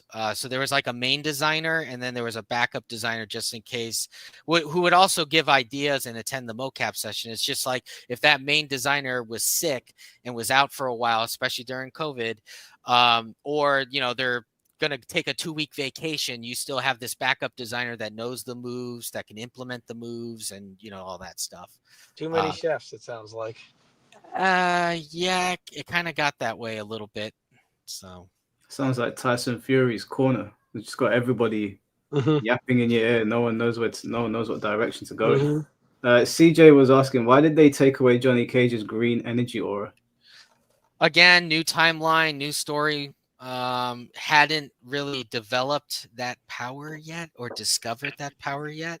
So, and again, I think here's the thing is like, Janet Cage was actually supposed to be Johnny Cage, and somehow it got changed to Janet Cage because, again, the cameo system was supposed to be the retro classic one. So that Johnny Cage was supposed to come out with the green balls and all that stuff, and but for some reason it got changed to Janet. Is that why? I know there was some confusion about that in the cameo packs and stuff, the combat pack stuff, combat pack 1 and. So one advertisement said Johnny Cage, another said Janet Cage. So that's where it comes from. Got it. Yeah. Do you think? I know you got to go in 2 minutes. So, like, a last question: do you think that we're going to get another timeline reset, or do you think they're going to stick with this one? Ooh, I think they'll probably stick with this one, and then I'm hoping that they just really take a hard look at themselves and realize like something has got to change.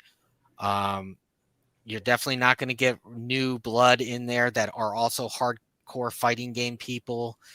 And just, actually have discussions and meetings and actually have designers or just anybody in general that has concerns and passions to be part of Illuminati meetings and really drive home the passion for the project and everything, and instead of just having it be compartmentalized and let this person make this decision because that's his department or whatnot, which yes, it does make sense, but there still can be some feedback and influence or whatever to be like, we should also do this or that. And I really hope for the next game, whatever it is, that it does succeed, the studio stays around, everybody keeps their jobs, and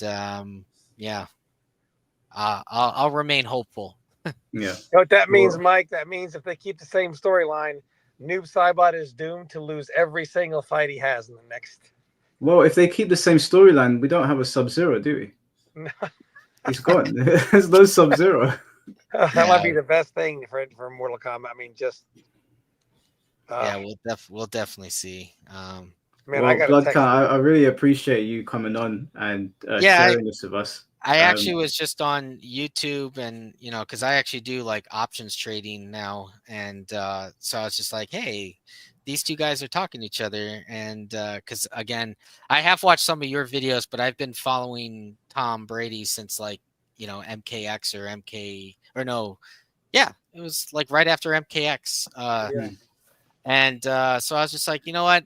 I kept hearing about that Injustice 3 thing, and I was just like, yeah, maybe I should just tell them, like, no, there's definitely never was supposed to be an Injustice 3 with this game. So no, I really do appreciate you coming on. Hopefully, I mean, you've got my details now. Hopefully, we stay in contact and yeah, just hit me up, and again, I'll try to answer his questions as best I can. But with our industry, there's non-disclosure agreements, and even though I haven't been there for 2 years, I don't really know the full extent of that stuff. And Sure, I could talk gameplay mechanics, and but again, I can't also talk about like what happened in this department or that department, and so. Definitely. I think next time we'll probably focus more around gameplay, because we didn't know that you were gonna. I didn't know that you were gonna jump in here today, so this was kind of like very random, but it was good. I think this was important for people to hear. You confirmed a few things that we thought, and you deconfirmed some things. So I think it was good. So I really appreciate you jumping in. Yeah, I appreciate it, and I'm glad to see that there's still people out there talking about it. And I do think, I'm one of those people that, like, if you have valid criticisms, let your voices be heard. I just really hope that they would actually, fully listen, even though they're not saying that anything, but hopefully in the background, they're actually like, okay, yeah, he was right. Or, look at the numbers now. Yeah, he was right. Or he or she were right. So let's go back to the drawing board. Otherwise, go Chiefs. Yeah, fair enough. Yeah, no. All right. Well, whenever you want to jump on, because we do these quite often, just hit me up, bro, or I'll send you a message. Okay, great. All right, awesome, man. Well, take care of yourself. We'll see you soon. Take care, everyone. It confirmed a lot of things as well. And I mean, just in the time I spent there, any type of criticism that I would have about a mechanic, which is why, my name is like the devil there, aside of maybe Nick and Brian, etc., who are like friends of mine. And it's just very much like you have to always stay positive. And there's nothing wrong with staying positive. Life is about vibrations. Negative vibrations don't work. You tend to vibrate to it, and people will call me like whatever, but it's just how it is. You know what I mean? You have a bad outlook on life, you're gonna have a bad outlook while you're living it. Yeah. All right. Well, what I want to do now, Tom, if this is okay with you, is I know a lot of these guys have been waiting for a long time to jump on. So rather than having one person jump in, I'm gonna put a bunch of people in at once. I'll try to moderate the best I can so people ain't shouting over each other, if that's okay with you, and I'm sure it's fine with the chat. I know that they like a bit of chaos every now and then.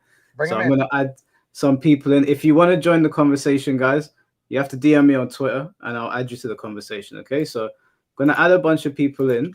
Before you guys start talking, I'm just going to read out the super chats that came in that weren't for Blood Count. Jamar of the $4.99 donation. Thank you, bro. If you want to jump in the conversation, DM me on Twitter, man. And then question from Mike from AJ. Thank you for a $9.99 donation. What's the issue with animations being ported from game to game in MK when you already advocate for the game to be like Tekken, Street Fighter, as far as moveless being the same with few tweaks? I don't have an issue with animations being ported from game to game. I have an issue when it's with a guest character. You're selling me on a guest character. I don't want the new guest character I'm playing to be playing like the old guest character.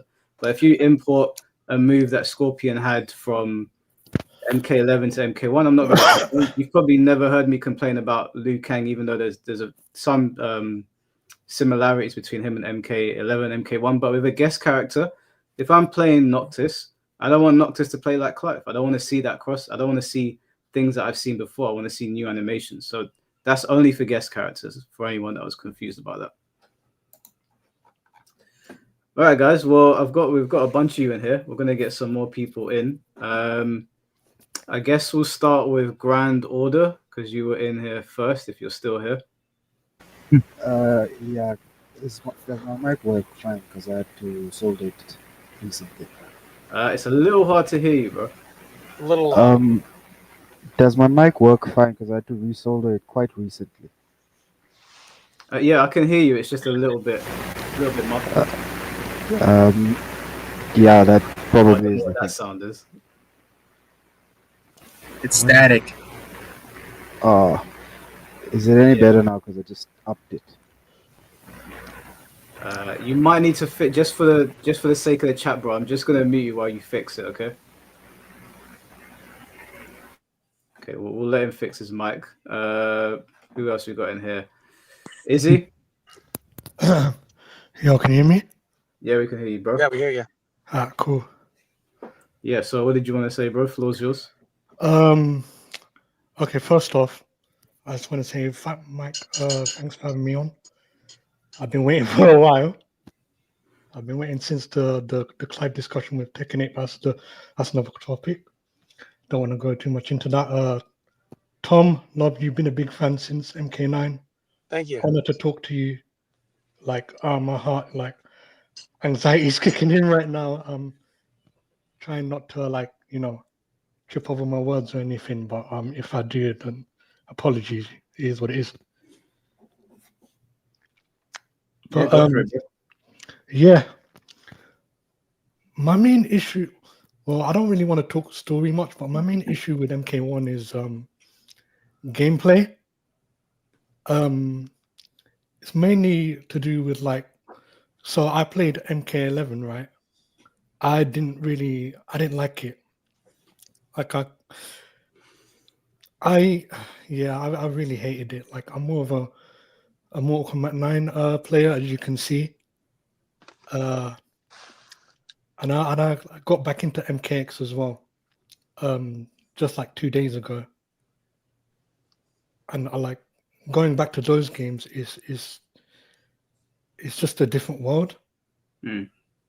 MK1 is just so slow, and it's such a slugfest. And I don't like how like all these characters they get released unbalanced, and the cameos are just so meta.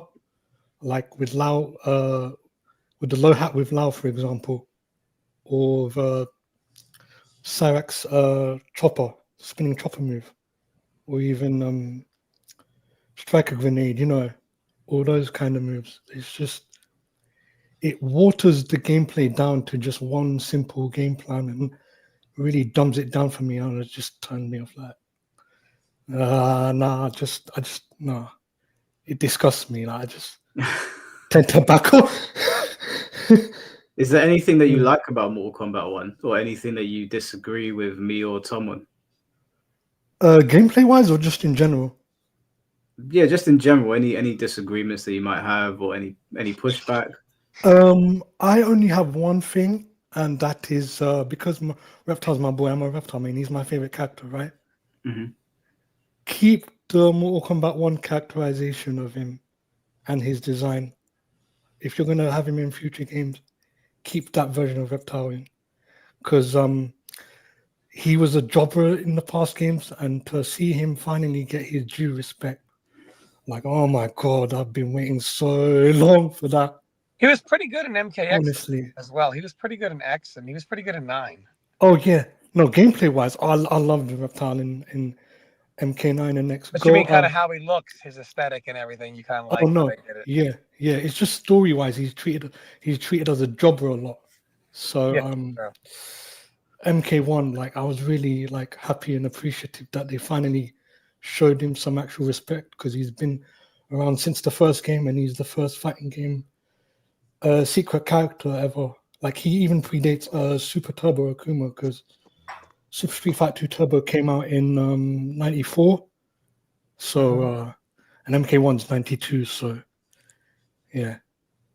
Okay, cool, bro. I appreciate that. Like, what do you? I guess before we move on to the next person, let me ask you, what are you expecting from the next Mortal Kombat game? So I watched your MK video. You said it should go back to MKX, right? They should use that framework going forward. Yeah. Yeah. I prefer MK9, all the way down to like even adding like the 2v2 tag mode as well. But also like what was I going to say? When you talk about, say, gameplay, you said something about talking about Tom Brady in a separate video about gameplay intricacies, right? Yeah. Sorry, thanks. Do you mean stuff like the little things like the neutral jump punch, or I just want to clarify what you mean by that? Yeah, like the nuances of the system, the things that you are able to do. Like one of my main criticisms of MK1 is that it doesn't feel like there's much to do in the system, and the characters rely on cameos doing half the job for them. And maybe like Johnny likes that. I think that's a terrible design choice. I would rather the characters would be full characters. You can have variations, that's fine, but the variation be a full variation. I don't want to have to rely on another character to do the job for me. It's even in assist fighting games, they do have characters that cover you to do things, but they add to the character. They're not compensating a lot of the time. Sometimes there are some characters, obviously low tiers exist and whatever, but more often than not, these characters are well designed, and then you get a good assist with them. But in MK1, it feels like they designed half a character, and they're like, okay, you need this character to do that for you because we didn't bother doing this with them. I didn't really like that design choice. See, I never thought about it like that until you actually pointed it out. Now that like you've mentioned it, it sounds kind of half-assed and lazy. Yeah, it just seems it's lacking. For me, it's like what Blood Count was just saying. There's a lack of passion, according to him, in the office, and you can see it in MK1. You can see it in the gameplay. You can see it in the story. You could see it in the entire infrastructure in that game came out a hot mess. So we need people in there that actually like Mortal Kombat. I'm surprised that there are people that like MK1, because as Mortal Kombat fans, you can kind of look at that product and be like, it feels soulless. It looks soulless. It doesn't look like Mortal Kombat to me. Oh, for sure. Even people in my family, like my boys and my cousins, they both say the same thing. But also to add on to your point about assists, look at Marvel vs. Capcom 2 or Marvel vs. Capcom 3. The way they do it it's just like done right. And also, I just want to talk generally about like the state of modern fighting games too, because I also, I'm like you, Mike. I'm a diehard Mortal Kombat and Tekken fan. I used to be like proper big into Street Fighter, but haven't been since Street Fighter 4. Like, I love First Strike. That's like my favorite Street Fighter game of all time, right? Yeah. So like, but after First Strike, I kind of like became less of a Street Fighter fan. So I'm not that big of a Street Fighter fan anymore, like you to an extent. Like not to that extent anymore. But yeah, I just don't like how modern fighting games force you to play a certain way. Whereas, when you look at games like take Capcom vs. SNK2, because of the upcoming Capcom collection that's coming out soon, right? This year. I think it's coming out in March or something, I don't know. But see, in Capcom vs. SNK2, right, it's like there's like it has a middle ground, because you can choose to play it defensive or aggressive, or you just play both, and it still feels good. It still feels right. Like you can play it however you want, and it's just fun. What we'll do is we'll come back to the modern fighting game discussion, because I want to keep it on Mortal Kombat. Okay. So we'll come back to that in a minute. I want to give everybody a chance to speak.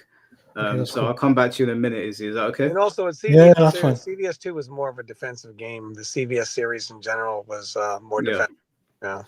I mean, it depends. Also depends on what groove you were using. But like, I was using P groove personally. But yeah, I do agree. We'll come back to the modern fighting game and other fighting games in a bit. Yeah, that's cool.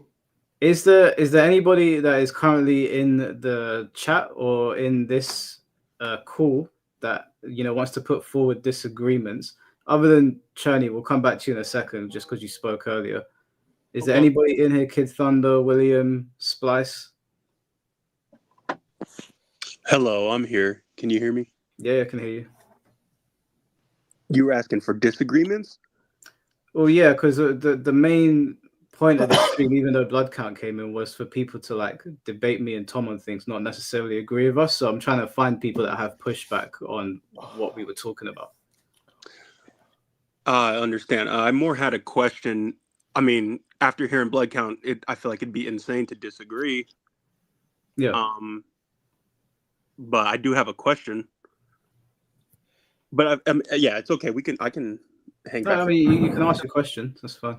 So there's just a question for Mike and Tom. Actually, just two quick questions. After hearing him state, 90% of the people working on it don't even play Mortal Kombat. Does that, because for me personally, like, I mean, looking back, that makes sense. The game it feels like AI. But with you guys, like, getting all this hate over the last year and a half, are you surprised to hear that? Do you feel validated, or like, how are you guys feeling knowing it wasn't even made by people who play the damn game? I'll let Tom go first. I feel like, well, for me, that's something I kind of already knew, just knowing that I wouldn't recognize half of the people there at the studio anymore. It just kind of speaks to that, which is what Bloodcat was talking about. Really, I feel like it is kind of vindication, because a lot of times when like Mike will say, oh, it just feels like the game doesn't have any soul, or I'll say like the spirit of Mortal Kombat just doesn't feel like it's there anymore. People will always say, that's just hate, negative. It's not coming from anywhere. It's not based off anything. But when you hear that, not only do it just get passed around from designer to designer, so it doesn't even keep the same one, but then those people get watered down. So when you have like someone like Dizzy or Nick Nicastro or someone like John Edwards on it, or even Paulo, who's an MK guy all the way to the arcade era, or like Bloodcount, who really loves Mortal Kombat and just really immersed in that. Sure, you're gonna that love is gonna come out in those characters, which is why in MK1 you can look at some characters and say, man, it really looks like this character is more complete, or it looks like he feels like a Mortal Kombat character. Then you have other characters and you're like, what are they doing? The cameo does 99% of what the character does. It's just the reason why the game feels like it's being torn in 10 different directions and the soul is out of the game is because the soul is not there of the people working on it at this point, and they are being torn in 10 different directions. So it is based on something. It's not just myself or Mike waking up one day and saying, well, how can we hate on Mortal Kombat today? Yeah, in terms for me, it was good to hear him saying it, but you can see it. And I've said it in my videos. I said it back in 2023 when the game came out that it looks soulless. So yeah, it was. I guess in some sense, it's vindicating to hear a designer saying that even the designers were like turned off by things they were doing. But it was plain as day, and anybody that's played Mortal Kombat for any amount of time, I started on, I think, like Mortal Kombat Trilogy was the first one that I got to play properly. Like my dad had other Mortal Kombat games, but I've played MK for a long time. I've competed in the UK in MK. I've done well. I've been part of the MK community for a long time, so I don't want to see the game doing badly. And I have these people coming to my channel saying I'm doing it to make money or whatever. If that was the case, I could just go around making rage content about loads of big games and having no real points. But the thing that you find a lot of the time with these people when they come to my videos is I'll go into the comment section and start asking them questions and they have no response. It's always, you're being negative about what? And then they go silent. So I don't want to see MK like this. It sucks. I've got so much MK memorabilia. I've got all the MK games, even the obscure ones like the Sub-Zero mythologies and all that shit. So I want it to do well, but it is what it is. And seeing it in this state and then hearing a designer say that most of the office don't even play their game, yeah, like I know that a lot of the people that are criticizing us see it as well. They just don't want to speak badly about it. Maybe they feel some sort of allegiance to the company, or they can't bring themselves to talk badly about something they love. And I can understand that. There's never been a Yakuza game that I hated, but it would pain me if they brought out one and I'd have to come on YouTube and be like, yeah, this game sucks. Luckily, RGG's never let me down. So I get it.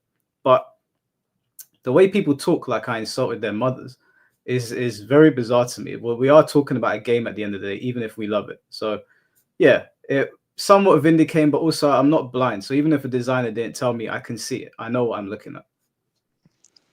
Yeah, no, totally. I kind of feel that it wasn't surprising, but more just sad. And then just one more follow-up question, kind of on the same topic about like disconnect from community and the game itself. Coming from someone who used to, I mean, I don't know if Tom remembers the Combat Pavilion, super old website. I don't even know if it's still up. I remember it. Yeah, really OG, like, before MK versus DC, I've been a fan of Mortal Kombat. And I just remember, and I mean, correct me if I'm wrong, anybody, but growing up, Mortal Kombat was always like, it always wanted to separate itself from Tekken and Street Fighter. And when Marvel 2 was coming out, all these crossover games, CVS 2, like, nobody wanted to play with Mortal Kombat. There were no crossovers. I'm just wondering, like, if you guys noticed, like, what changed? And, like, now it's just movie characters everywhere. Ronda Rousey, Megan Fox. It's just... That's just Warner Brothers owns the rights to those characters. So generally, Warner Brothers will choose its guest characters based on projects that, movie-wise, that are coming up. So a lot of times you'll see those guest characters be the ones that are chosen. So I guess my question is, with the movies, is that like something to get people who've never played Mortal Kombat to like get into it, or what is their goal with what am I trying to say? To sell cool guest characters while also promoting an upcoming Warner Brothers movie. Okay, copy. Yeah. So Warner Brothers bought Mortal Kombat just to market their own stuff. That's what it feels like, because the guest characters all have projects coming up. Mm-hmm. All of that. Ghostface has got something coming out. I believe I read Conan's got some sort of reboot going on. Peacemaker had stuff going on at the time. With Jason Voorhees, Jason was just they wanted to do him an MK9. Jason and Freddy, so I think that's how he made his way to MKX, if I remember correctly. Copy. Okay, well, I mean, like I said, it'd be insane to argue points. I don't want to keep time, but just thanks, guys, for having me on and answering those questions. And thanks for having Blood Count on. Honestly, hearing him say those things makes me feel better, knowing I'm not crazy. And hopefully people around the community could speak up, because, it's sad when you see, like, Tom upload a video and he's agreeing with what you think, and then everybody's shitting on him. So I don't know. Hopefully we can all just be nicer and, like, I don't know, man. Like, it's just a game. But, yeah. Anyways, thanks, guys. No, I appreciate it, Kid Thunder. Thank you for jumping on. Okay, do we have, so in order, Spice, are you there? Yeah, I'm here. Can you hear me well? Is that all good? Yeah. What's good, Tom? What's good, Mike? Hey, what's going on, Spice? How you doing? I'm doing good. Yeah, big fan, Tom. I've been a fan since I saw that one video of you at like at a gas station talking about Sub-Zero. I saw that at Locals, and it kind of ingratiated me to your content. You know what's funny? Let me just say this really quick, because I remember Mike will bring that up. People in your chat and mine will bring it up and say, Tom, we loved you for that, all this stuff. The Mortal Kombat community has used videos like that as a way to prove that I'm some crazy maniac who shouldn't be allowed to roam the streets. And the Mortal Kombat community talks about it negatively. Well, Tom, you know the shit you do. You made a gas station video, or, the clone doesn't function properly. And I'm like, I did those videos on purpose to be entertaining. Do you think The Rock knocks on his neighbor's door and says he's going to put the smackdown on them? Like, I did it to be entertaining, and people loved it. And yet it's actually seen as a negative impact on me and not a positive, despite so many people coming on and saying they loved it. No, it was I think an early instance of the post irony type of content that approached the internet later. If people got that earlier, they would, because the best part of that video is the end. You going, love you, thank you, God bless, and then you end the video. But that's besides the point. I came on here from a perspective of someone who's been playing anime for a long time. I started playing a lot of fighting games through just my laptop. I needed something to do. It was Fightcade, or it was Melty Blood. Melty Blood transformed into Guilty Gear. Guilty Gear transformed into Blaze Blue, and I've been sticking around that sphere for a lot of time, right? I had a general hatred for Mortal Kombat coming in from Mortal Kombat like X. I didn't know why I hated the game, but I hated the game. And I never wanted to consider or understand why that was until very recently, when I headed into MK11 to try to understand why, this is the entrance point for me into Mortal Kombat. Bad idea. The game is poop from a butt, but that's besides the point. It's come around to the point where I'm a big Mortal Kombat fan, and Mortal Kombat X was my most played game of the last year. But my question, but I digress. My question is, I think there is a lot of negativity in the community, but I disagree with where it's coming from initially. I think I wanted more of an explanation of why the discussion about characters is so muddled with negativity. Coming from an anime background, every character has, instances of issues. If you play BlazBlue, the whole community discusses certain characters in a negative light, but they can explain why the character is a problem. Why is the conversation around character balance, character depth, or character and like individual traits of characters so muddled with, catchphrases like "please nerf," "broken," and "OP," and that's all that can be really said. Do you have a way to explain that, or because I need expansion on that? I mean, I couldn't tell you why the mindset of Mortal Kombat players is simplified to the point where all they say is broken or nerf or buff or whatever, because I play Sparking Zero, so I've seen the discourse around that, and yeah, there's some people that say just very baseline things, but the Sparking Zero community had a feedback form given to them, and they actually filled it out meaningfully, and there was good changes made to the game. I'm sure you play Sparking Zero, judging by your avatar. Oh yeah. I made a BT3 mod with a friend. Okay, awesome. So we've both been playing Tenkaichi. We've been playing them for years, right? So when Sparking Zero came out, it had a lot of problems, and a lot of the people that have come from the Budokai and the Budokai Tenkaichi games, and even Raging Blast, could see it. And the developers listened to us, and the players actually had meaningful ideas on how to improve the game. And Sparking Zero, the update was quite massive. I think you'd agree. It was quite a good update. I was very happy with it. But in the MK community, it doesn't matter how strong the character is, they'll ask for them to be buffed. I couldn't tell you why. It doesn't matter if the character's been nerfed into the ground, they'll continue screaming nerf. You ask for explanations, they won't give you one. I have not had a meaningful buff and nerf conversation outside of talking to Tom about Sub-Zero or talking to maybe other people about specific characters in private. Online and on YouTube, I don't know why. I couldn't tell you. It feels like it almost feels like they're not really interested in what's good for the character. They just want something that is overwhelming to destroy their opponents with. And I don't want it to sound like that is the mindset of a casual player, because that's what my brother does, right? He doesn't bother looking into anything. He's just like, King needs to be buffed. I'm like, why do they need to buff King? Oh, his power bomb's not strong enough. And I'm just looking at him like, what are you talking about? And that's what the conversations go. So I don't know what the reason is, bro. I would say it's because Mortal Kombat players are at the lowest possible end of the natural selection scale.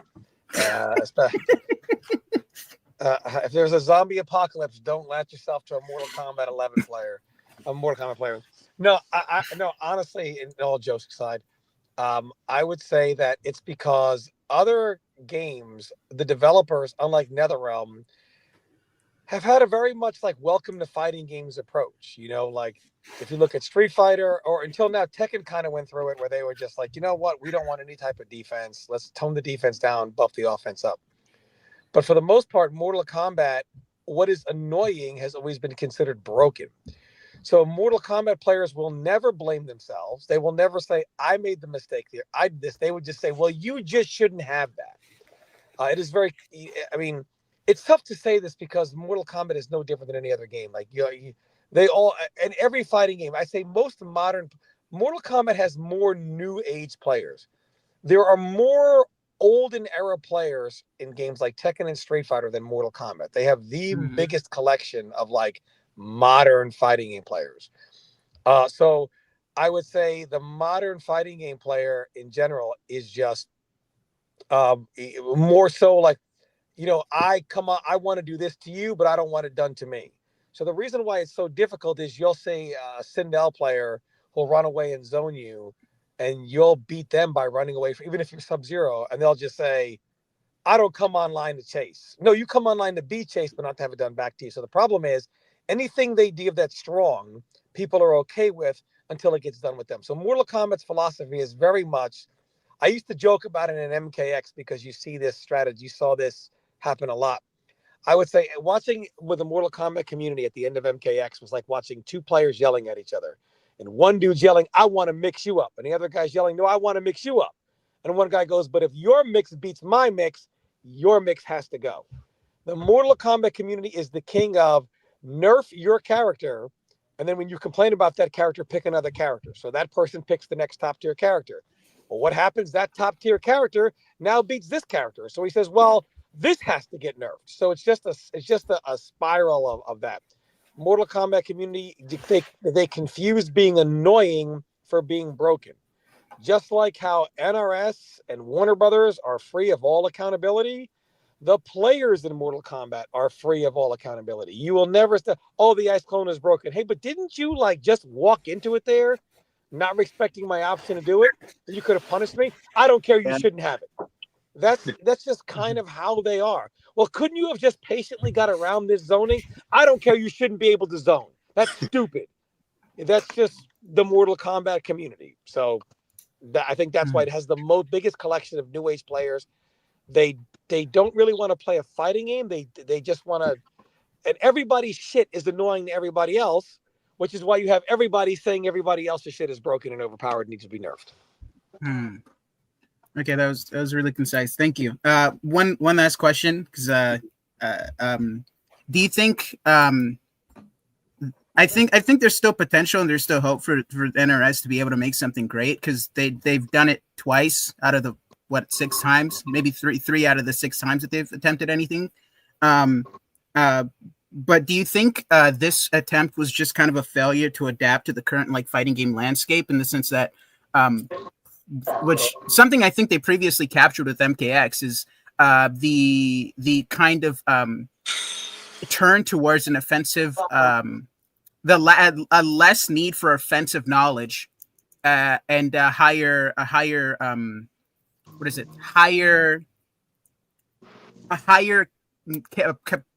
you need a higher level of knowledge defensively to be able to overcome like overwhelming offense. Something that they had in MKX that Street Fighter 6 has, that Tekken 8 has. Is it something that they were missing when they were thinking about what they were going to do next, or do you think they weren't thinking about anything else anybody else was doing at the time? They scrapped all the good ideas and they just kept thinking the next idea was going to be a good one until it wasn't. And that's how we got MK1. Okay. Oh. I wish I wish him well. Okay. Thank you so much for answering my questions. Thank you for having me, Mike. That's all right, bro. Thank you for jumping in. Take care. It. Yeah, thanks for joining, brother. All right, let me. Izzy, I'm gonna switch you out for just a moment, bro, so I can get more people in there. Is that all right? Just so we give more people a chance, so he might not even be here. Yeah, that's cool. All right, cheers. It's not gonna be for long, is it?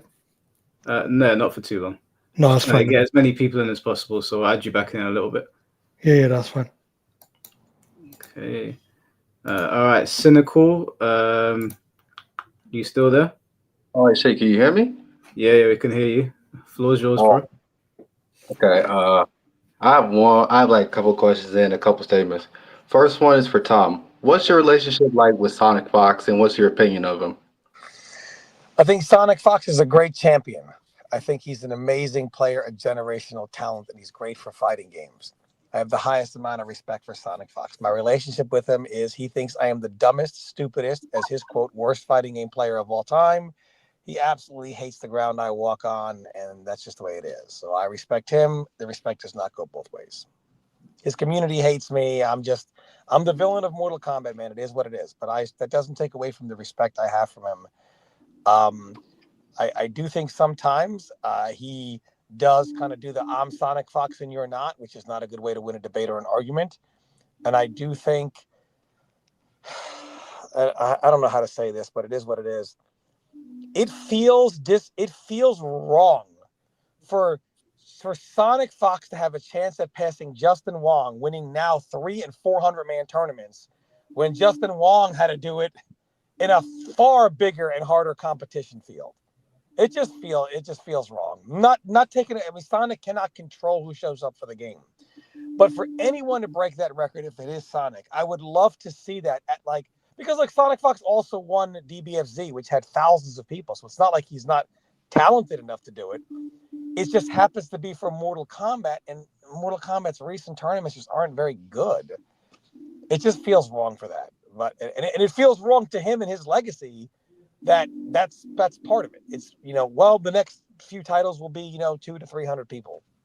I have a tremendous amount of respect for him and his legacy, and just most people don't I'm very blessed to have played in his era and have played him even though he was younger, like late teens, and I think the last time I played him he was early 20s, maybe like 20 years old or whatever. Most people will never understand what it's like to fight Sonic Fox or etc. Really understand how good he is, and he really is one of the greatest of all time, regardless of what anybody thinks about him.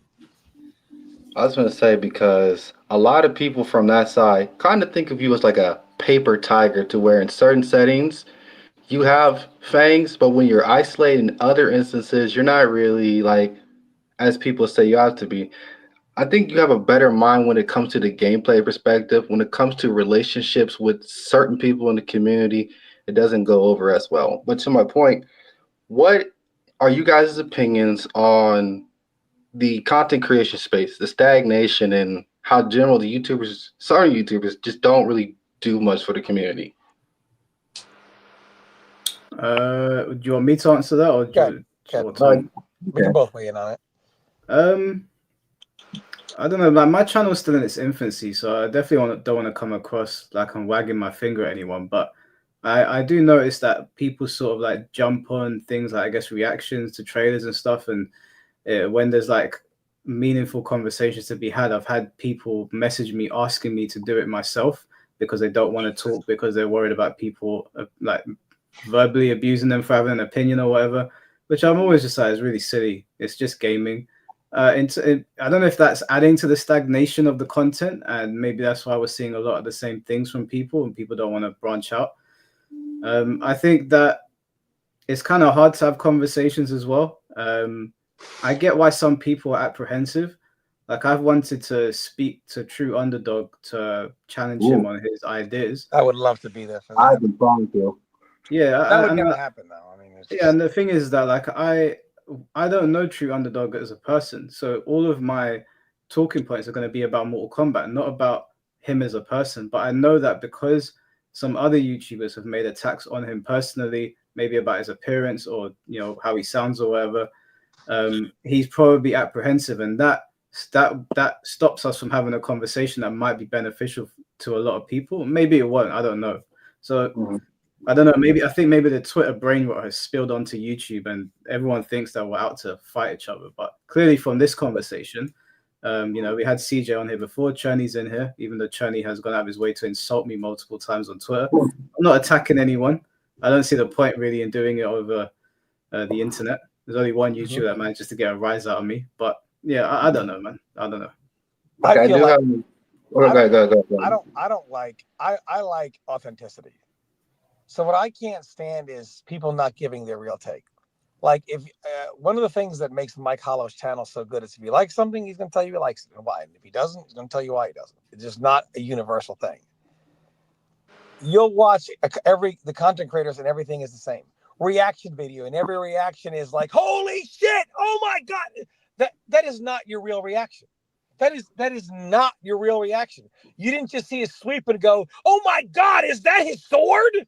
Like, that is literally what content creation has become. And it's like, it's bullshit. I'm talking about the perpetual soy face thumbnail. I'm just talking about just every content video. And right. I don't want to say their names, but we got some MK content creators, and the thumbnail is like them looking like they're screaming at the top of their lungs. And it's like, is that your real reaction? Your hands on your head in shock that Homelander can fly around. Like, are you stupid? Like, can I answer that as well? Like, someone was asking me earlier today, actually, why I don't do reaction videos. And the reason I don't do reaction videos is one of the reasons that some people don't like my channel is that they say you're very boring, Mike. It looks like you're dying inside. So when a video comes out of a game that I really like, I usually just sit there going, "Oh, that looks cool," and I just go about my day. The only time I did a reaction was when Sparking Zero was about to announce GT, and we were about to get Super Saiyan 4, because everyone was saying it's not coming out, it's not coming out. Obviously, everyone that knows me knows I'm basically a Dragon Ball stan. And so I did a reaction to that because, like, legitimately, I was excited to see that. But I can't do reaction videos because I'm not like that. I mean, even in my personal life, when crazy things might happen, I don't have that over the top reaction. So it's not something that I would ever be good at. Okay, I only two had more. that reaction one time, and it's when they in MK11 announced a change to the variation system, and I was like going crazy. And then we found out it was just unlocked. Okay. And it's just so you see my level of excitement. And then when the day before the patch happened, I found out what it was. They're like, Tom, why are you so negative? I was like, did you see my excitement? How am I not supposed to feel like someone just gutted me? Like when this is like they bring you all the way up and drop you all the way down, the NRS special. So my other question, because yesterday I was in a Fate and Tootin debate stream, and I had a question. It's about the art style. Do you believe that people can? Do you believe the problem with the art style is not necessarily based off of some sort of politics, but more or less realism being an inconsistent, unappealing art style? I think with realism, you get that whole uncanny valley sort of thing if you don't get it right. And in Mortal Kombat's case, some of the animations look so weird with the realistic look. Like, it looks very, very odd. Sometimes it looks good. Like, I really like the way the Fatal Blows are animated. For as lame as I think Conan looks, I love his Fatal Blow.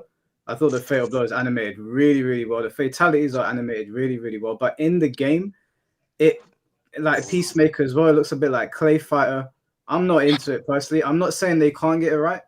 There's obviously an infinite number of ways you can produce games. I'm sure that there is a way to get it right. I just don't feel that MK1 got it right. And I think it's easier to go down the route that MK and MKX did to get better. For Mortal Kombat to try to capture the realism, but yet fail to realize how people actually move and walk is ridiculous.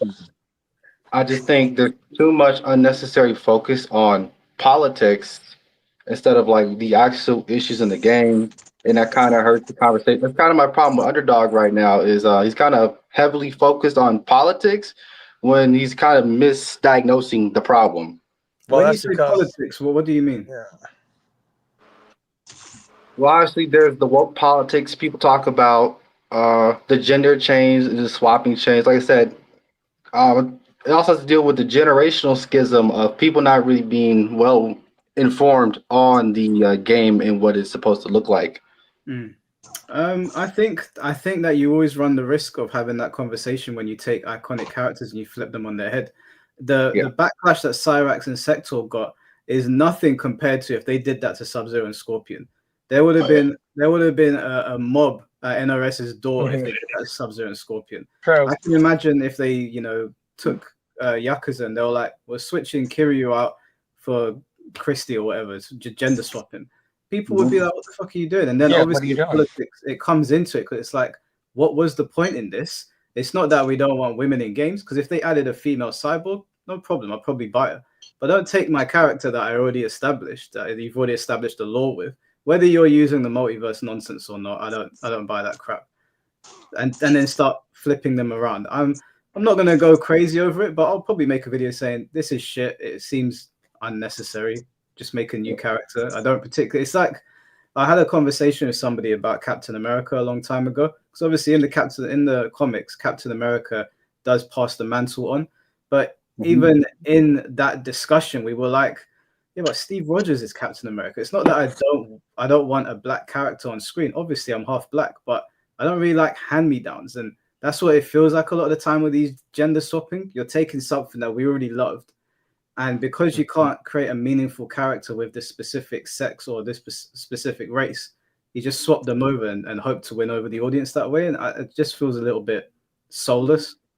Yeah, that is happening in a lot of comics, especially with people having a conversation around Lin Lee Iron Fist.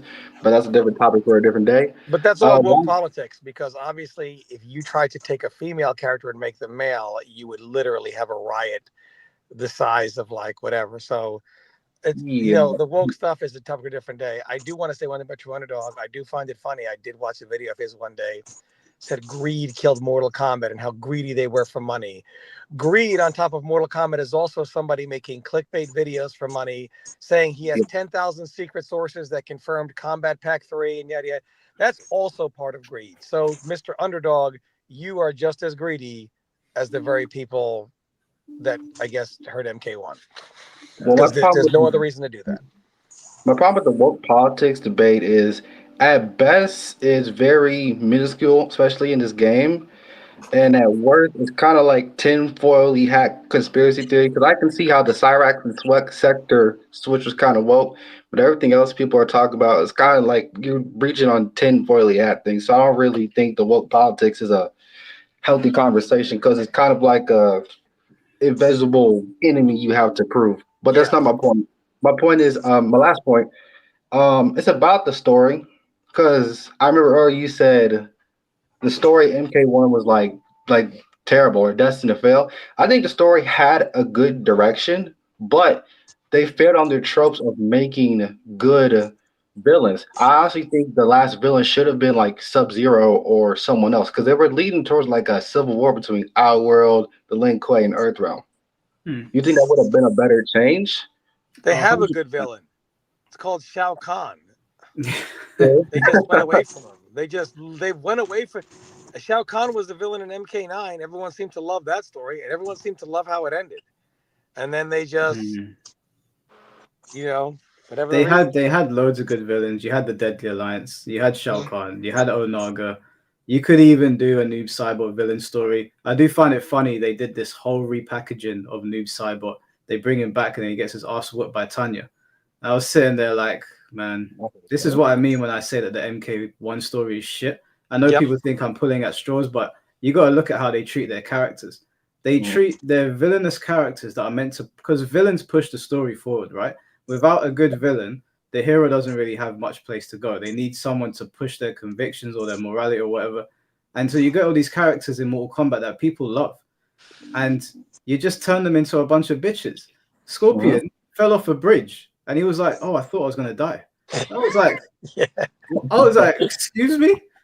So yeah, they've butchered their characters. Anyone that thinks that the Mortal Kombat 1 story was good, I would question like what they think that good narrative is. It was going in a good direction. It had something there. I think the relationship between Kenshi and Johnny Cage was solid. I like the way they redid Reptile, that they humanized him, they made his backstory sympathetic. I even like the whole Tarkat thing. There were good ideas there, and then they just bastardized everything in the last like 30 minutes, and then Chaos Reigns just took a dump all over it. So I won't budge on that. The last thing I want to touch on is what the Clarence guy was probably talking about, but he didn't say in a good way, was he was more or less talking about the increasingly bad practices of NRS in general. And I kind of dated it back to Injustice 2 with the loot boxes, the legendary gear, and the how hard it was to get crystals. I think what he was trying to say is, regardless of how good the games are, over time, it has shown clearly that NRS and WB's practices are going to progressively get worse and be masked by good gameplay. Do you think that trend will continue, or do you think it will end if we vote with our wallets? I get where CJ was coming from. I understand what he was trying to get at. It's just that I don't want to write off anybody because they've had good games before. And if, they, at the end of the day, WB and NRS want to put their hands in our wallets. That's their end goal here, right? And if they like money, they're going to have to listen up and straighten up. Otherwise, if this game fails the way we think it's going to, it's not going to reach the heights that MKX or MK11 did, and they want our money, they're going to have to listen. Blood, he came in here and he spoke about Illuminati meetings and not listening to people. If they continue down that road, then Mortal Kombat is going to continue to be the joke of the fighting game community. Nobody wants it to be that way. Trust me when I tell you, I've spoken to Tom for a long time in private about MK and MK's history, and that we don't want it this way, but it is this way because they made it this way. It is what it is. But I hear. By the way, for anyone that blames Warner Brothers, nobody from Warner Brothers comes down another element and says, you better not listen to these people. You better hold these Illuminati meetings and make people feel like put their head down and move along. So for people who blame Warner Brothers, I promise you that is an Edward John Boone decision. Okay. That's what we're going to talk about, because sometimes I think the community gets distracted with unnecessary politicking and just misdiagnosing the problem. That's why I come to Mike, Lou Streets, guys, shout out Lou, he was in the chat, for better, healthier conversations. But that's it. I appreciate you coming on, bro. Thank you very much. Sure. All right, so we're gonna go to William and then Just Kage and then Chris. I'm gonna try work in order. William, are you still there, bro? Yes, I am. Can y'all hear me? Yeah, we can hear you.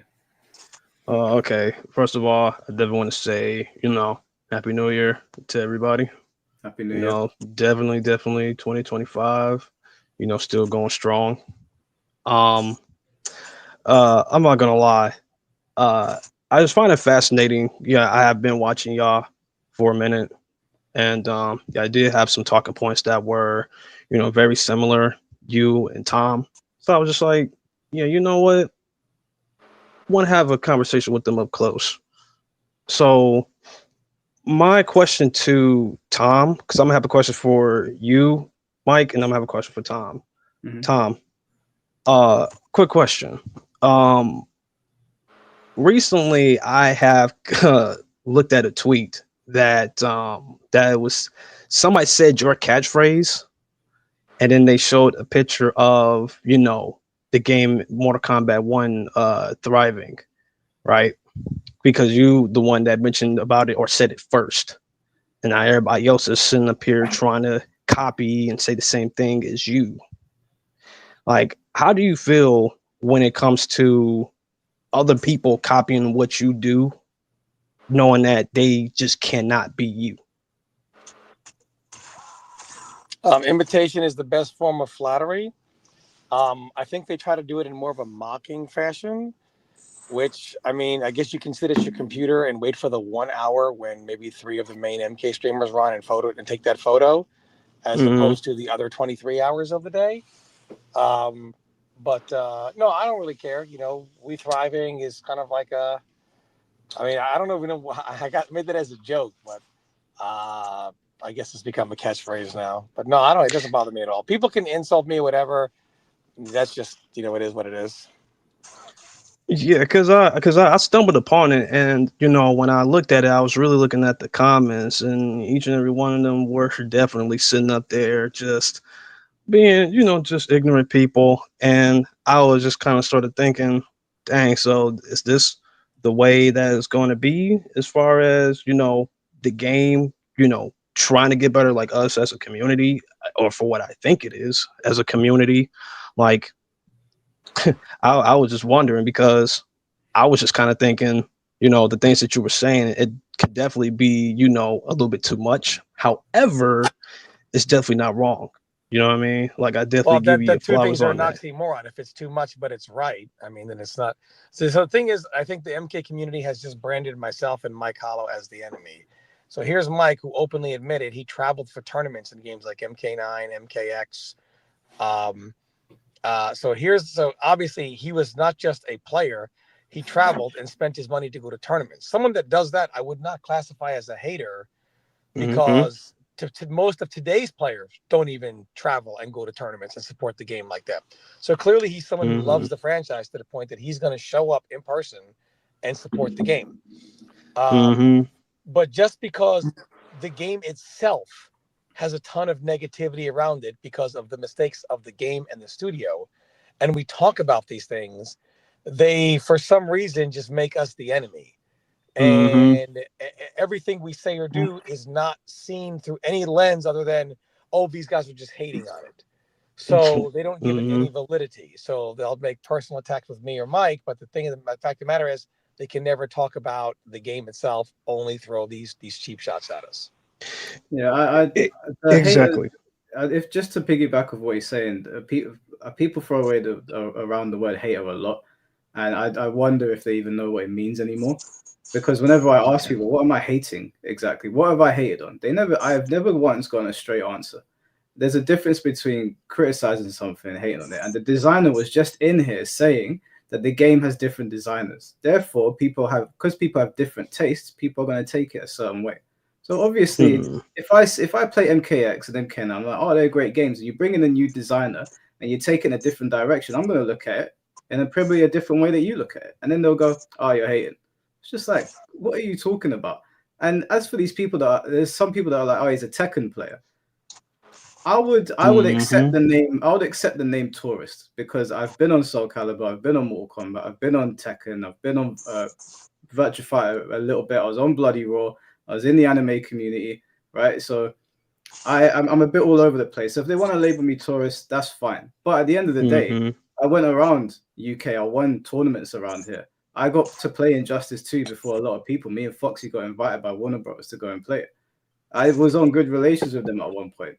I don't have any contact with them now, obviously, but there was I don't hate Mortal Kombat the franchise, but MK1 is its own game, and that's what these people don't understand. MK1 is not every other MK game. So if I play every single MK game up until now, and then MK11, MK1 come out, and I dislike them, now I hate the franchise. And it's just like I don't know if I'm talking to kids or if they're just trying to troll me or something, which is not working because I end up laughing. But you know, it is what it is. And to kind of on your point, there are people that call myself and Mike Hollow, quote unquote, NRS haters.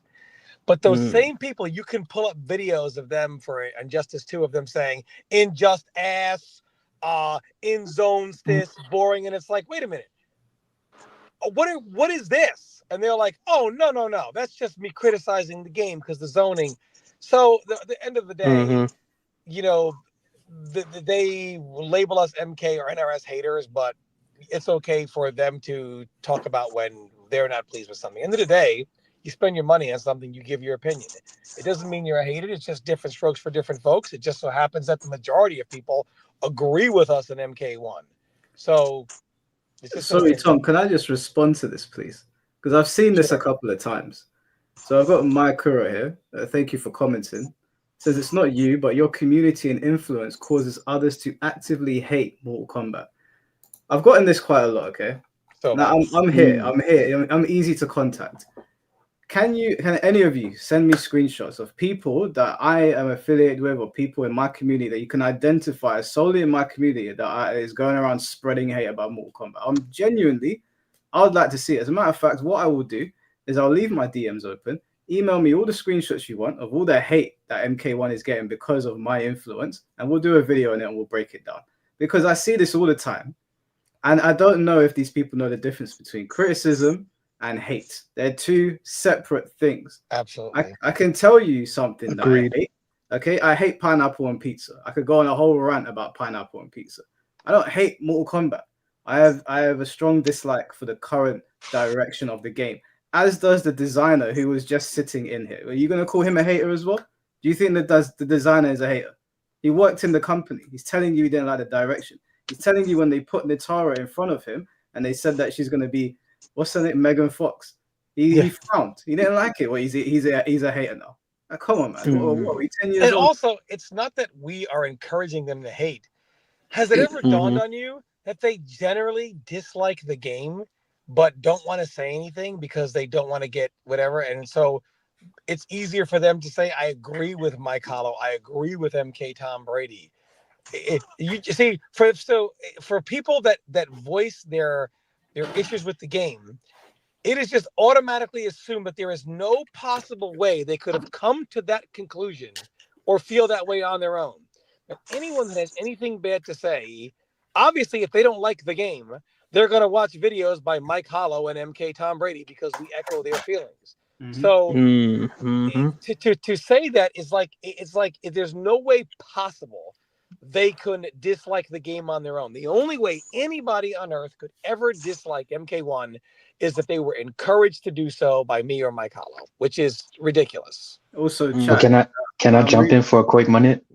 Yeah, just 1 second. This is off topic. I'm reading what you're saying. I don't hate pineapple. Okay, pineapple is my favorite fruit. Okay, I don't like it on pizza. Before people are jumping on my throat already about this. I'm with you. I'm the same way. Pineapple is my favorite fruit, and it doesn't belong on pizza. So I will stand with you on that one. But just to comment on this hate thing, every fighting game gets hate. Guilty Gear Strive, when it came out, their XR people hated Strive, right? So I don't. There's nothing wrong with saying people are hating the game. Every game gets hate. I don't know why this is such a big thing of like, oh, we should stop hate. Every game gets hate. It is what Yep, it is. It just comes with the is what it territory. You're is. gonna have people who like and love it, and people who dislike it and hate it. Yeah. Just before we're gonna Mm-hmm. go to Just Kage now, if Yeah. that's okay. So, But just before you speak, bro, I'm just Alright. gonna read out this super chat from AJ again. Thank you for the 9.99, bro. He said one instance of that could be one of your viewers outright saying we don't take Mortal Kombat seriously in one of your videos. It was a pinned comment. That's not hate though. That's not. That's There's his loads of opinion. games I don't He take doesn't take it seriously. seriously. There's nothing wrong with him Do you know saying what that. other games? Do you know what game I don't take seriously? WWE 2K24. I like Here Comes the Pain. 2K24 Yeah. sucks. I don't take it seriously. I'm not hating on the community. I just don't take it seriously. That's not hate. I'll I don't tell you know, what Mike. hate would look like. That game it's all right. I'm not gonna say it's great, but it's all right. It's not. I come from Here Comes the Pain. Know your role. Shut your mouth. No, all me that too. stuff. No Mercy. Yeah, exactly. Stuff like that. The Yeah, 64 so one, but WCW, that's NWO not Revenge. hate. Like that's not hate, guys. That's not what hate No. looks like. I could show you what hate looks like in the gaming industry. It's ugly. This is not hate. Yeah. It's just people's opinion. Mm-hmm. All right, just Yeah, Kage. So I know absolutely. you've been waiting for a while. Sorry, William. Did you finish your point? Well, I kind of did. I was just gonna add that, like, the amount of time that was, being talked about MK1, because I played all of them, and it did go from, MKX, because I came from MKX, so I understood how fun that game was until now it being MK1, and how it just completely just changed into like something that I just know for a fact no one would even dare try to compete for. And I was just kind of like thinking, well, why is there no other, content creators like really, talking about this, and they're just sitting here with all these, followers and, subscribers and things of that nature, and they're just like, I'm just going to keep quiet about me simply saying, anything, because if I start saying something, then I may get blackballed. Just like how you mentioned, like, all right, you got an invitation to go to play. You said Injustice 2, right? Yeah, I got invited to play Injustice 2. Exactly. So I was just kind of thinking from like, dang, well, if Mike Hollow up here getting invited to play, Injustice 2, and then he's not getting invited anymore just because he spoke the truth, it's just like, well, can you not understand the difference between, criticism versus the hate? Like that's what I was thinking initially whenever, I came across the videos, and whenever I came across y'all doing tweets, it was just like, well, why is that going on? So my point is that knowing that you're in a space where when you sit here and you do talk about Mortal Kombat as a whole, especially talking to, whoever is, sitting up here or making videos about it, why continue? Knowing that you can't really sit here and, convince these people that they are like ever going to listen to the message that you're, giving out. I can answer that question. I'm going to use two examples to prove that, speaking out does help. I'm sure you guys remember when Sonic first got announced, and we all saw that trailer of cracked Sonic, right? He looked like he was on crack. The only reason that Sonic was changed is because everybody that has played Sonic, myself, I'm sure you guys, basically contacted them and said, hey, who's that crackhead? That's not Sonic. And the developers saw that and they said, okay, we better change this because this has been disliked to hell. Another example is Tekken 8 and Sparking Zero. People have been complaining constantly about rage quitters and no punishment. And now look, after all this complaining, now finally we've got some implementation. And maybe they would have put it in at some point, but I don't think it wouldn't have come as quickly as it has if people weren't on their necks constantly about it, going, where is the punishment for this? It's turning us off the game. So I think that you might speak into a void sometimes. I'm not saying that you won't, but just like Makuro here was saying earlier when they were saying that my influence has made people go and spread hate. I don't think that's true, but clearly maybe people are repeating my talking points, which means I've gotten through to some consumers. Now I got lucky and I was given Chaos Reigns. And so I didn't have to pay for it. And I said, okay, cool. I'm going to play it on stream so these guys don't have to pay for it so they can see what it's all about. And I said, if it turns out to be good and the characters are good, go and buy it. But we played it and it wasn't. And there were like about 300-400 people watching, and the stream chat was going crazy. And to me, I was like, I saved these people money. That was what, $50 in the US? That's an insane price. So when it comes to opportunities with gaming companies, I already work 2 jobs. I already have 2 jobs. I'm already like I'm always packed out with work to do anyway. I'm not looking for opportunities from them. If WB or NRS invited me in organically, I would accept the invitation because I love the franchise. I'd like to give my input, but I'm not going to shill for the company. It's not who I am. I will only shill for Yakuza. I've put that on record. Other than that, all other games, I will not. I just won't do it. I'm joking. I won't even do it for Yakuza. But that's just, it's not in me. I'm not interested. If gaming companies reach out to me and they're like, we want you to come on, cool, I'll come on. Even if I've insulted that game to death, I'll come on. But I'm not going to do it for a bag. I'm not going to try to sit in someone's good graces. I don't care if the community doesn't like me for it. It is what it is. It's how I feel. At least they know I'm not lying. I might get things wrong. Of course I'll get things wrong. I'm human, right? Yeah, but I'm not lying to anyone. It's how I feel. And to be honest, that's absolutely valid. No doubt about it. I had the same thoughts myself, having to, deal with the, 9 to 5 and having to deal with the real world. They just want to come on the, in the gaming scene and, have fun playing with friends, family, things of that nature. So yeah, I definitely understand it for sure. Yeah, like it was just like, I just wanted to, kind of pick your brains and see, what do y'all think the next MK game potentially? I don't know if it's gonna be an RPG. Unfortunately, I couldn't sit there and ask Blood Count.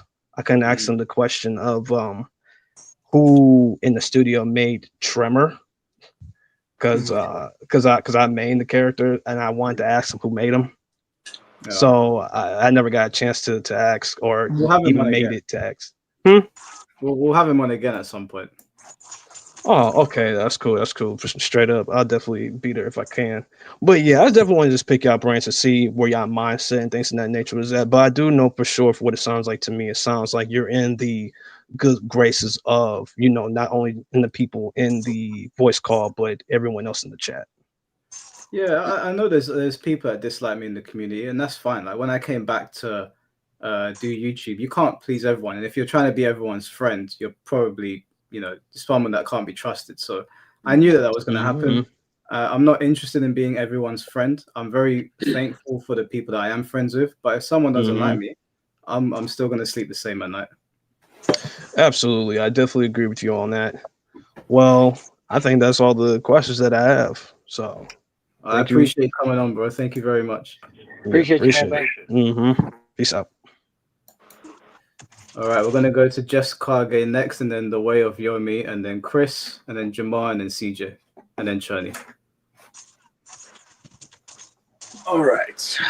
Well, I just so when every time I've watched a couple videos, I always watch your content. I love watching you guys, the conversations. Tom Brady, Mike, Blue Streets, everybody. But there's a specific argument that even playing online, meeting some friends through Mortal Kombat, and Mortal Kombat chill all the way, honestly. But they always say that there's no creativity in this game. And I just have to disagree big time. Because especially when you're like a character loyalist, like especially, and with the cameo system, I feel like it's amazing because I'm able to do so many things with because I play Reiko. So Reiko's able to do so much with every different variation of cameos. I've used Sonya, I've used Darius, I refuse to use Tremor just because it's just my mentality to not use like the best. I've used Janet when she came out. I thought it was awesome. I really only try to set up the puppet. Never really did anything else with the, like, I see Rewind doing some crazy combos, and yeah, I'll take it whenever I'm doing a competitive thing, like playing in online tournaments and stuff. But whenever like, I'm trying to have fun with the game, and that's exactly what happens every time I play. Every time I have a session, I always have fun because of all the creative things I can do. Even going in a combat league, I'm able to just like, that's why they have that system of like, you can switch a cameo. You can switch the cameo, and you know, that way you can play your character, the character you want to play. And I want to, you know, hear a rebuttal of that. Are you want me to take it saying first, that Mike? the game is good? Well, I'm sorry? Gameplay wise? He's just disagreeing with that take. Yeah. I'll start off. So Okay. So let me give you an example. So this is what you're bringing up an example with Reiko, and you're like, oh, I can do all this, that, or the other. And maybe Reiko is a little more complete, but I think what it's limiting is you're basically playing half a character. Some cases you're playing 25% of a character. Maybe Reiko is, some characters are a whole character, some are 75% a character, some are 30% of a character. And people's view on quote unquote creativity will vary based on, you know, whatever, based on that. So, but there are just so many characters in this game where you look at them and they are just so watered down, and the cameo does the vast majority of the work. So if you want to say there's some creativity because the cameo in some instances can do almost all the heavy lifting, that's people's gripes. Yeah, of course, but isn't that the point of the game? The game is surrounded by the cameo system. But where's the freedom where for the first year all Scorpion could do was a single move into a spear spin into a cameo? Where is the creativity? Because I can tell you this, when I'm watching the stream chats, nobody there is saying, wow, this is so creative. They're all booing the shit out of it, watching Scorpion doing the same move over and over and over again into a striker bomb or something like that. Nobody said, oh my God, you see how hype Raiden is doing Storm Cell into Cyrex 100 times a match? Nobody in there, nobody said, this is the most hype shit I've ever seen. Nobody, the characters are still very much pigeonholed into doing only what the cameo. And you may say, I can pick different cameos, but all those cameos are doing is lesser versions of what your main cameo does. Yeah. So you're not deviating from it. You're just doing a worse version of it just to say I'm having fun because I'm doing something different. You're doing the exact same thing. Look, I can say driving is fun. I can either drive a Corvette or I can drive a Ford Pinto, and driving is equally fun. However, I'm still driving, and driving is a lot more fun than the Corvette. So it's not like the same amount of, so you see what I'm saying? That's basically what it is.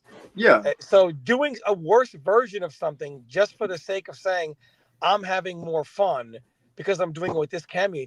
You could say I was having more fun doing Cyrex than Striker Bombs, but you were doing the exact same thing with Striker Bombs as you were with Cyrex. You could say it's two different cameos.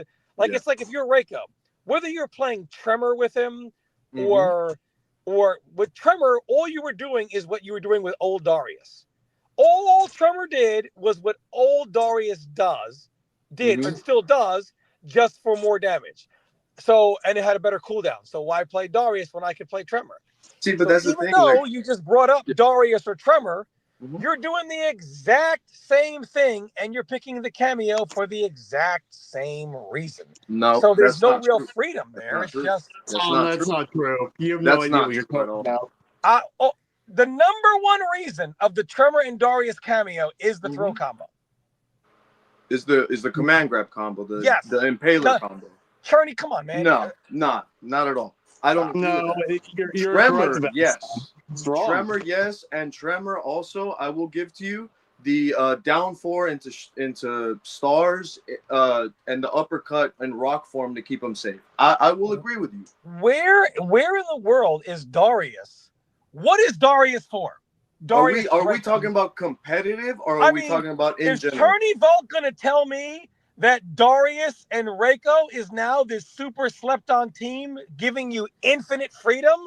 I don't find go that a by highly dubious anything. claim. You see all the mix-ups that you can get with Darius in the what's the assist that's not ambush? In the ambush after a knockdown, you're telling me that you don't have more options with Darius than you do with Tremor? That does not complement Reiko. How does it not complement Reiko? Because of the You can do cooldown his that Darius tactical has. take. Now Look. let me finish. You can do his tactical takedown into plus frames into forward one. That is What is guaranteed. the best You ability? have to block. What is the best ability in the game that a cameo can give you? What do you mean? The best ability a cameo has in the game is what? The best availability. Darius the ambush doesn't correct? have availability. No. Yes, he does. What do you mean? Either you command grab into You his are losing. kick, You are losing way too much. For it's also a give and take. What you are losing to be able to do the Darius ambush. The Darius ambush is not going to give you anything that's anywhere beneficial compared to using someone like Tremor, just for example. Which So one? Wait, you're which losing way ambush? too Because much. he has two ambushes. Which one? Reiko is not good because he'll knock you down and try to do an overhead or low. Reiko is good. He is. You get that mix-up. It's literally a hard to blockable. Oh my God, it's literally man. a hard to blockable. So what is the okay? Well, let me ask you this: since you just made a case for Darius being the best cameo for Tremor, I did not say he was the best cameo. You just told me. that Darius makes Tremor makes Reiko a godlike I did not mixed say vortex godlike. machine. When did I say godlike? Okay, what is Reiko's best cameo? That I don't know. I'm still trying to figure it out. No, you don't know. You come on here as the Reiko expert and you don't know what his best cameo is. So, okay, again, I'm not talking about What is his best I'm talking cameo? about having fun with the game. Are we talking about tournament play or the game being fun?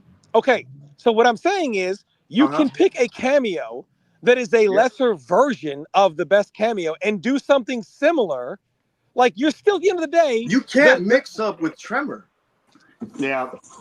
Okay. You can't mix up with Tremor. What Tremor move does it give you that you can mix up with him? Are you telling me that Darius is so powerful with Reiko that it's one of his best? Powerful. I'm saying he's fun. It's fun. Isn't Okay. that the point? Again, That's the okay, point I of my understand this, but at the end of the day, My at the end of the argument day, is this game is at the end of the fun.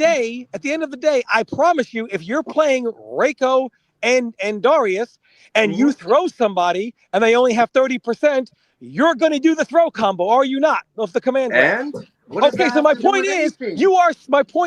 you are primarily doing what you are already doing with Tremor to a lesser extent, and then your caveat is, but it's also it's also a little fun. It's also a little fun for me to mix here and there.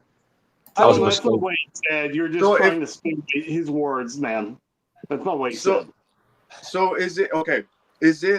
Am I using the grab to win the match? Is that what you're saying? What I'm saying is you're using them for similar reasons. The point. I'm not. The similar reason Reiko is just one thing. It only applies to one move that Reiko has. When I do an actual, like, I get to do so much. Bro, I keep myself safe not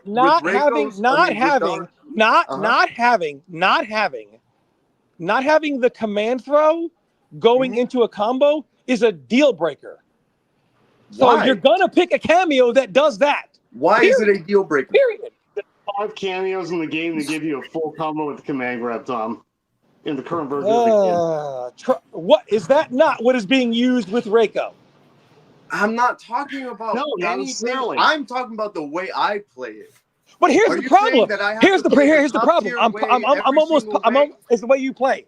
But I can't say this about you because I don't know. Okay, there are then. plenty So of there are plenty of versions of you. It doesn't make your argument. Because here's why: there are plenty of versions of you that are out there in Combat League. I don't know if this is you or not. I've never played you. I play this character for fun and this cameo for fun, and I don't care about winning. until you get lamed out and run away from somebody. And then the first thing you do is try to get one game out of 1,000 and teabag and leave because it's not fun for you to play that way. No, I don't do that. I do not do that. Actually, that's wild for you to even Well, I'm insinuate not that I saying you do do, that. but I'm just saying, I will like, play full sets look, all the time. I understand, but it's subjective. You're telling me that because something is fun for you, it's living proof that the game has so much freedom. But Right. you're discounting. It really does. Hold There on. is so much freedom in this game. That is your opinion. But at the same time, Okay, but then hold when you guys say that, I want you to see we're what I just like, did. I that want just you to see makes what us I look just like did. shills. And it's Hold on, I like, just want if you're gonna I say didn't that call someone you a is shill. Guys, Yeah, don't go ahead. try to not talk over each Yeah, hold other. on. Just before you guys continue, call you a shill. the reason I'm not jumping in right now, straight cannibal, is not because I don't know what to say. I know exactly what to say. Yeah. I'm just not butting into their conversation. Hold on. Let me I'll just show speak how I after. set him up here. Let me just tell you how I set him up here. So he was talking about fun. And even though different point of view from him, I'm wrong. My opinion is different from him. And Choney, literally on a matter of subjectivity, which is fun, said, Tom, you're absolutely wrong. You don't know what you're talking about. And the fact of the matter is, just like how you will say, well, I can play all this stuff and it's so fun for me. It doesn't feel limiting to me. However, for every one of you, there are 10 people who say it does feel limiting to me. And just like you are not wrong for saying, hey, it doesn't feel limiting to me, I'm having fun, the other 9 are not wrong for saying it does feel limiting and it's fun. But you are shutting down my opinion about the limitations and saying I'm right because I'm having fun and you're wrong because you're not. That's While what you discounting are might doing. be doing it to you. So That's you what are you're literally doing. doing exactly what you say everyone else does. And you are doing the exact same thing. Fun is a matter of subjectivity. What you are is annoyed that there are more people that find the game limiting in their opinion than people that find the game freedom in their opinion. And the only person you have to talk to about that is God Almighty for giving people free will. That is where your grievance really is, my friend. No. I agree that it'll be unfun for some people. Just like I agree that No. Not some. All right, go ahead. Not some. It's unfun for a for the majority of It's people. unfun for the majority. Yeah. And not some. Can I jump in right quick, Tom Brady? Sure. Here's the thing about MK1, right? Yeah. The problem is the gameplay, the main game cameos is supposed to be like icing on a cake. The problem is it's a main ingredient, and that's the issue. Let me give a perfect example, right? Where you can say somewhat like a cameo. Marvel vs. Capcom Original 1. Yeah. It has the same thing, but the thing is, if you didn't utilize the assist character in MVC1, the game would still be great. It's still a good game minus the assist. You cannot say that for MK1. But you can still say that the assist was designed to be a main ingredient. So they always get around that point. My only point to him is that, look, it can be fun for you. And I'm not saying that it's not fun. But you are very dismissive of someone else's opinion who says it's not fun. I'm just contradicting your points of Tremor being the only good cameo. Why is it that you have to use a good cameo? Like it doesn't make any sense to me. Because you know what I find fun? In tournament play, I'll give it to you. In tournament play, I'll give it to you. Because what I find fun is different than when you find fun. And if I was playing this game, I would not want a square peg round hole it. I understand you can, in theory, pull a square peg round hole situation in this game and say, hey, I have plenty of fun doing that. And that is your opinion. And that is your opinion. But you cannot then say, well, the reason why you would do something is wrong because I didn't say I was playing. People have different opinions. It seems to me that your grievance ultimately is more people than not find the game limiting. Can I butt in for a little bit? The way you do something. What do you mean when you say that I'm saying the way you do something? What do you mean by that? What I'm saying is what I find the game to be fun is not how you find the game to be fun. Okay. And you are someone that is basically saying you will pick a square peg round hole situation. It doesn't have to be the perfect complement, and you can do that and still find enjoyment. Correct? Isn't that with every game though? Hold on. But I am not one of those people. And I feel like, and Lou Streets has said this. Lou Streets has also multiple said, like, hey, the way I want to play the game isn't really possible with how the cameo is set up. Okay. You know, so I don't Can I? find it enjoyable to me. And most people say that the cameo system feels more limiting. Now, in your opinion, you're having fun with it, and I there's nothing wrong with that, and I'm glad you are having fun with the game. Yeah. But it just seems like you are disagreeing with people who saying they're limiting, and there's no disagreement. So if somebody says I find the game limiting because I don't enjoy pulling the square peg round hole scenario that you do, I don't find that fun. That's the majority of people out there. So I'm not saying you're wrong in that. I'm just saying that the majority of people disagree with you, and that's why the game is seen that way. There is no right Guys, or wrong when it comes to guys, fun. hold on. Let's CJ jump in and say his piece. I'm gonna let I everyone sort of jump in now. I want to let y'all continue. I was gonna say it doesn't matter if somebody enjoys the cameo system. I was gonna I find myself agreeing with Tom here. Damn.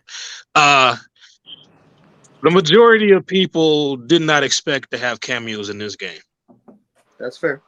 They That's just fair. don't like it. I mean, I they understand you're didn't having fun with the expect to game. have cameos in this game. understand that. And I understand you're having fun with the game, which is fine.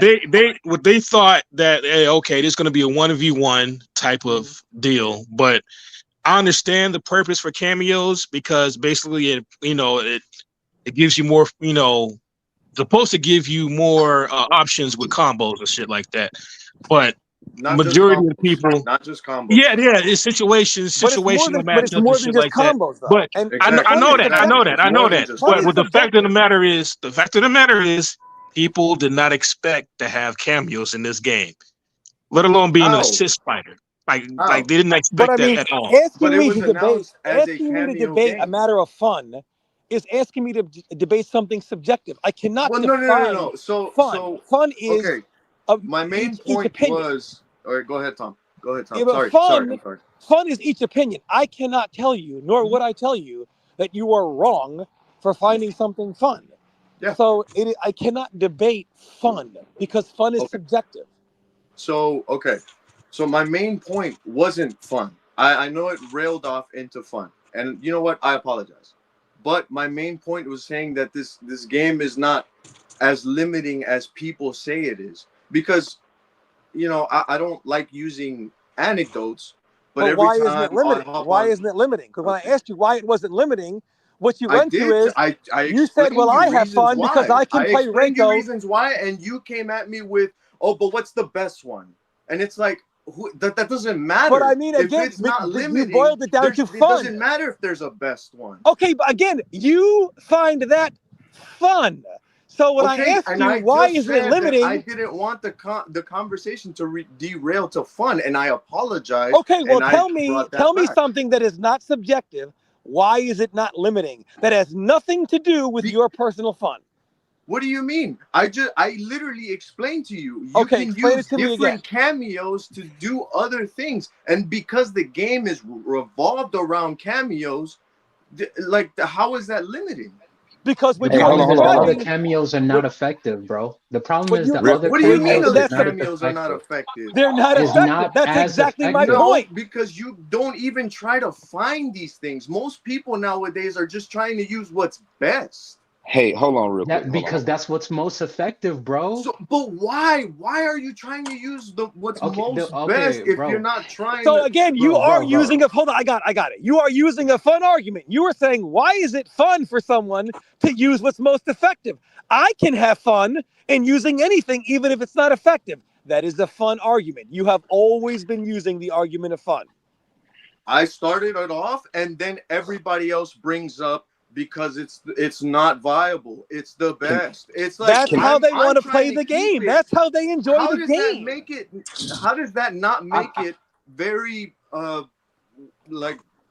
I don't think it's about enjoying the game. Also, Brady, I think it's also about you want to win, and in every game, no matter what it is, there's always a meta created, and meta, the E in meta is effective. You're gonna find and if the in meta every is game stale, what's then most yes. effective. If the meta is stale, if the meta is stale, which it is in MK1, for someone to say, well, why do you have to play meta? Why can't you play the worst possible cameo with your character and just do it for fun? Because if the meta of the game is stale, sure, again, like I said, you can technically say, why can't you play a square peg in a round hole and still have fun? But that's going to be the minority of people. The people winning is fun. So you're telling me people just don't want to have fun? No, you're not. You're not Okay, saying just What look at is Final fun to Combat, you bro. is not what Look is at fun Final to You're not everyone Combat, saying else. bro. Look at Kage. Look at Final Go ahead. Combat. It was literally like two. It was That's a Peacemaker tournament. and If you're talking about tournament, then that's irrelevant to the To conversation. some people, no, tournaments but are you their can go fun. look. Wait, Everybody's bro, you different. can No, wait, but wait, we're not wait. talking You about can go. fun. You We're can talking look at about wait, how wait, the wait, game wait, is wait, wait, wait. creative. Kage. But You you can go are look at telling me about fun. other games. You I can go look told at you other I'm games. done talking Mike, do you about understand what fun. I'm saying here? What he's making is a fun argument. He's saying I'm why. not making a fun argument anymore. I'm saying It's the going game in is circles now. It's creative. going in circles. You guys just hold on, keep hold on, hold saying on, that guys. one is Guys, better wait, than hold the on. other. Let's park this for a second because we are going in circles. If you want my take on this, this sounds very subjective. It doesn't really sound like something that you can really debate.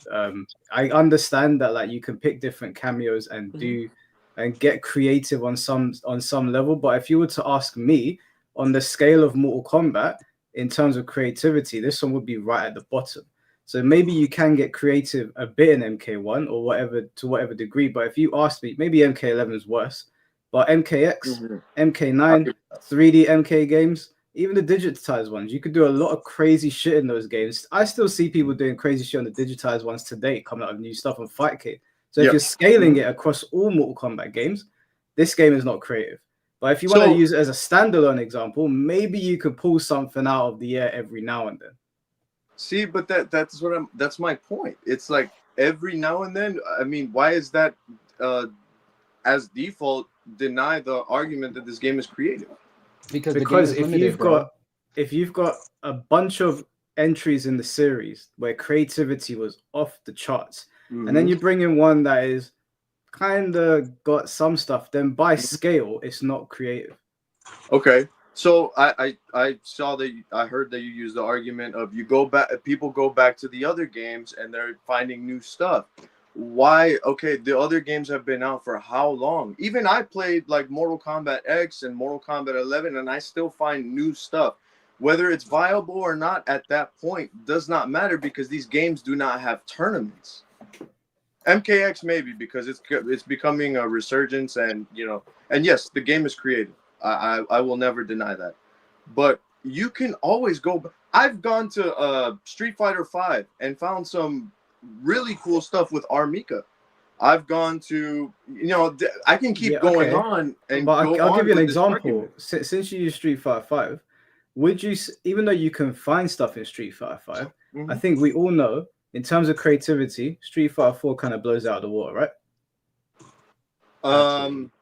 Yeah, I'd say so. Yeah. Would you say Third Strike probably does the same? Third Strike. I'm not too familiar. I can't answer that one. Okay. Well, my point is that you have these games in the series. You've got all these Street Fighter games, all these Tekken games, all of these Mortal Kombat games. Yeah. If you scale them by other games in the franchise, then you get an understanding of why maybe Tom is not accepting the creativity argument. Because you can put MK1 against a myriad of Mortal Kombat games, even Shaolin Monks, and I would say most of them are more. You have more room to be creative than MK1. And maybe Blood Count's in here. Blood Count was a designer on the game. Maybe he can speak to this a little bit because it feels to me like the developers since MK11 and with MK1 that they try to scale things back. I mean, earlier he said that the sentiment in the office was that MKX was just too crazy. So I don't know if you can add to that, Blood Count. Oh, can you hear me? Yeah, we can hear you. Okay. Yeah, so like when things were being decided in the back about like what the mechanics would be for MK1, yeah, I personally wasn't expecting it to be an assist fighter with something called cameos. Once it started being fleshed out, with a working prototype and, kind of getting the rundown of how it's supposed to work, I still designed my characters to be complete characters as if they didn't need cameos. And then Are you able to say what characters they were that you worked on? Well, Natara and I've heard. I was here whenever they were having that conversation. It was Natara, Reiko, Baraka, General Thank you. Shao. By the way. And Blood Count also answer this man's dreams. Who designed Tremor and MKX? I wasn't there for John Edwards. I knew it. John Edwards, man, we love him. Yeah. Damn. Yeah, and so then I'm still trying to remember because again I haven't been there for 2 years. Oh man. But I went through all the crunch cycles and everything. And I just remember that being told like, oh yeah, the cameos are supposed to like provide the assist opportunity to extend your combo or to protect you from a projectile if that character doesn't have a projectile parry or just a standard teleport to get the hell out of the way. So there was also kind of discussions of like, oh, when you're designing this new character, make sure you have the opportunity for the player to like use the cameo to actually do that for the character. And I was always like, well, I'm going to design the character like Reiko, how I want him to be designed and how he's going to play with his pressure and command grabs and combos and all that stuff. And then the cameo can just come in and like assist on keeping that extension going or yeah, maybe he puts an armor buff on him. So just in case if this guy breaks away, I can armor through a projectile and continue my pressure or do that low, takedown grab, the Krav Maga double leg takedown. So, but again, I was caught off by surprise that there was actually this cameo system because I actually did the character assist modifiers in Injustice 2, but those were just like projectiles that came off the screen. And then the idea for MK11 was like, oh, well, what happens if like you could actually call in Sub-Zero and he can do a quick move and then exit out? And I forget what that mode was called or whatever, but that's where this system kind of I guess got more life was because of that. So yeah, again, I was one of the designers that was like, I'm going to design the characters as a complete character because we also had discussions too where it was just like, oh yeah, MK11 kind of felt like they weren't complete, where you had to like actually pick and choose your gear pieces to activate that special or to switch out this special. And we did see some of those comments of like, we just want a more complete fighter. And so that's what I thought we were going to do in MK1. And then when we started hearing about the cameos, it's like, well, then that kind of doesn't make it a complete fighter because there's 16 cameos. So your character could technically have 16 different variations. It's like, well, that's not really a complete character then. We're kind of going back to variations again, but in the form of a cameo. Now, again, at the end of the day, Paulo can go in there and, change a bunch of stuff or, how a move actually works. So then that way the cameo is actually viable for that character. Once he goes into his balance mode where, back then it would shut the door and sleep at the office. Like that's where his magic takes over. And you would come in the morning and you would be like, what happened? And they're like, Paulo did something. And yeah, I actually have a funny story because when I did Scarlet and MK11, there were 2 moves that I cut. Now, I didn't delete the code or anything. I just did a very large bracket comment out. If people know C++, they know what I'm talking about. But so I did that because I was like, these 2 moves, she doesn't need this. She doesn't need the tongue move because she already has 2 high projectiles, the blood ball and the bloodshot. And the purpose of those 2 moves were supposed to replace each other because the blood ball was supposed to be more like a reptile force ball that she could hide behind and use as a spacing tool. Because she also had that blood teleport. And then the bloodshot was supposed to be, the fast moving one that sends the blood back to you to heal you. That was supposed to just be like your straight up high projectile, because she also had that low projectile that trapped your leg. And, so that was kind of her mix up game. But come to find out that they were variations, during the development cycle where both of those moves were activated at the same time. And I was like, well, why does she need 2 high projectiles at the same time? She only needs 1. The purpose of these were to swap each other. And it's just kind of like, oh, it's just what Paulo's tinkering with. And then those 2 moves that I cut were the ones that she stood in place and held the knife in her hand and she took like 5 damage and you took 10 damage. The reason why I cut that move was just because it wasn't really working out. It was supposed to be more like a voodoo thing where if Sub-Zero threw his ice ball, he would actually be put into the ice reaction. I mean, I would still take some damage, but you're the one that gets put into the reaction as a quick like parry counter or whatever.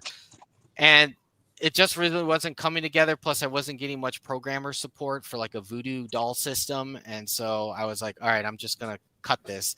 And then the other move was the tongue that you could do close, mid, far, very far, which ended up being a high quote unquote projectile. And I was like, but she already has 2 high projectiles. Why does she need a third? And so I did a comment out. And as we were getting down to ground zero, where you go gold and whatnot, I start getting bugs from QA about these 2 moves. And I'm like, well, no, I checked in some files where it was completely commented out, not activated anymore. And it turns out he reactivated it. And so then I started getting Slack messages of like, hey, you got to get together with so-and-so and get some visual effects for this thing and make sure there's sound effects for it. And I'm like, wait, what? No, I cut that move. And so I was trying to explain, like, this is why I cut the move, because as a designer of Scarlet, like, she doesn't need this move because of XYZ. And it's like, oh, well, we kind of just need it for the gear system. Or I forget what the exact excuse was. And I was just like, well, no, I'm the designer of Scarlet, and I'm cutting these moves because she already has these other moves, and that's not really working towards her playstyle. And furthermore, her standing there holding a knife in her hand just looks stupid. And, you know, I mean, yes, it was supposed to do something better and spectacular, but it just didn't work out. So you cut it. So, yeah, there were those times where you would come in, even if you crunched till 11 o'clock and you came back in at 9 a.m., you're just like, what the fuck? Like, why is this move back in the game? Yeah. Why am I getting Jira bugs for this? So would you say then that creativity in MK11 and MK1 was stifled? A little bit, because you had to. I remember for MK11, because usually you just have like 5 special moves, 4 or 5, maybe 6 special moves, you know, especially for the legacy people.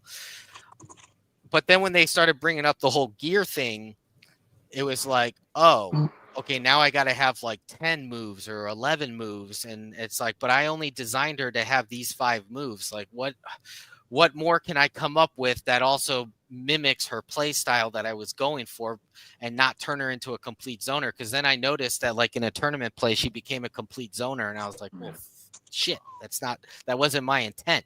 But because of the extra gear system and gear moves, it's like people put pieces together and turned her into a pure zoner, and it's like, shit, well, that's not what I wanted. Or that wasn't my intent. And then for MK1, again, it was kind of like, oh, be mindful for the cameos to help. Like, if your character's missing something, then that 1 or 5 cameos can actually like fill that gap. And I'm like, well, there's a reason why Reiko doesn't have a teleport or a projectile parry, because he's meant to be in your face and he can get under it with the slide attack, or, you know. So because I always try to design a character to have strengths and weaknesses. So if he's a pure zoner, he shouldn't have like good combos that like really. And I made that mistake with Deadshot the first pass through, was that like he actually had some really good combos. So he was also the most annoying zoner that you can think of. And luckily, eventually it got patched out a little bit.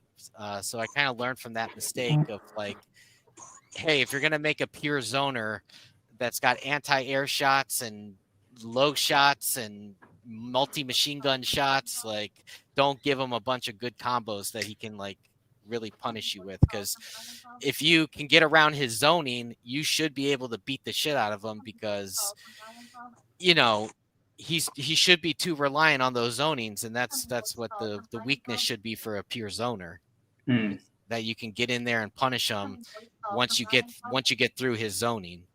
But unfortunately, Deadshot had a lot of good like overhead starters and, you know, low starters.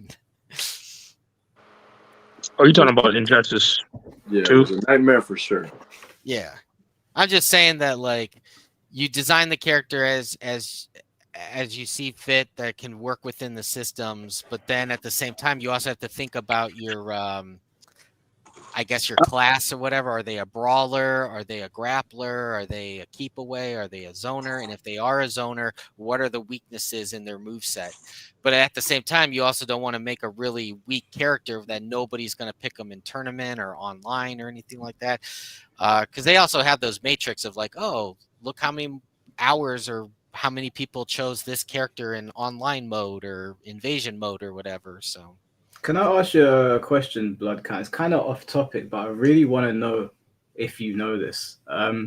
Obviously, the Warrior Shrine came out a year later, and everyone was very upset with it being the Warrior Shrine. When you were working there, was did they think that this was a good idea? Like, what was the sentiment going into this? Because I couldn't believe it when I was watching the combat cast. And I know some people are like, Michael, you're nitpicking, but I really feel like this was one of the weirdest things that they've done. Were you there when this happened and they held it back and didn't tell anyone, making people anticipate a new mode that was not that? From what I remember is there's obviously documentation on it because everything's got to have a design doc and everything. And I guess the monetization designer, or I guess economy designer, was still trying to figure out things with whoever from WB or whoever, and I guess it was kind of also not a main priority in terms of like the scheduling and development cycle. So they just kind of like figured, hey, we'll just push this back for like DLC or whatever. So y'all marching off to the side? Well, I think once they realize like we still don't really know exactly what this thing is going to be, let's just like hold off on it for a little bit, gather our details, and and go from there. Now, I left. Wow. I left before the game shipped, so again, I can't really say what happened during Wow. DLC. Wow. Well, I mean, I don't want anyone to get the wrong impression. It's nothing to do with you. I was just wondering if you had any idea but about it. that happens a lot, where it's like, hey, this feature is not really working, but we want it in the game, so let's just like put it on the back burner and come back to it, when we're fresh. And that's how sometimes you get like stuff in expansion packs, whether that's Destiny 2 or Call of Duty or whatever. So Can I ask you about the crossplay situation as well? Because Mortal Kombat's is considered one of the big three, right? Tekken, Street Fighter, Mortal Kombat, and in this day and age, crossplay for these kind of games is a given. Obviously, MK launched without it. Were you there at the time when they were talking about crossplay? Was there much discussion in the office? I was also the guy that handled the GGPO for MKX, Injustice 2, and MK11. And from what I remember is with the new engine for MK1, they had to like port over a bunch of stuff from GGPO and other stuff that allowed for that type of online connectivity or online features. And I think a lot of things took a lot of tinkering with. And I guess at the end of the day, they decided like, hey, let's just forego this, but still have it being worked on in the background. And then when it's ready, we'll, patch it in or whatever. Because that's kind of what happened with GGPO too, is, there were discussions during MKX where it's just like, hey, the online is ass. And we've got a lot of lag spikes and, all that stuff. So that's when. So was that also the reason why you guys didn't have any lobbies or rooms, or? I think so. Again, like by the time I left, we in design were mostly focusing more on the characters. There are other designers that were part of like invasion mode, and then there was the designers that were pure combat designers that did the characters. And I didn't really get into the politics or the meetings of like Warrior Shrine and the online lobbies and all that stuff. The only thing that I can think of what happened was that because with the new engine and the new technologies, and because the other games were built on a very heavily modified Unreal 3, basically trying to do the same thing in Unreal 4, takes a lot of time and a lot of effort and a lot of tinkering, and it just, it just didn't all come together all at once. It just was like a slow iteration. Can I ask you another question? So you guys were on a time limit Yeah. of putting the game out, basically, Yeah. right? Yeah, all games are like And that. basically, you had to prioritize different areas more than others. Yeah. Hmm. Yeah, so like in game development, it doesn't matter if it's a fighting game studio or a shooter like Call of Duty or Devil May Cry or whatever. You're always going to have milestones, which could be a month long. Some people call them sprints, other people call them milestones, or like the milestone will have multiple sprints inside it. And those sprints could be 3 days, a week, 2 weeks, 3 weeks. And you'll be assigned that, okay, in sprint alpha, you got to have this thing done and working, or, you know, at least working to the point where it doesn't crash the game and create a bunch of bugs. And then for sprint You guys had a lot of bugs, man, and it was hard for me. It was even hard for me to defend y'all. Like, I'm not even going to sit here and lie to you. Like, like from glitches to like matches desyncing, everything, man. Like, you Well, guys had a lot of issues. and I noticed that too when the game finally came out, and I was just like, wow, there are a lot of freaking bugs in this game. And you know, from my working there, COVID did have us lose a lot of QA testers. I know that they also tried to they also outsource. A lot of studios also outsource QA as well, like whether that's in Poland or Canada, they just outsource. And some of those people, like I've told Tom, are just like, they're not hardcore fighting game people. So a lot of That's them. crazy. So you had people that was inexperienced with the game itself. Well, yeah, I mean, you're gonna a QA tester is really the best opportunity to get your foot in the door in the game industry, and whether that's at a fighting game studio or a shooter studio. And they are going to assign you stuff like, hey, you got to play Reiko. The designer checked in this special move. Check it against modifiers. Check it against, using these moves, or having the AI or the CPU opponent do like Sub-Zero's ice ball, so it interrupts that command grab. It interrupts that buff spell or whatever, and see the bugs with it. The particle effects not turning off or whatever like that. And so not everybody is going to be a hardcore, Stephanie Brownback or a Dizzy when he started in QA. Understandable, but I mean, you said, I mean, I could have sworn it was said that there was no patching in that building with the team and everything like that. No, they were always working on patches, and the QA. I was talking about passion for the game. Oh, passion. Sorry. Passion.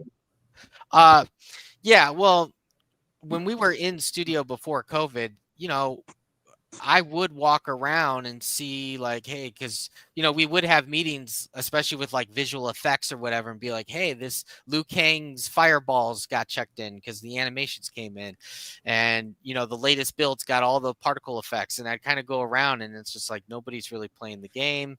And then when it came crunch time, as soon as like 7 o'clock hit, everybody went home except for designers. We were there, and QA. QA was there too, all the way till like midnight and 1 a.m. and 2 a.m. and Saturdays and Sundays. And I just kind of noticed too, when the game shipped and there's kind of that downtime to get ready for DLC, like people weren't having matches in the studio. People weren't saying like, yo, hey, I'm playing your character Reiko. Let's have some matches, because I really want to pick your brain or see what's going on. What am I doing wrong here? There really wasn't none of that. And then during remote COVID, then there really wasn't any of that. And so you didn't check each other's work or nothing like that, or?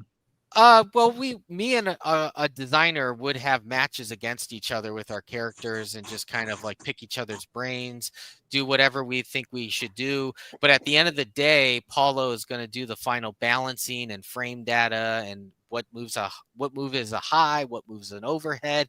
Because sometimes I design a move to be an overhead, and then when he goes to do his balance stuff before the game ships, it's like, oh, now it's a high. And it's kind of like, well, shit, now he kind of lost his overhead starter, which would really complement his command grab or complement his setup with stars or whatever. Can I ask you a question around? I guess you've kind of answered this already, but is it safe to assume there wasn't rigorous testing for the DLC characters, because all of them that launched seem to come with glitches? You know, I know I don't know how many QA testers are in house. I know at its peak during Injustice 2, there was probably, oh man, there was probably about 40 QA testers. But they do a lot of studios do outsource QA to like a place called QLoc in Poland. And then I think WB used to use Montreal as a QA house until they became a development studio. So there are some outsourcing QA that get assigned to stuff, and I guess sometimes things get missed. And again, those outsourcer people are not going to be nuanced hardcore fighting game people that really know the edge cases, that really can pick up Reiko in 2 seconds or 2 minutes or whatever.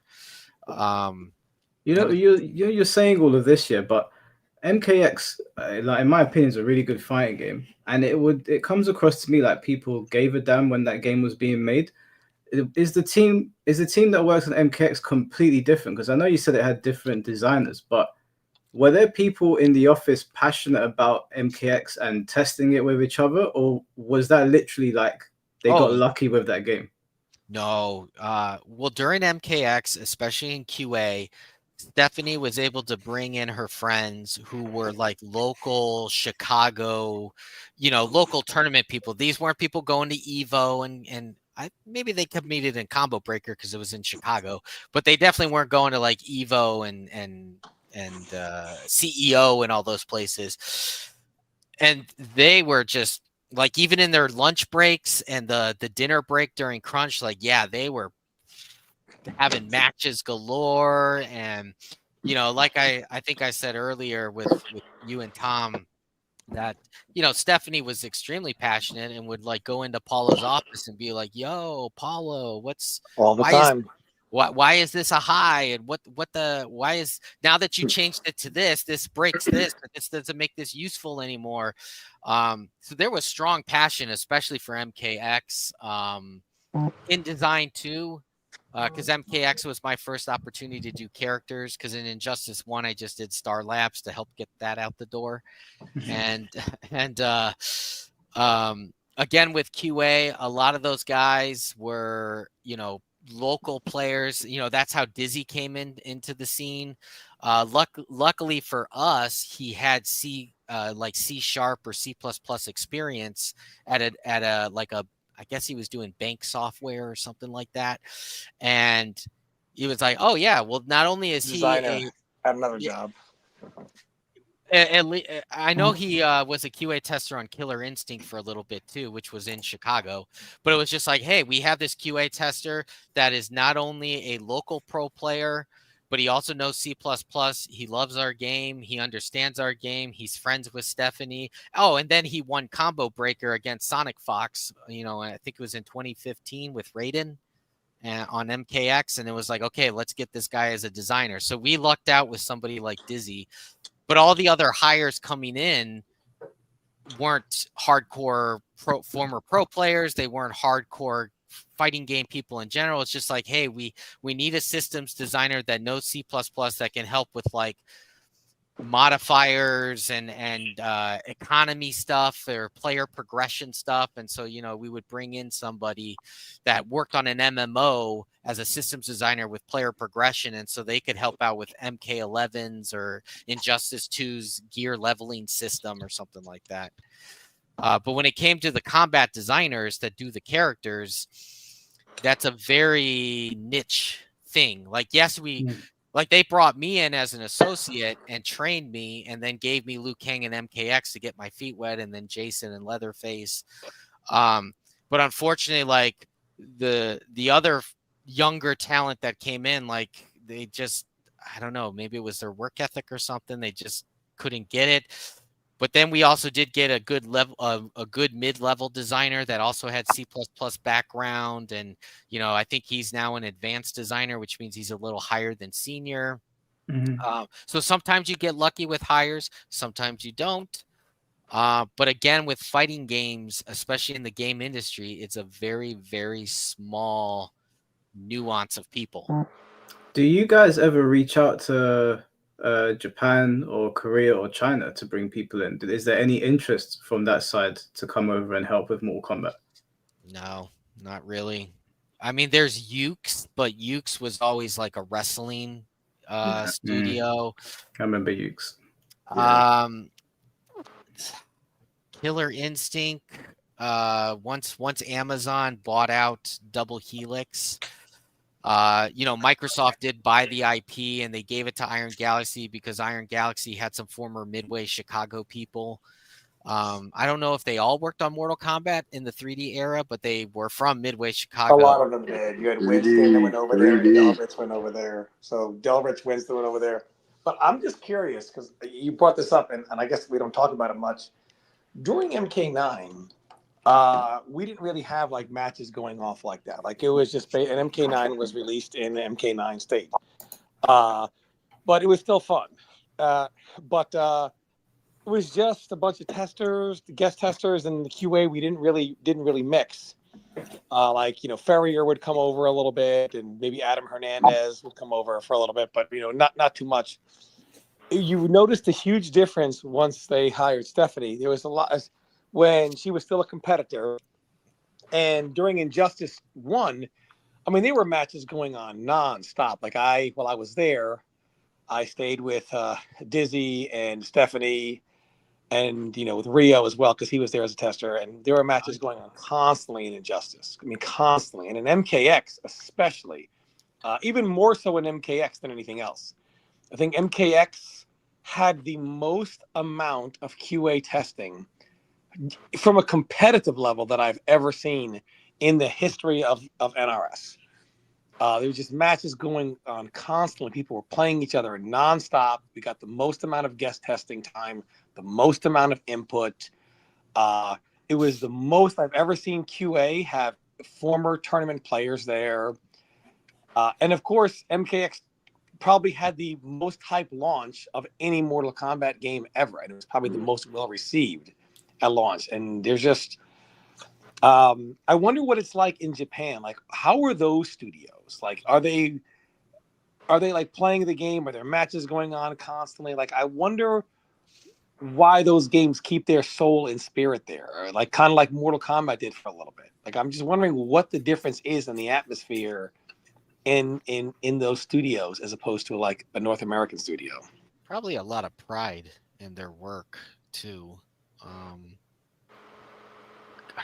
Because with North America, it can be very fickle, and also with like people kind of get bored in their career and be like, oh look, there's an opportunity for me to be a designer at Respawn on Jedi or whatever, and so then they go and leave, and then there's like really nobody to fill that gap.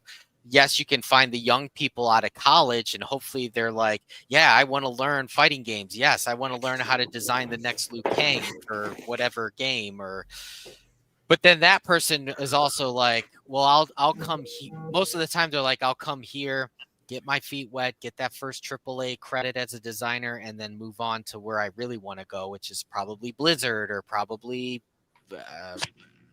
Bungie or whatever. So what do you think killed the passion there? Like, for me, obviously Stephanie was still not an MKX. It was really Stephanie, when I was there, had not decided if she wanted to be a competitor or not in MKX and kind of like hang it up and retire. I know Dizzy for a while competed in early MKX, for CEO, and then Combo Breaker, and then of course we had that set. For some reason, people still bring up that set we had at EVO, which was a very fun set. But I know Dizzy was a competitive player through EVO in that game. It just seems like as the competitive players decided they were just kind of like not even play for fun anymore. We'll just play to test the game and whatever. The soul just kind of got sucked out of there. What was it?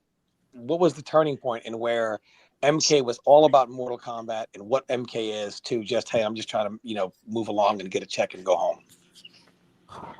I think Probably around MK11, because yeah, MKX was extremely fun. Even though I was crunching my ass off, like I was having fun. It was great to work on it. I think when people started to leave around MK11, especially in QA, that's when it started to go a little bit. And then, there was also some internal politics, especially with like job titles and what you're doing as a lead compared to what you really should be doing as a lead. And and also not getting an opportunity to be like a director or whatever the next thing is on the matrix of the corporate ladder for design. And so a lot of people just kind of moved on. And again, like people here, it's like, yeah, if you have an opportunity in your career at a competitor or whatever, you're gonna, you most likely take that job because it's more money, it's a higher position, you actually will have some say or power. So Can I ask you a question? Oh, never mind. Go ahead. Go ahead. It's just I don't want to forget this because someone's just brought it up. This is kind of off topic to what you're talking about now, but is there ever been any talk in the office whilst you were there about doing a follow-up to Shaolin Monks? I can neither confirm nor deny that. Oh, damn. All right, cool. Rumors.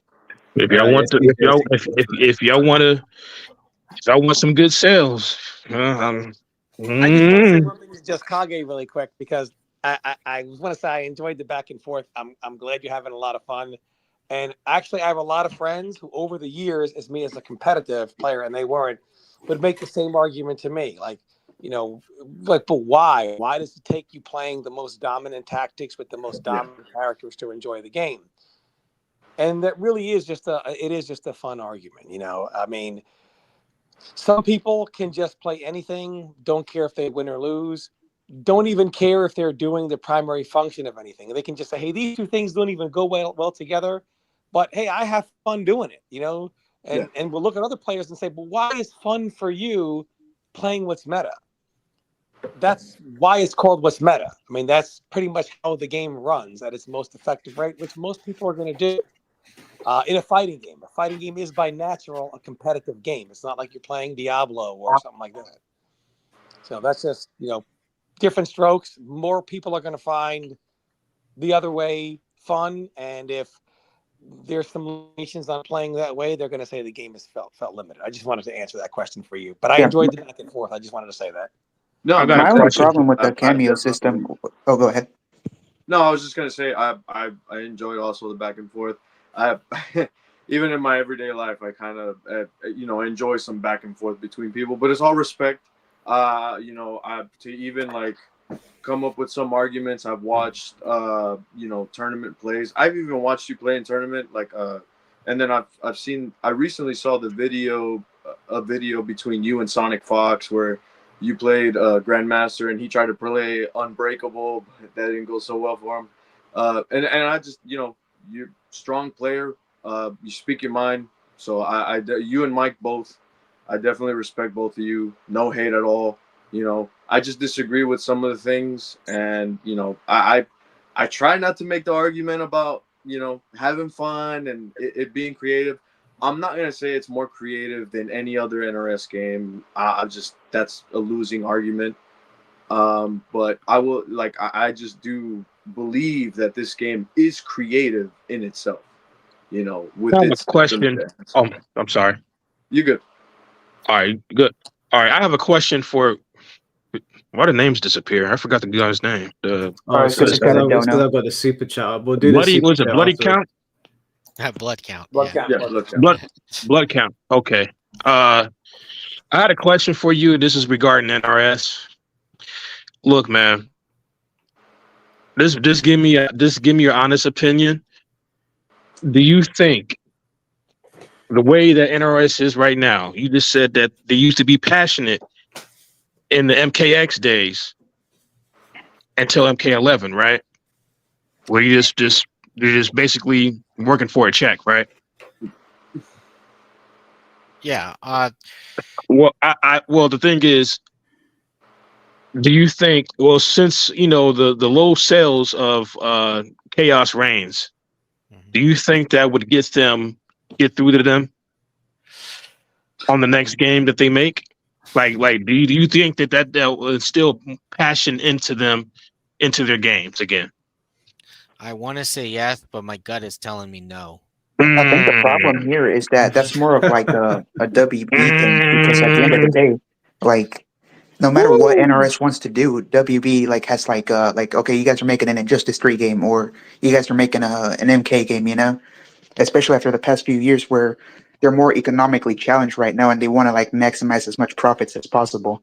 And Well, we've been seeing like there are lesser studios like lose a lot of creative freedom over what game they want to make. I mean, you look at like Rocksteady, supposedly we were supposed to get a Batman Beyond game, but they got told no and they had to make a Suicide Squad game instead. yeah, see, those are stuff I can't speak to. So you said that you're hoping, yes, that it would get through to them, but your gut is telling you no. See, Because to me, it's because of kind of a thing of like, hey, we've built this franchise for 30 years. We kind of know what we're doing. Okay, so we had a bad route with this last game, but we're gonna stick it out. We're gonna stay with this story mode or storyline from Chaos Reigns and make it work. Now, the NRS kind of reminds me of the Pittsburgh Steelers, man. And Pittsburgh, like we. I have a question for you also, it ties into that. So we have the great Cherny Volk here, who has oftentimes made the argument to me privately that he believes an executive from Warner Brothers ordered NetherRealm Studios, you will use the cameo system and you will gender swap characters. He believes that was an executive order and has told me that it cannot be proved otherwise. I don't think the cameo part is true. That? Who said that? Cherny Tom, why you lying about what I said? That's exactly what you said. I have the recording still, Cherny. I have the recording. I still have the recording. Don't make me air it. See, I can believe the gender swap thing, you know, but the cameo system, I think that's an NRS thing. Don't speak over it, Joe. Let blood count. That I don't know with WB. I know there is a team of marketing and analysts and all that stuff from WB that do speak with Ed and whoever else is in his team for that. As for gender swapping, I want to say no, but it's probably, we all know the truth to that, especially with the DEI pushes. As for cameos, I think it was like, hey, we have this idea, it's being prototyped, this is the direction we're going to go, here's the vertical slice with it, and then WB is just like, oh, okay, yeah, we trust you, because that's the one thing too is like WB actually never did step in and say like, you have to have this cameo system. We decided, like, hey, we have this system, it's working, it's a new feature.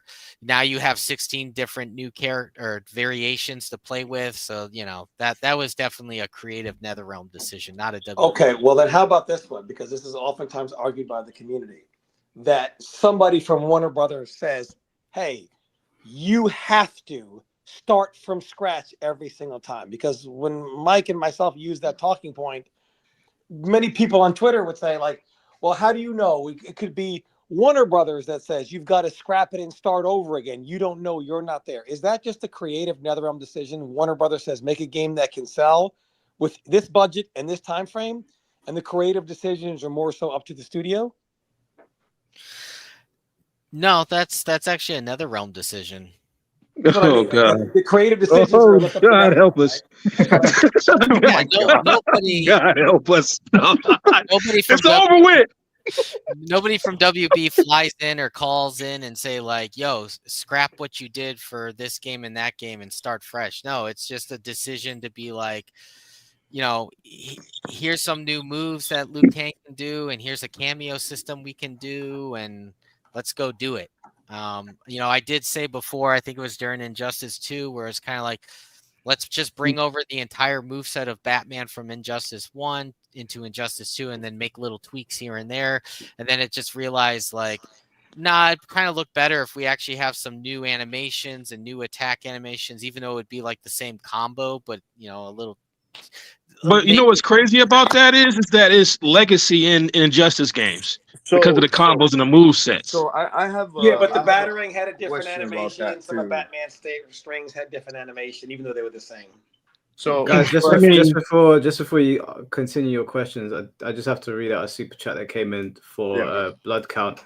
Yeah, go ahead. I've got Baby Maharaja here asking, why did they change Tanya's look and character? I'm sure you've seen all the discourse around Tanya. You know, some of it's not been great. I don't like the way some people have made arguments about it, I'll be real with you, but I guess it is a talking point. What was the decision to take Tanya from what she was in MKX and change her in MK1? I think when the concept art was being made, there was some pieces that came in, and then I guess it was the story director or possibly a cinema director or who else was writing the story. It was like, no, that's not what I was envisioning for Tanya. This is what I was envisioning. Or, again, I'm not part of those Illuminati meetings, so my assumption is that somebody in NRS with that power was just like, no, that's not what we were going for Tanya. We were thinking more this, and then the concept artist would make the changes, and then they'd be like, yes, that's our Tanya. Okay. All right. Yeah. Sorry, guys. Continue with your convo. So what I wanted to ask also, like,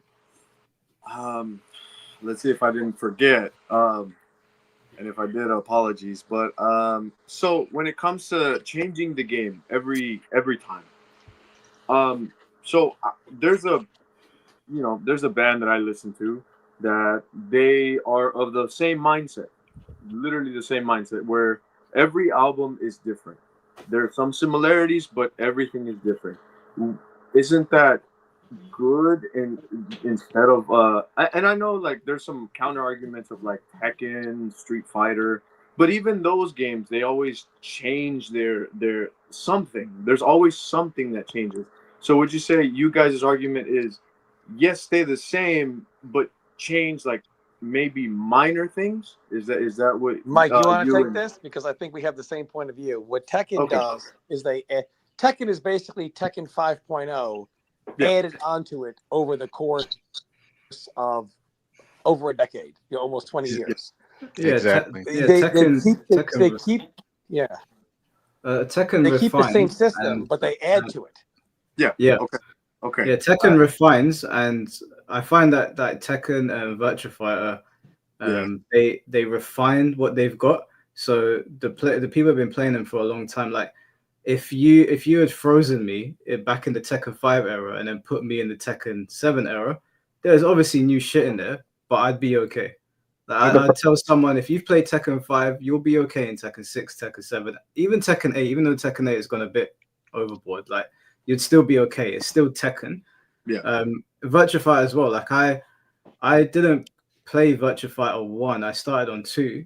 I skipped over 3 and went straight to 4 and then played 5, and it's Virtua Fighter. Like it doesn't change. If I boot up Yakuza and walk around and go to the arcade, I'll play Virtua Fighter. It doesn't change for me. But MK, if I tell someone, oh, if you like going from MK9 to MK1, you'll be okay. That's a lie. You're probably gonna get slaughtered if you go from like 1 to 9 or 9 to 1. Because they keep revamping the wheel. Even from 9 to X or X to 11, it's so aggressively different. Yeah. The problem is that they try to outdo themselves with every release. Like there's got to be like a selling point. It's either the cameos or the combat variations, or there's always something. Instead of like refining what works and making it better. That's all the Illuminati. Yeah. Just before anyone goes on, did Cross or Jamal wants to add to the conversation too? Or Chris, I know you guys have been sitting in here for a while. I did actually, because I wanted to come in from the perspective of someone who is not like a Mortal Kombat player, but tried it, because pretty much everyone here, from what I assume, they've been playing Mortal Kombat for a long time. I'm a 3D fighting game player, and I started playing the first Mortal Kombat game I had played was Mortal Kombat 9. That's because to me it was like a reboot. So I was like, okay, I'm gonna come in and play. And my perspective was I didn't like Mortal Kombat, but I was gonna try it. And I ended up really getting into it. I actually went to Tom. I actually met you at Devastation 2011 in Arizona. Yes. Yep. I played Katana and I got, I think, like top 16. I lost to a fucking smoke player running away from me throwing smoke balls all day. Anyway, whatever. Like Smoke is broken. I loved No, it wasn't Katana broken. and her character design. Because it felt like she could zone and she could You can rush thank down. John Edwards for that one. John Edwards was a big Katana fan. Dude, I didn't even go in thinking I was going to play her. As I was blabbing her, I was like, oh, this is my character. So going on what you said, Tom, when Mortal Kombat 10 came, my favorite button was down one. I love that button. Going into Mortal Kombat 10, when that came out, Katana felt completely different. And at first I was like, well, maybe it's because the variation I'm playing. But then I went to Assassin and I was like, well, this feels different. My character just doesn't, it's like technically Katana, the character artistically is there. Like, yes, whatever in the story or whatever. But mechanically, the reason why I'm here playing this game is gone. So my question is that what is the mechanical identity of Mortal Kombat? Because to That's a me, great as someone question. They on the don't have one. outside, They don't it have no doesn't look identity. right. Yeah. They Yeah, don't have no Yo, Chris, identity. that's what They I've don't have always one. said. The that's what it more felt like to Non-existent. me. Yeah. Because like when I go from like Tekken, like when you said that Tekken 5 example, that was perfect. Because it was like I started playing Tekken with Tekken 6. So and I play with Xiao Yu. And Xiao Yu has a ton of moves, and I have to put in a lot of time. Mike. I know, shut up. Don't shake your fucking head. Like, but anyway, like I had to put in a lot of time and investment into learning this character, and I wasn't even good at the end of it, right? So then when Tag 2 comes out, I feel like, okay, well, good. I get to build on that investment. I'm not good yet, but maybe by the end of Tag 2, I'll be good. But then it's like I put in that same time investment into Katana and MK9, and then in MK10, it's all gone. It feels like, why should I even put in the time investment? Hey, can That's I a great question. can I respond to this real quick? Go ahead. So, evening, how y'all doing? So, yes, similar to you, right? I played every MK game. I got into MK with UMK3 like way back in the day, man. I've always been a sucker for the ninjas. I love the color swap. That was just my thing. MK9, great, love it. MK9 felt like what it really was, which was just a revival of MK from the past, right? I didn't really care too much for the 3D games. The 3D games that I liked were like Soul Calibur. I got into a little bit of Tekken, but for the most part, I stayed on Soul Calibur, a little bit of Virtual Fighter, right? Yeah. Getting into MK9 felt like a revival of MK proper to me. It also still to this day kind of feels like the last time MK wasn't split and didn't have a split community. And what I mean by that is MKX, when they brought in the variation system, you have two different parts of the community that enjoy MKX or hate MKX for different reasons. Mike Hollow loves MKX. I hate MKX. I could not stand getting 50-50 to death. That was just it wasn't for me, right? It just wasn't for me. Nothing against the art style. I just hated getting 50-50 to death, and I don't think that it was very intuitive to have a run button that just basically meant you always have Oki no matter where somebody knocks you on the screen.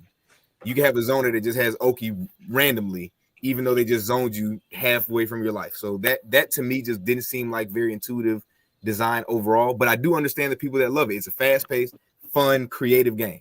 I will not take that away from it. But that did signal to me the start of them splitting their community in two different ways. Are we going to try to make a competitive game, or are we going to try to make a fun game? And it's very hard to do both, right? I think Street Fighter has kind of figured out how to do both in a way that's meaningful but keeps competitive integrity. MK has been trying to do that since MKX. They have been. MK11, their thought process was, let's keep the variation system because everyone loved that, but we also don't want everyone to have super oppressive Oki, so let's give a million wake-up options, and also let's strip away everything and make it about nothing but footsies. And every player in MK11 tries to find every way to exploit that, which is how you end up with flawless block on hit and jumping being super overpowered. Again, you split That's because the that community. game was not made for airborne superiority like Cabal, Jackie, etc. Right. So now you Guys, sorry, just before you continue, someone's playing music. Whoever it is, could you turn it off, please? My apologies. It's probably my controller. I was playing Street Fighter. Okay. So then again, this continues the split of, okay, what do we want out of our game? What does our community want out of our game? And like Tom keeps saying, they keep obtaining new people with each iteration of MK, but they're losing their prior crowd. Most of the people who liked MKX did not like MK11. A lot of the people who liked MK11 don't like MK1. And they don't re-pick up their crowd from MKX to MK1. I have played all of them, and by and large, in my opinion, MK1 is the worst one that I have played personally. My gripes with it, I've already spoken to Cherney about it. My gripes with it are simply that at this point, because I think they've put a lot of work into the game to make it better than what it was on launch. On launch, that game was atrocious. It was horrible. There's nobody that can tell me otherwise. I think they have done better. But my gripe with it today is that it does not, they're still trying to make a game that has its own identity and does something quote unquote different, but you cannot continue to try to break the mold when it comes to standard fighting game things. If you're going to make an assist game, fighting games in general, we all know that offense is going to be stronger than defense. It has to be, in order for someone, for viewing purposes and for playing purposes, offense always has to be stronger than defense. However, that does not mean that defense should be either non-existent or very minimized. What defensive options or rewards are you given from anything in MK1? Your reward for blocking often is to block more. And if you flawless block, it might negate chip. And that's about it.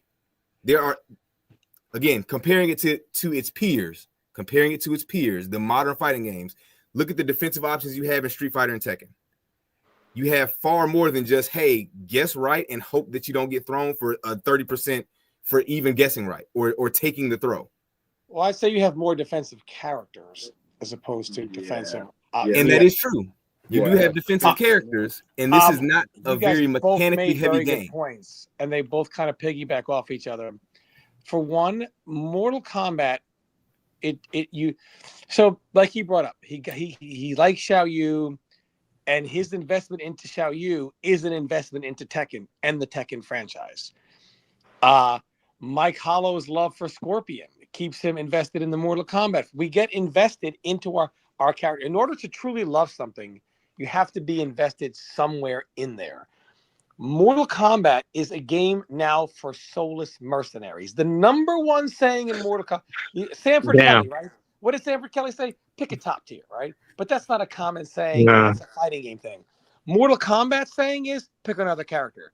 But when you have a revolving door of pick another character, there is no loyalty, there is no attachment to the characters, hence there is no attachment to the game. It is just a matter of, you're just saying that Mortal Kombat has become a game of the only reason to play it is to pick the character, the 1 to 3 characters that are super top tier, and play it for money. If you're playing to get invested in your character, don't bother, because your character is not your character anymore in the next game. And people get into MK9. He says, I love Katana. He gets into MKX. He's like, well, what character is this? People that get into MKX, they say, oh, I love Scorpion. Oh, my God. It's just sick how aggressive he is. Then they play MK11, and they're like, oh, just do forward 3 all day and fake teleport cancel. And then, right? Or you get into like a character in MK11, and you're like, oh, my God, this character's sick. And then you play him in MK1, and you're like, what the fuck am I doing? Like, so that is kind of like the issue there. It doesn't grab you. You don't stay invested into it, and you don't stay invested into the franchise. It's a huge problem. And if you look at it, here's the real proof. MK9 and MKX, you had people who were not just tournament players, but very invested character specialists. And despite having Alien being obnoxious, Melina being obnoxious, except for the pre-patch Tanya debacle, MK9 Cabal is the way he was or whatever, but there was a good variety of characters even in top 8s or grand finals even. MK11 in the era of balance, its final main tournament ended in a Fujin mirror in the era of balance. So these are the last three major Mortal Kombat tournaments were MK11 EVO, Pro Series finale in MK1, EVO MK1. MK11 ended in a mirror of the best 2 characters in the game. MK1 Pro Series ended in a mirror of the best 2 characters in the game. and matter of fact, the Pro Series only basically had the same 2 characters for the entire top 8. And then EVO MK1 ended with the same 2 characters, the best 2 characters in the game. And how do you get that? It's not an indictment on, oh my God, MK1 is broken or whatever. It's, you don't see this in Tekken as much as because even though there are still obnoxiously powerful characters, people are invested in their characters. Knee, when people think of Knee, they don't think, oh, Knee, he just plays any character to win, which he can play them all. But he is known for Brian. You know? Can I ask a question Yeah. off that, Tom? I want to ask Bloodcat a question based on what you're saying. The guys in the office, they understand that people get attached to characters, right? Yes. So can I ask, I don't know if you'll be able to answer this. I know it's a multiverse, but whose idea was it to scrap Hanzo Hasashi and have Kuai Lang become Scorpion? Because that's one of the weirdest things that I think NRS did. I can't make heads or tails of that. That's like throwing Ryu under a bus. Yeah, Mike, before that, I got to head out really quick. We got kids and everything, bedtime and whatnot. No worries, bro. But I'll be listening. Before I'll you stay answer, I'm just gonna say I have to get going, guys. Thank you so much for having me, Mike. It was awesome having this conversation, but I have to get going. No worries, bro. Thank you for jumping on. Take it easy. Take it easy, Tom, and everybody. He's gone. Yeah. Oh yeah, he's gone. All right, bye. About being attached to characters. Yeah, so like Hanzo Hasashi, I know Liu Kang is like sometimes seen as the poster child, but when I was growing up with Mortal Kombat, it always seemed like Scorpion and Sub-Zero were the main guys. They're like the poster children of the franchise. So whose idea was it to get rid of Hanzo? I think that was whoever's in charge of story and was just trying to maybe mix things up because it's multiverse. Dominic. Again, Dominic? as a designer, I'm not part of that department, so I don't know what discussions were happening, what was on the whiteboard, who gave notes on the first version of the script and the second script and the third script. So Can I ask them, what was the reaction in the office when you guys heard that Hanzo Hasashi was no longer Scorpion and it was being given to Sub-Zero and it's repurposing Sub-Zero? we were kind of, I know from my perspective, I was just kind of like, that's an interesting take, but do we need to do that? I know it's a new timeline and I knew it's multiverse, but is it really necessary? Yeah. Are they aware of how, because I don't know, obviously, because I played Scorpion, I've spoken to Scorpion players and I have not heard a single Scorpion player say they were happy with him becoming Kuai Lang. Do they know how people feel about Hanzo being written out of the story? Oh, I'm sure. Yeah.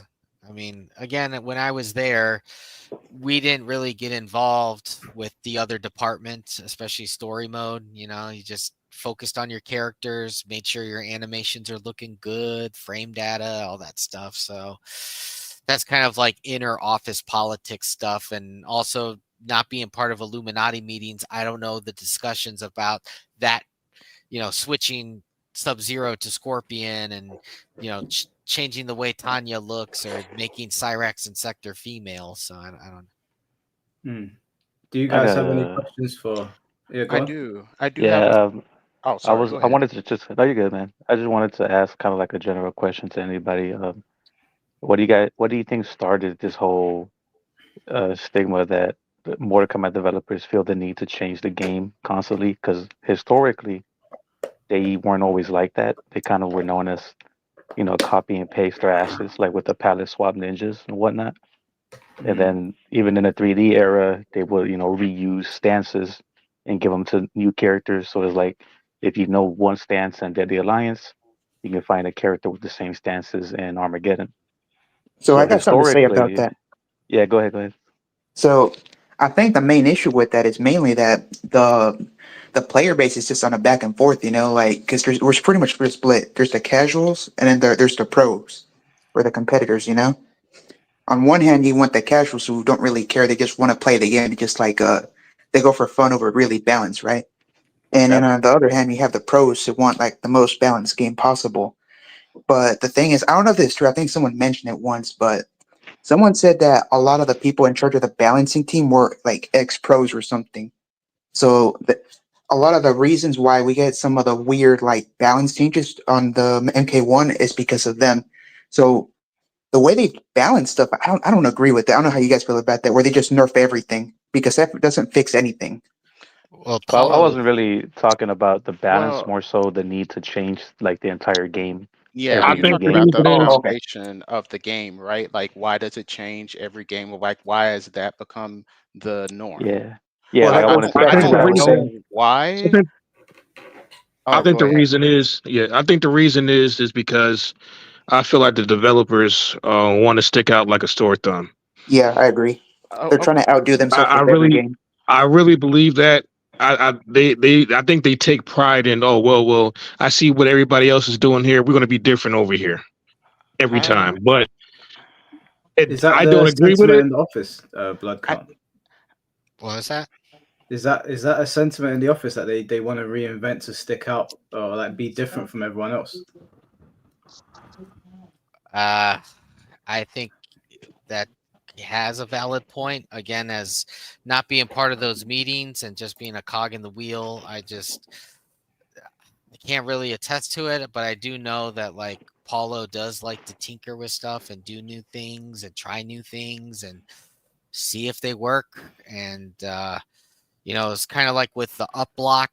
I remember when I was doing my first character for MK1, you get a thing called a shot list, which is for mocap, which has all your combos and special moves, and you put descriptions on how you do the roundhouse kick and what you chamber into after that.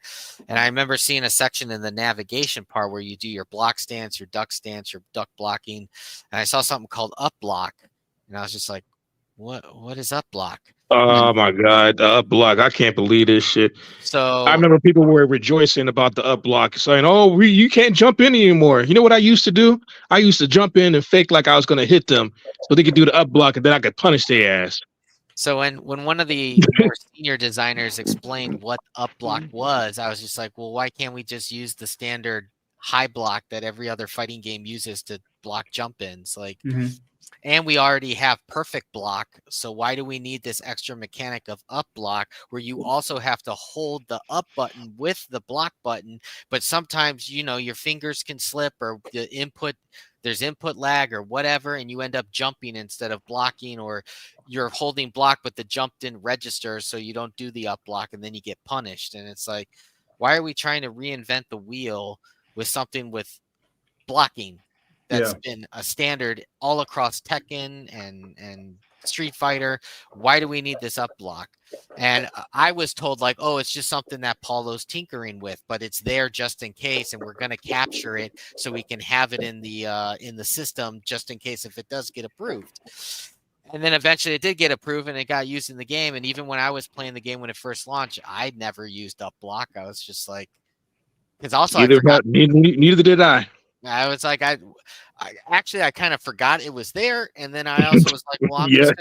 I'm just gonna use the standard block like I do in Street Fighter, and Dragon Ball Z's, and everything. So This is the reason why I feel like the developers need to engage more with the players to find out what we really want as a whole. I mean, you'd think that's what Because, managers for. but they just, I wanted to address Chris's question on why the game may feel different all the time. I think Just before you address this Oh, go question, ahead. bro, I'm just gonna read out this super chat just for blood count to answer. Because you're the designer on Liu Kang, he's asking why you didn't give Liu his parry. What was the idea behind that? I think it was because the cameo system would help provide something like that. Because he had the dragon parry with the nunchucks in MK11, and then he had the parry in MKX where he did the roundhouse kick and then stomped you. I think for MK1, I was just kind of like, he doesn't really need it because he's got that teleport now that does the burst of fire, and then also with the cameos coming down the line, like, oh, you could just pick this cameo and there you now have a projectile parry, or you have a parry in general for Liu Kang. So Okay, and one other super chat before we go back to Cross is thoughts on graphics. Should we go back to MK9/X's more animated look, or do you prefer the more realistic look / movement of MK1? I think we answered this one earlier, didn't we? But thank you, Skylar, for the $10 donation. I don't mind them doing realistic as long as they can do it right, but it seems much harder to do properly. Is it, as a designer, do you prefer doing realistic, like going down the realism route, or do you more prefer like the artsy look with MKX and 9? You know, I think it, like if I'm working on a game that I know is going to be that style, like a 2X KO, then I'm okay with it being, you know, heavy cartoony or archaic, you know, arcade style. But then it's like if you're going to go for beautiful backgrounds and beautiful blossom trees and everything and waterfalls in Unreal 4, then yeah, I would definitely want a more realistic feel to it. So I think it all just comes, for me personally, it comes down to the style that I'm, you know, designing for. Okay. All right, Cross. Yeah, sorry, continue, bro. No, it's okay. The question that he had is like, why is it that every MK game feels the need to change? I feel like it's a variety of reasons, but I think the origin point is the same, and no one's really kind of put a pin on it. And I hope like this is what I'm saying is the case. I think that the question that everyone answered before, when when I asked, is there a mechanical identity to the game, and everyone unanimously said no. I think that's why. Because if you don't like when they're designing the next Tekken game, they know what their mechanical identity is. Like they know, like for the most part, what their foundation is. So Yeah. what they're thinking about is what can we add on top of this game to make it Tekken 7, to make it Tekken 8, to make it Tekken 9? Because they know what Tekken is. They just got to add what makes it 7, 8, or 9. But if the developers don't have that also, like if they agree with you guys as well that there is no mechanical identity, I don't know if that's the truth, but if they believe that Not to there is cut you no off, not to, my bad, but I'm just for Mortal Kombat. I think they already. I think technically, like the gore, like I think the gore is like their main mechanic, if you because it technically is a mechanic. It's something that's in the game. well, that's more It's like their been in the game from, visual but identity. yeah, I guess. But Like I'm talking about I'm like more doing like devil's advocate shit. I'm just chatting I right now. know, I'm not but gonna lie. like let me like finish. Like I was just saying like, you know, if they agree, I don't know that they agree. Like you could be right. Like maybe they do have some mechanical identity that they go by eternally. But if they don't agree, then they don't have a foundation. So that means they have to remake the foundation every time. Does that make any Right. like am I making any sense when I say Yeah. that? Do we No, we Yeah, get you. agree? yeah, Yeah. yeah. Like Yeah. That was So part of my Yeah. blood question too, count, like the blood origin count of it. my question was going to be to you is that did you feel that when you were working there, did you feel like when you were going to start on the next game that there was kind of like a general like because you're a character gameplay designer if I understand correctly, so that means that the characters have to for lack of a better word, submit to the general system of the game, meaning that when you're making that character, that's going to be like they have to play by the rules of the game. So, was there like a general idea of like, hey, you know, we're going to give you Reiko, but you know, this game is kind of like this, you know, and this is the identity of, you know, Mortal Kombat. So make sure that when you're making this character, they at least don't like, let's say if I was thinking about Tekken, characters can't just free walk sidestep very easily and avoid everything. Like, you know, because movement is difficult but rewarding in Tekken, let's say, right? Like, was there something like that, or did it just feel like it was up to you to decide how the character was going to be built and you had like complete freedom or It, whatever? yeah, it's pretty much how I decide how I want Reiko to play. But yes, I do have to keep in mind of the systems that are in place. You know, push block or perfect block or up block or the cameos and what the cameo ambushes can do. But at the end of the day, I'm still designing Reiko the way how I think he should play and how he should feel in his play style. And then the little nuances of the extra little things in meta is, you know, something that Paulo can handle or, you know, rein in or whatever. Because also the thing is like throughout the entire development process, sometimes some mechanics can get cut and some things can come back and other things can just never materialize. And so I always just try to make the complete character that I think he should play. So with Reiko, I wanted him to be a high pressure, in your face UFC style guy. You know, he did some Krav Maga. Gangrel is one of my favorite wrestlers, so I gave him a DDT. I love the Brood. And yeah, me too. And the throwing stars were just kind of like, hey, here's his MK4 move and his parry. I think they changed it when I left. I think it was the EX parry that has him switch positions. And in MK4, he had that teleport that kind of had him do a 360 around you. So that was kind of like a throwback to that too, to where he could like get around you with a parry. I've just got a super chat here that we missed. It's from Hackney Man. Thank you for donating the 199, bro. He said, "Can you ask him why Fatal Blow returns on whiff?" I believe that's once again another Paulo decision on how he wants the fatal blows to work and not like punish the player for trying the move or whatever, because it's supposed to be a comeback mechanic. But me personally, I always like the whole risk reward thing, like with the MKX X-rays or the super moves in Injustice. Like, hey, you've got a full stick of butter, and are you going to cash it out? And if you are cashing out, you better make sure that it hits, because if it doesn't hit, you lose all the sticks, and now you can't EX your moves or meter burn your moves. You can't do the combo breaker that costs 2 bars or anything like that. So I never was a fan of fatal blows, and again, I think that 100% was Apollo decision on how it should actually function. I have a question for you, Count, if you don't mind. Yeah. When you were making someone like Reiko, I just want to know if, obviously, when you ported their specials over, you looked at the past games to see what they're known for, right? Yeah. Like, but were you ever looking at any competitive scenes like an MK4 or like MK Deadly Alliance to see, for example, what Reiko was playing in those games, how he used to play in those games? Or was it completely wipe the slate clean? I'm gonna make Reiko how I want to make him in this game. Yeah, it's like wiping the slate clean. You have creative freedom. Once again, it's a new timeline, so it's a new, it's General Shao now instead of Shao Kahn and Right. Fire God Liu Kang. So, but yeah, there was still kind of that whole like, well, he's still technically a legacy character. So with my design, I'm still going to give him the throwing stars. Flip kick.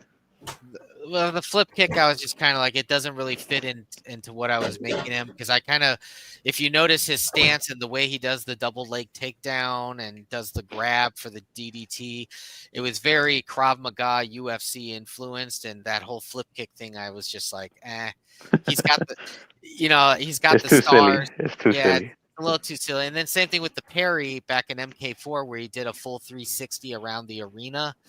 Which also made sense because it was, kind of more of in a 3D space. But for that, I was just like, because we're in the 2D space, let's just have it where if he successfully parries you, he can switch positions with you. And that's a throwback to his old like 360 run around parry teleport or whatever. Right. Yeah, I've always wondered that because these characters haven't been like seen in a game in like years and years. So I wonder what that direction was. I looked at Nitara too, Right. and she had the wings, but she didn't really use them to the full effect back in then, because also the technology was very limited. So I was just like, well, let's just give her the eight directional airborne dashes, because she's got wings, and nobody's really done that in MK before, where you actually have like 8 different air dashes. I didn't really want to give her the hover that like Sindel and Raiden had in the past games, and then kind of fly around like Hawk Girl in Injustice. I kind of just wanted her to like be able to get into the air quickly, do your air dashes, and then attack with the air combos or the air grab of her vampire grab that you could do in the air, or the dive kick that could set up a pop-up, and then once again you can get back into the air. I forget who it was, but somebody made a video of like how to play General Shao, And very recently, I wish I knew the name. I was like, hey, he gets it. Like, yeah, that's how General Shao should be played. And I That forget might what. have been is it video games, Joe? Oh man, I'll have to look it up here on YouTube. But when he was explaining the character and how you can like throw down the axe and then do this and get the axe back, I was like, yeah, that's exactly how General Shao should be played. Mm. All right. Well, what I want to do now, we're going to do like another half an hour, because we've been doing this for almost 7 hours. I'm going to go around and give everyone like enough time to say what they want to say, and then also during that, the stream can send in messages that they want to ask as well. So I'll start with Cherney. No, I'm not going to rush anyone. Was there anything that you want to add to the conversations, like a closing moment? Hey, I guess Tom is gone. Or like, can you hear me? You're cutting up a little bit. Okay, hold on. How about now? Yeah, that's fine.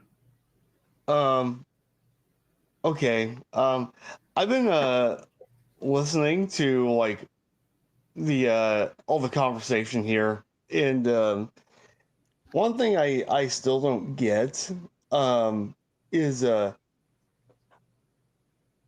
want to go back to the conversation that was being had about like whether the cameo system was limiting or not. And my problem with people who say this is I usually find that people who like they checked out of the game a long time ago and they don't play the game as it currently is. I think the game is the farthest thing from limiting. There's like a philosophical difference, of course, between whether or not you like it if the cameo completes the character or if you want a complete character that has the cameo on top. I think both ways have their merits, but I definitely think MK1 is the latter by design. I think that they intentionally wanted to have these characters that like they have things that they can do and they might even do it really well, but they're deficient enough they need a cameo. Personally, I think the game only works if you do that. But I also disagree with this idea that like the cameo meta in the game is like so rigid that there's only one choice. Like I play Smoke in that game. I pretty much mained him since day one. And Smoke absolutely just like objectively speaking, if you look at like what kind of things in general are good to have in fighting games, Smoke could compete and win a tournament in the right player's hands with pretty much every cameo in the game, except like three, which would be Jax, Farah, and who is the other one? Definitely Jax, Farah, and I guess yeah, it would be like Mataro. Like those are the only three cameos in the game that give him absolutely nothing that's of any value to him. But every other cameo in the game allows him to do everything that he wants to do in different ways. It allows him to have defensive options against certain characters and certain team matchups. Like a lot of people, for example, are constantly complaining right now about how dominant Sector is because Sector cameo has, the MK11 style instantaneous fatal blow that goes full screen. But what a lot of people really don't like is the double homing rocket, right? Because a lot of people, they just fire that off in neutral and use it as a fucking neutral option to get in. But there are options to it. You can pick Kano, you can pick Striker, you can pick Cyrax, and use those ambushes you can call to basically invalidate like their attempt to use the homing missile to get in because it stops them in their tracks. It's little bits of matchup knowledge like that or matchup counterplay that a lot of people just don't do or bother to learn that really is what leads me to be graded a lot by the discourse around the game. But this is more subjective though, because that can be applied to any fighting game. Every fighting game is going to have people that lock in and learn more about the game. But for people that have been playing Mortal Kombat for a long time, like I was saying to Kage earlier, by scale, it's very clear that this and MK11. I mean, you got the designer in here as well saying that MKX, the players were there, they were testing the game, and this one, there's no passion behind it. So I don't really even know why you're arguing at this point. The designers even said it. No, there's no way that can be argued, though. What other... Listen, there's no way that they don't give a shit about this game in terms of working on it.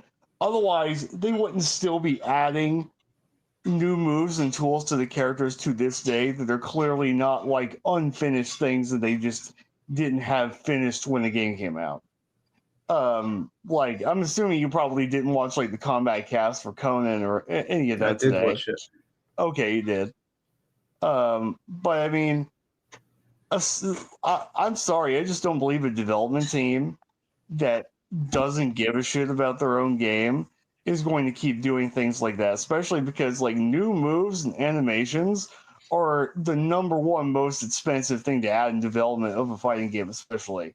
But he never said that nobody there gives a shit. He said that there's a very clear difference between how many people give a shit now versus then. And it's very clear when you look at the games. And it's very clear when you see audience reception.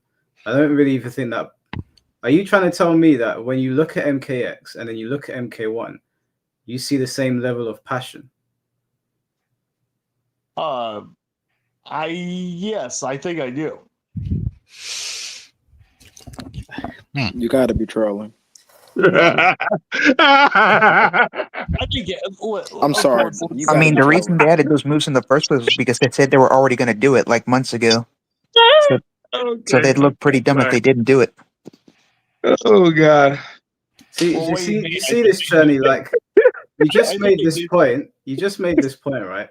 And I haven't sat here and insulted you over it, even though that was a opportune moment to treat you the way you treated me earlier. This is how you have a respectful disagreement with somebody. I'm not really phased by that kind of stuff, but like you're trolling though, right? No, but I think MKX is a garbage game. I think if there was a game that proved, like, people want to talk about that, they think MK has a lot about it that shows that they don't know. I think MKX is the definitive proof they have no idea how to make a fighting game. It was fun, and it was definitely fun to watch, but like, you were never watching, especially MKX, and enjoying it because of the gameplay. You were enjoying it because you liked vicariously living through the shit show that the players put each other through. Okay, let me ask you this though. Isn't fun the most important thing? Well, it depends on what kind of fun it is, but I mean, come on, most of our top players compared to now, like little or no fun, like because it seems like that's the argument they're making. They're having little to no fun. So isn't like more fun better than like little to no fun? the problem is, like in, I suppose this is like a ballsy thing to say, but like, you cannot necessarily trust people when they say whether they find something fun or not, especially if they continue to engage in it. Now, Mike has like stuck to his guns, right? Because he doesn't like the game, so he doesn't play it at all.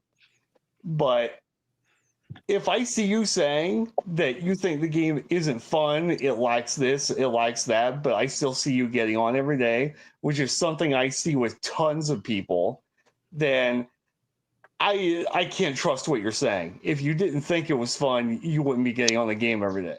Yeah, okay. But you don't see tons of people jumping on because we look at the retention and we can see it's very low. So we know that there's not tons of people jumping on. Charts, which are nothing though. Listen, man, I even stopped playing Mortal Kombat 1 at some point. I'd like to add something real quick. Yeah. So I got to ask you this then.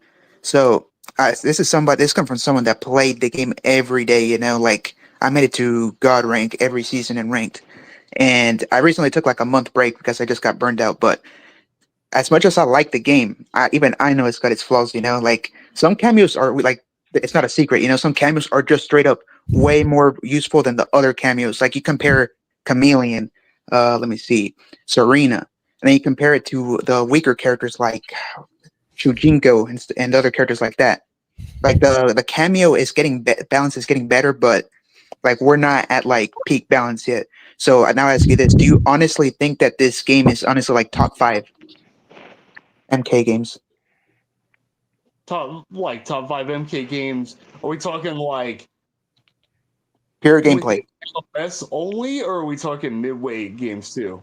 Any game that you've played from like the MK. Yeah, this game would definitely be my top 5. But That's crazy.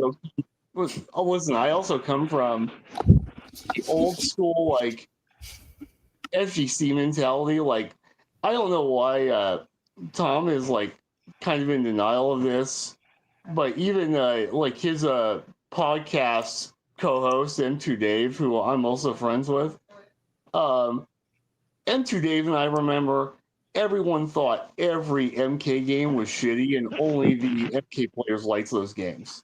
They were always considered to be trash on a competitive level, on a quality of life level. The single player content, especially in the 3D games, was about the only thing that was ever considered noteworthy about those games. At least everywhere I went. I mean, I mainly hunt around in the Tekken. Yeah, no, I And, felt that. I was one of those guys. That was me.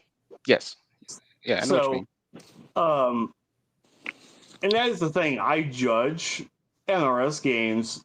Well, I'll say NRS and the midway games both. Like, I judge them by, what games I liked. Aside from that, what games got me into fighting games. And truth be told, like, I kind of ended up in NRS games by accident, because really what motivated me to start playing them was the fact that they were the first to officially enter like the rollback netcode arms race, which is a big deal, right? Because obviously, like, I could only stand to play Tag 2 for not much longer after it came out with the way the online was in that game. Tekken Tag 2, I mean. Sorry, 1 second, Charlie. For the people that are donating super chats, I'm gonna read them out. Don't worry, I haven't missed them. I can see them on the screen. Sorry about that. Continue.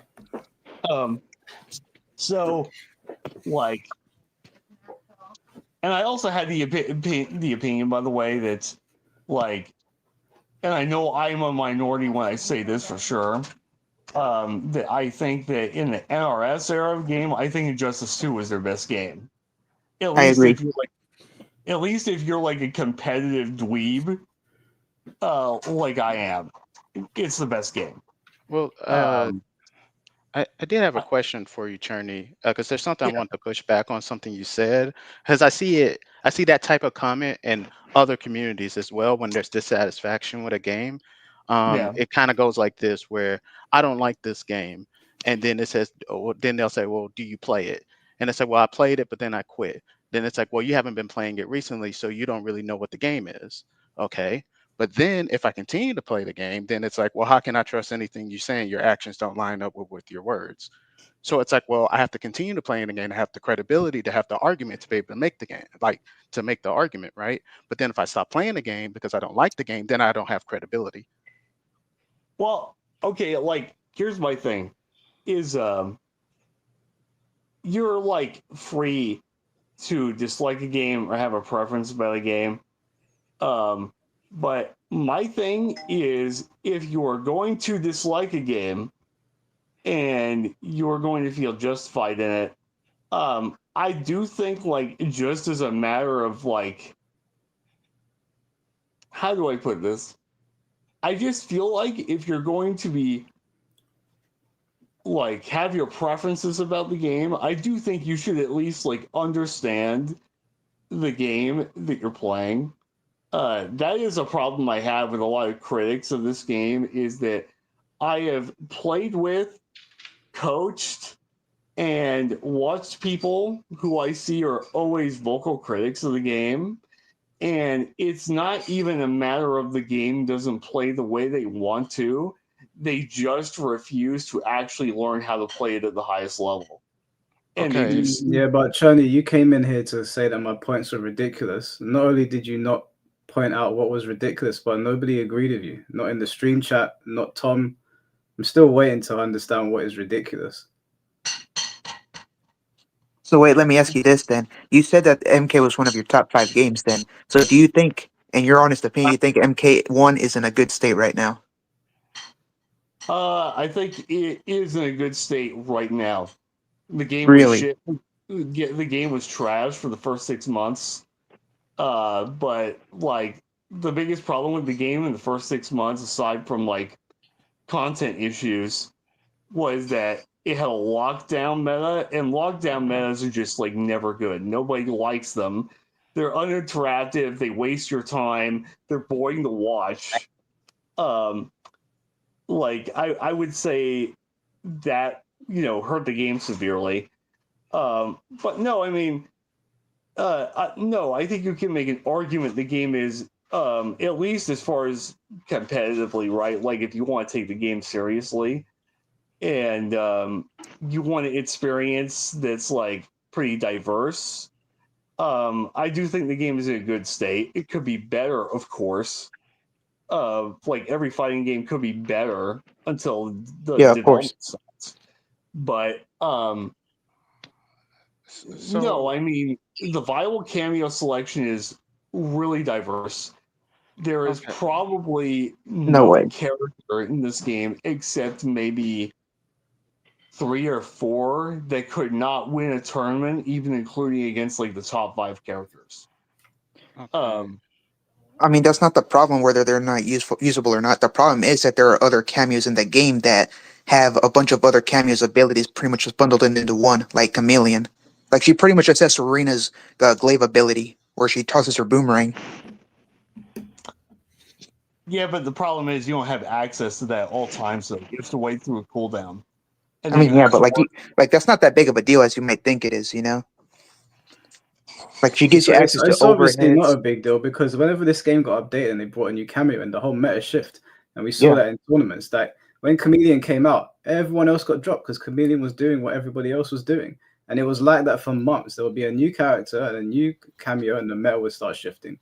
Hey, And Look at the finals. Like how many cameos are there? painful to watch.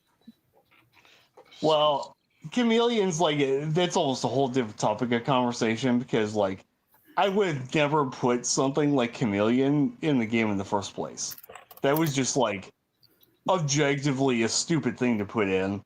And that did kind of if there was like a case if you wanted to argue and prove cameo system was a bad idea, she was the proof of that. Because they just literally put in a Swiss Army knife anyone could pick. That was Okay, top so what tier. about Serena? What about Cyrex? When Cyrex got nerfed, everybody went to Kung Lao. When it comes to Cyrax is useful. He's selectively useful. But like I mean, for my character, for example, he's actually very useful because he gives you like a true vortex in the corner that's inescapable because every time he touches you, he gets to put the net on you. So I mean, I'm that's not like arguing that he's not useful. What I'm saying is that, like, with every cameo that has been added to the game or every nerf / buff, there has always been like the cameo that everybody uses. I mean, you look at the finals, right? Like MK Tom Brady was saying, what was the finals? Johnny Cage mirror match with Chameleon. You look at the East Coast Throwdown. What was the final combatants there? I believe it was a Johnny Cage and Kung Lao. Guys, I'm going to move the conversation away from this just so that other people can get their say. I'm going to have CJ speak next, but I'm just going to read out the three super chats that came in. They're for blood count, if that's all right, blood count. Mm-hmm. So we've got one here from Patrick asking, was Chrome ever brought up? I am the Chrome guy. I was pushing for that character for the longest time, and then T1000 came out. Yeah. Do you know if the T1000 will be able to morph into Chrome? I actually don't know. I was actually supposed to be the designer of it, but of course I was leaving. But I did have a working design document, and I didn't really have any of that in there. I was just like focusing more on what he can form and how he can parry and all that stuff. Now, did they keep any of those ideas? Probably not, but we'll see. Okay. But that's I've probably got- as close as you're going to get to Chrome and MK. That's such a shame. That is such a shame. Yeah. I've got another super chat from Cambam. Thank you for the 9.99. She says it seems like MK11 has way more defensive options, but MK1 seems to be lacking in it. Get up roll, for example, to escape oppressive pressure. Why is that? I think meta-wise, it was like, hey, we have this cameo system. We're bringing back combo breakers. Also, we had like 8 different wake-up options in MK11. Let's simplify that to like just these 2 core or 3 core things, plus a cameo combo breaker. Again, I'm not part of those discussions or those decisions. You know, you just roll with the punches while you're working there. And I could tell you what it looks like. It looks like there was a knee-jerk reaction to the fact that MK11 was as defensively powerful as it was, and they said, let's take all of that away. Which kind of lends credence to a lot of what Tom Brady and a lot of other people have been saying, which is that they try to fix issues in this game fix things for this game that were issues in the last game, but they don't bring the issues over too. Like up block is not necessary in this game because you have so many more ways to stop someone from jumping or getting off the ground. Up block would have been fantastic in MK11 because you couldn't stop someone from getting off the ground. Yeah. No, there's definitely some knee-jerk reactions.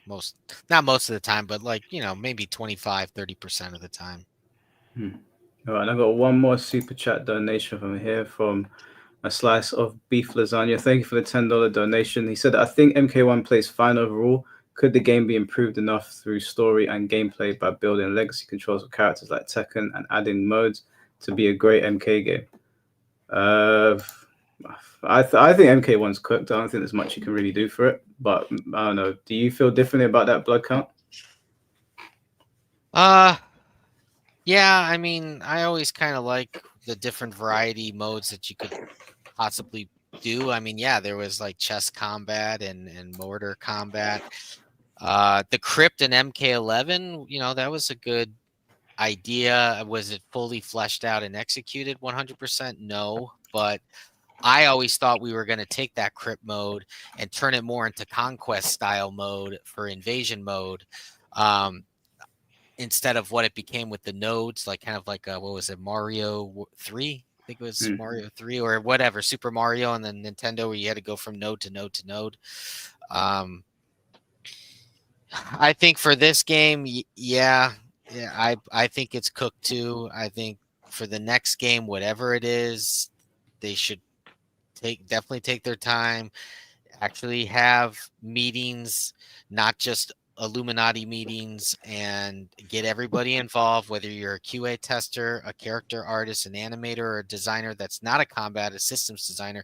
Everyone should like kind of have their say. I mean, that's what post modems are usually for in game development, is you figure out what worked in the last iteration and what didn't work, what did people like, what did people not like, what were some of the limitations of the engine and the tools and all that stuff, and you know, hopefully improve upon it for the next game instead of trying to rush it and beat this 2-year cycle or 3-year cycle. Just before I have CJ take over, could I just ask, like, we saw that leaked phone call where they were saying they wanted to aggressively market Mortal Kombat 1. When that, I don't know if you know this, but when that phone call was leaked, were you guys already working on the game, or did you guys have to start work when that leaked? Because I don't know if this was true, but I was told the turnaround time was like it was really fast. You guys didn't have much time to work on anything. There wasn't like a long development cycle. No, we had a long development cycle. I mean, we were told like, here's the schedule, here's what we're shooting for.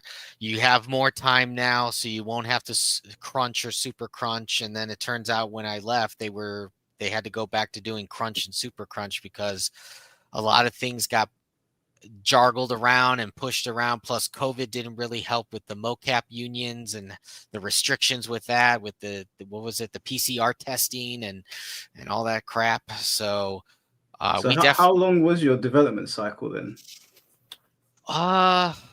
Let's see, when did MK11 end? Well, I think as we were doing Rambo or one of the last ones, and was it Molina? No, not Molina. I think Rambo. Yeah, it was right around Rambo's when like, hey, we've got the branch set up for, you know, the next game, and these are the ideas for the next game, and this person is now put on to that project to help flush out that prototype or vertical slice. And so yeah, I think we had about 4 years, I want to say, for MK1. for MK1. Yeah, when did MK11 finish? What? Yeah, We they had had 4 years, but okay. 2019. 2019 is when it shipped. So COVID. No, we were still working on MK11 during the height of COVID, like when everybody went remote. Aftermath didn't come out until 2020. Maybe it was 2020. I think late 2021 is when like the prototyping and all that stuff happened. And then 2022 for sure was when it went into like full production. So 2022, 2023 is 2 years. So 2.5. I have a 2.5 to 3 years.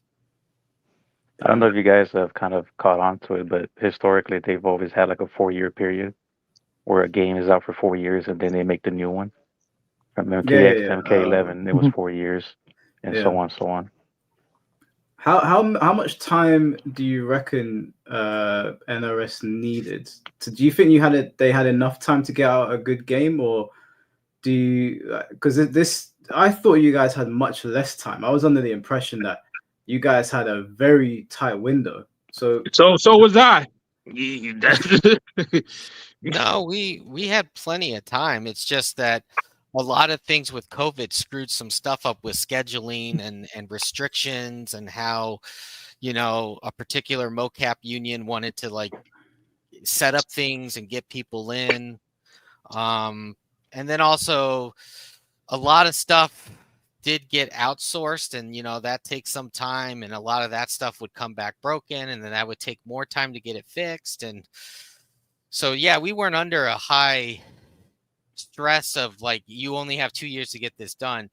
But because of all those pushbacks and COVID, I believe it was from April of 2023 to when it shipped in September is when they were doing like super crunch to be like, okay, we now have to crunch to get this out the door.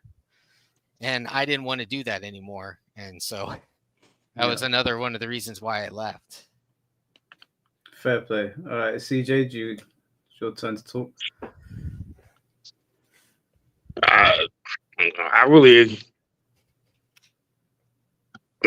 don't have much. Well, I do have a question a question or two for Blood Count before I continue. What's this? I've been hearing rumors about this ninja Pink Floyd or something like that. Were you guys in cahoots of trying to create a character like that in Mortal Kombat? I think that's one of the things I can't really discuss because of non-disclosure agreements. Uh-oh. Never mind. Yeah. Never mind. Well. I mean, as far as the game, I mean, like I said before, there's things that I like about the game more than I like about there's more things I like about the game in Mortal Kombat 1 than I do in Mortal Kombat 11. They took the breakaway system, and then the crush and blows, to me, wasn't distributed valuably across the character roster. Yeah. Like, for instance, like Sub-Zero, all you had to do is just chain a combo together or a throw or something like that, or land a special move, and it'll basically come out. My character, Johnny, I had to do a string, and I had to miss the first part of the string, and then hope to God that I land the second part of the string. Or I had a hard read punish with some of my with the nut punch and everything like that, and to amplify. to get a crushing blow to come out. Yes, I didn't like that at all. I hated that, and they wiped that. They scrapped that for MK1. I also like the combos for MK1, and they brought back the breaker system. Yeah, I just didn't like that. Those are the things I like about Mortal Kombat 1. Everything else, I'm gonna have to agree. Mortal Kombat 1 doesn't feel like Mortal Kombat. I agree. Yeah, that was one of the reasons why I left. And as then the well. simple fact that I'm sorry, Blood Count, that you guys didn't have a good impression on launch, man. There was too many problems. Way too many problems, man. And for y'all to have like a 4-year gap, this is fucking wild to me. It's fucking wild to me, man. But the thing it hurts the most is that I thought that this was going to be the year MK was going to be on top. No. We're hearing the same shit. You know, everybody. And then it's like you go on other videos that has nothing to do with Mike Hollow or Tom Brady at all, right? That basically is all about Mortal Kombat, basically talking about the game and what and everything like that, like the DLCs that's coming up. Doesn't necessarily speak on the state of the game, but what they enjoy. And then you hear people saying out of nowhere, "Oh, dead game, game's trash." At some point, I get it. I get the criticism, but at some point, man, it's like I'm sick and tired of seeing this shit. I'm just sick and tired of seeing this shit, and that's why I said what I said before, man. Like, I'm worried about NetherRealm Studios, man. Me too. I'm worried about if you said what you said, you are hoping that they get their shit together. But your gut is telling you that they won't. Well, damn. Just to piggyback off that, CJ, do you think Blood Count that they're aware that Waz and Brusque Poet have both walked away from creating content for the game, and do they care about those sort of things? I'm pretty sure they are aware. I'm sure they do care, but again, they, for whatever reason, they keep it pretty reserved. Obviously, they're going to discuss it internally, but externally, they're not going to hop on Twitter or say something in the combat cast. It's I'm sure they want more people like True Underdog. I think any publisher would want that. Oh yeah. Honestly, man, they should start, whether they get the backlash or not. They should start speaking more with their player base, man. That too, because like it starts with that. The point I was making earlier is in the game industry, there aren't a lot of fighting game developers that are actually still doing it to this day. I mean, the original Killer Instinct guys are either retired or working at Skybound, and Killer Instinct at IG Iron Galaxy, I believe, is like dead thanks to Microsoft, and they're obviously not going to be working on another fighting game. And then outside of 2KXO, yeah, there's some small independent studios making like a Smash-like game, and Warner Brothers had the Multiverses. This Multiverses was garbage, bro. They're just trying to make another Smash Brothers copy. It's dead in the water too now. Yes, God but damn, what I'm saying is like, when they're bringing in all this fresh blood, or hopefully they can bring in fresh blood, it's like that fresh blood though aren't being hardcore people or passionate people like you. They're just like developers that either need a job or maybe they are interested. And you're talking to somebody that's played Mortal Kombat 1 on Sega Genesis all the way up to MK1, ironically. Yeah, I mean, I was Bloodcon, playing. is there anybody there that you know of that works at NRS that does care about or does see the value in having people that have played the game for a long time, understand the law and the mechanics, and know how to play fighting games? Do you know if there's anyone still working there that would like to involve themselves more with the community, or is everyone like too handcuffed to do anything about anything? Oh yeah, there's still people there that have passion and believe in the product, but the thing is that it's not their department, it's not really their say. Warner Brothers also has their own people to quote unquote handle those things, and the best thing that they can do is get together as a team, see all this feedback and constructive criticism, because like I said in a comment on YouTube, it's like, if you've got valid concerns and you're playing the game and you got valid criticisms, then it's not hate, it's just constructive criticism. And it is valid, and you are a paying customer, and you have that right to have your criticisms and what you want for the future. And I think they just need to get together and realize, like, this didn't work. They're talking about MK9 again. They're talking about MK9. So maybe there's something there that we could do for the next game. Or they're talking about MKX Resurgence. Maybe there's something in MKX that we could bring over to the next game that's like on top of MK9 style or something like that. Because man, oh, go ahead, man. Well, I was going to say, this whole like starting over from fresh with, MK11 had the crushing blows. Well, now there's no crushing blows in MK1. MK11 had the fatal blows, not the X-rays. And MK1 still has the fatal blows. But now it also has cameos. So is the next game going to have cameos? Is the next game going to have fatal blows? They better not. They better not. If they know what's good for, NRS better not play any more cameos in the next game. If they know what's best for them, if they know what's good for them, they better not. They're going to open up a world to just make it its own mode, separate from the main 1v1 mode, and kind of like how tag was in MK9. But when you force that like mechanic into the meta, it does change things on how characters play and how you perceive characters, and you also don't feel like you're getting a more complete character, because now there's like these 16 side characters that you could play around with. Can I ask you, just before I'm gonna move on to Jamar just to ask to speak in a minute, but I wanted to ask just before we do, and CJ, you can chime in on this if you want.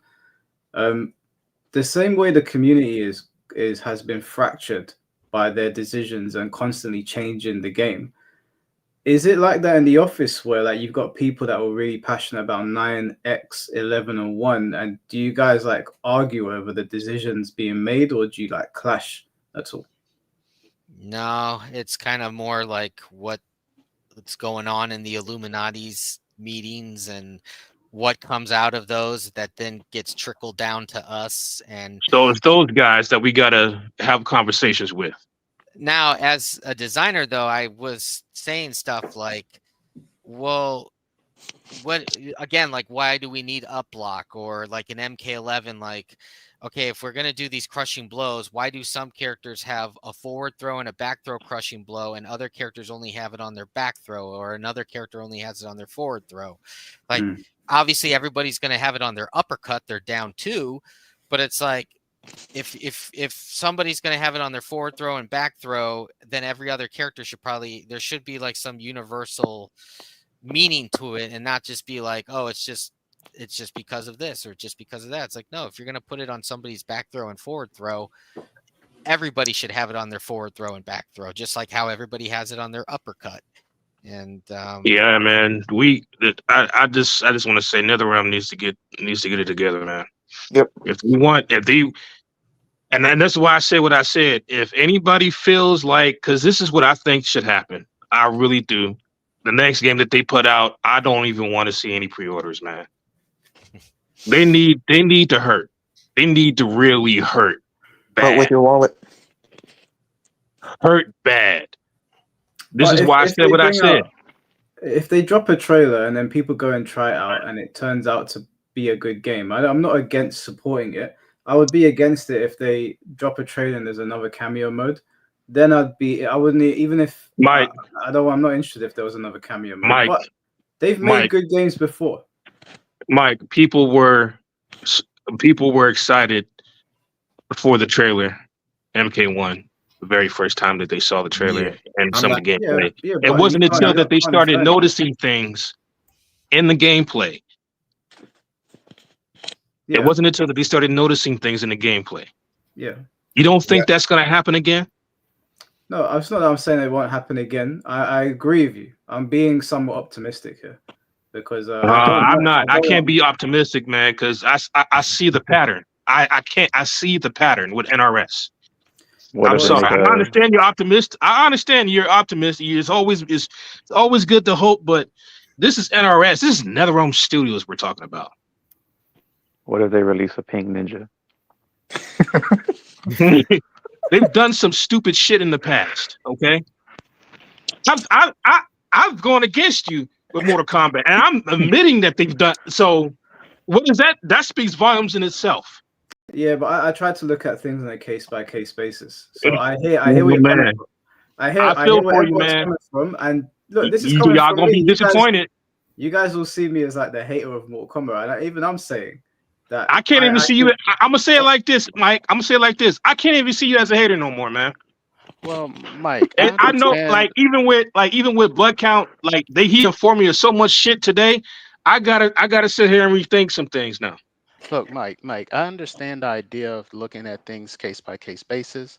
If Mortal Kombat 13 came out and they played like Mortal Kombat 9, if Katana looked cool and she played like Mortal Kombat 9 Katana, I'm not gonna lie, I would actually start to look the other way. I'd be like, oh, that looks interesting.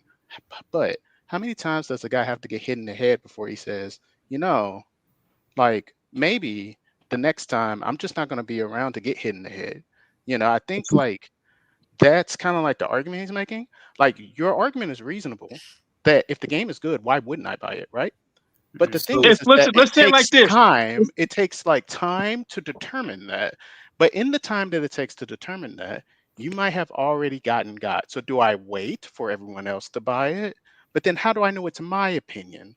I now have to rely on someone else's opinion on forming the game, on forming my opinion on the game rather than me purchasing it and then like seeing if I actually like the game or not. Do you kind of like see where he's coming from? I see where CJ's coming from. I see where you're Mike, coming let me tell you this. Let me tell you this real quick. If they prove me wrong and get their shit together, I will gladly say like, oh, I was wrong. I will gladly admit that I was wrong. You can even tag me. And then he can just go buy the game afterwards, right? And I'll just buy the fucking game. Yeah, I was wrong, Mike. I can't wait to beat motherfuckers up with Johnny. But if I hear what you are saying 100%. I mean, the other way that I'm looking at it is that because I have a YouTube channel now and people sort of come to me for my opinions, I'd probably pick up the game to let people know if it's worth buying or not. Like I don't think Save yourself. If I can get it for free, that would be great. But I did the same. I won't even get it. Well, get it for free then. I managed to make range and I managed to save people some money. I don't know how many people I saved money, but I saved some. No, so okay. I wouldn't say like that as well. I wouldn't have anybody buy that game. I'll see if I can get it for free. I do think that there's a difference between someone that's a YouTuber purchasing a game and an average user, because a YouTuber has different incentives. I mean, they have additional incentives. Let me say that, sorry. Because they have the same incentives as they like the game, right? But then they have additional incentives, like he may say, I want to like do consumer advocacy, like, right? Or it could be like, maybe you make money from YouTube by streaming the content. Maybe you like make sick combo videos or whatever, right? So there's other reasons for why someone who makes content on the game, they're getting a return back, or they get to inform people about the game how would they be able to do that if they don't have the game? But like your average just guy, that's different. So like I get why he's saying, yeah, I'm agreeing with you. I'm saying like I understand why you would say you would get the game regardless, because you're like, even then, like my thing is, I don't think he's any wrong for being positive, for having a positive look at it, because it's been 2 games two games so far that have kind of let y'all down, MK1, MK11. Hmm. And, it's not a great track record, but I mean, if you want to look at another game like Smash Bros, Brawl, Smash 4, they're not really looked at the best of light by the community anymore. Well, And, I think that 2 games is more than enough reason. How many games have they made? well, then 5? Ultimate came out. And people loved Ultimate, so they got it right on their third try. I think well, I Brawl mean, was like, the I'm only just one I had saying. issues with. I'm well, just I'm just saying, like, saying, there's a chance. Like, there's no reason not to be positive. I get But I that, get, but I the get where y'all chance, coming from. I get the where y'all coming chance from, is though. low. The problem is that the chance is low. Like, if Yeah, you yeah. had like how many games they made? They made 9 Injustice, 10 Injustice 2, 11. 11. So there's 5 games prior to one, right? And then one doesn't look so good. So let's say 9, 10 were games that people really enjoyed. Injustice was a game people really enjoyed. So let's say they got 3 undisputed people like these games, right? Mhm. Then there's 2 that's like not likable, and then there's like a one that's questionable maybe. But let's just say, but at best, like let's say 3 are not so good, 3 are good. That's a 50% chance. Would you be willing to take a 50% chance to get $70 taken out of your wallet? No, I'm not. I don't want anyone to get the wrong idea. I'm not encouraging anyone here to go out and support Mortal Kombat in the No, future. not you. Sorry, Um, that was at Chris. Oh, okay. I mean, I think I for did. me going forward now, I will not purchase any collector's editions, but that's kind of across the board anyway, because there's been enough fighting games that have pissed me off. But I didn't if buy I was it. going to purchase All I'm saying is if you want to see change any type of way, I wouldn't. I speak with them. I speak to them by not giving them any more money. So I've been on don't that, bro. I disagree with didn't you, buy CJ. MK1 or 11. I don't disagree with you, CJ. I personally to this day want my $109.99. I spent it too. I'm like a dumbass. I was a dumbass.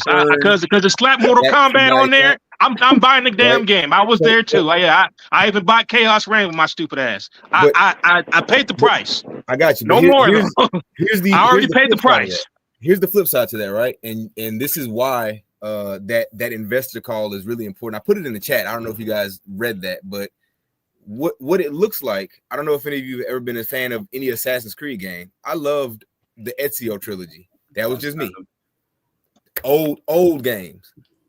And then they got worse and worse and worse. And for years, I've been saying it would be great if Ubisoft would just make a game and stop attaching the title Assassin's Creed to it. But they do that because they know it draws an audience that's going to buy it just to give it a chance. They got You slapped the logo on it. Of course, so yeah. MK is going to do the same thing, unfortunately. That's what I've been saying. Like, fuck. Like at this point, fuck NRS. And I'm just gonna flat out just say that shit. Fuck NRS. For the man. purpose of optimism, right? Because I do try to stay objective in a lot of the things that I look at, right? Cool thing about what NRS has done so far is if there is an NRS game that you enjoyed, barring maybe MK9, the servers are still up for it. I have always been an advocate for just fucking play the game that you actually enjoy. Like, Yeah, but they need a remaster MK9 though. They do, but another realm studios than Capcom though. Right, but they want to put out the old games. But you still have MKX, and for some of us who are fucking degenerates, MK11. You have those titles to go to if you really don't like MK1, right? Like if that's your stance, which is my stance. Like I've never played a Street Fighter game before Street Fighter 6. I hated MK1 so much that I literally went and picked up Street Fighter 6, turned it on, didn't play fighting games for the next year, and then decided, you know what, I'm gonna. I've been on Marvel Rivals, man. I've been on Marvel Rivals. Right. So there is something out there for everyone. I only ever compare MK to its peers, and I think that this was a huge misstep. Again, something else that Tom Brady has referenced, right? MK11 released in a more polished state than SF5. SF5 got an overhaul and bounced back from almost losing their entire competitive and casual community and became one of the largest competitive and casual communities in the FGC. Capcom woke the fuck up. Right? So now they did a drop with SF6 that shows that they know how to release a game properly and retain and added a lot of their customer base, and is still one of the largest communities in the FGC. MK did the opposite. They lost a lot of their community in MK11, and then they released a worse game with MK1, and they're like, oh, we lost even more of our community. You see, the So- crazy part is that I actually like the gameplay of MK1, but I understand why people hate it so fucking much now. Hey, yo, can I say something real quick before I hop off for the night? Yeah, go on. So I think at the end of the day, we all just want the same thing, like I mean, just a fun game, that's kind of somewhat balanced. I mean, like nobody really wants that MK11 tournament with that girl crying with the Shiva player happening with the next game, Yeah. That would suck. But yeah, I think if they can get it right, I mean, hopefully, I mean, it's an uphill battle, but how low can you go at this point? But if they can get it right, I mean, they can get some of their trust back. But that's all I really have to say. Y'all have a good night. To kind of capitalize on that, right? I think the way that they get it right is by stopping this dumbass 2-year release cycle. There is not enough development time within 2 years to fix your game. That's evident by the fact that the game today is how the game should have released, and it's probably not going to get a year 3. So you make your game look somewhat better or somewhat like a functional game, but you're still missing a lot of quality of life. You can't create a custom room. You can barely have somebody spectate through King of the Hill. You don't have a lobby to go to where, like in Street Fighter 6, this is fucking insane to me. I apologize for my language. I'm in the military. Sometimes we cuss. So this is no, insane man. to I've been cussing all day, man. If Hollow didn't say anything about it, you good. This is what's insane to me, right? Street Fighter 6, as of the last time I checked, has the largest competitive and casual community for the FGC right now. Right, I think it's teetering every now and again, Tekken, it flip flops, but right now it looks like they have the largest one. Right, most of the people who are watching and playing Street Fighter 6 aren't even using or utilizing a lot of the quality of life things that are in the game. There's a whole avatar mode. I have never touched it. Same. If you go to that avatar mode, you can see a lot of people in North America use it, but look at Japan servers, look at UK servers. Almost none of them are using it. They're all playing in either casual or competitive matches, like ranked matches, or playing in a tournament. If you look at their tournament numbers, thousands of people are signing up for it, right? And a lot of people will be like, oh, well, they have so much more money. Okay, it's $1 million prize pot. The difference between first place and second and third place is like $900,000. There's not a lot of money in it for everybody who's competing. So everyone who throws that argument out for MK, they're like, oh, they only got $225,000. Yeah. So the person who got second place at Street Fighter 6 only got 10K. Like he just had, you know what I mean? Like he's not making bank off of this. He's actually playing the game because he loves the competitive spirit that the game has.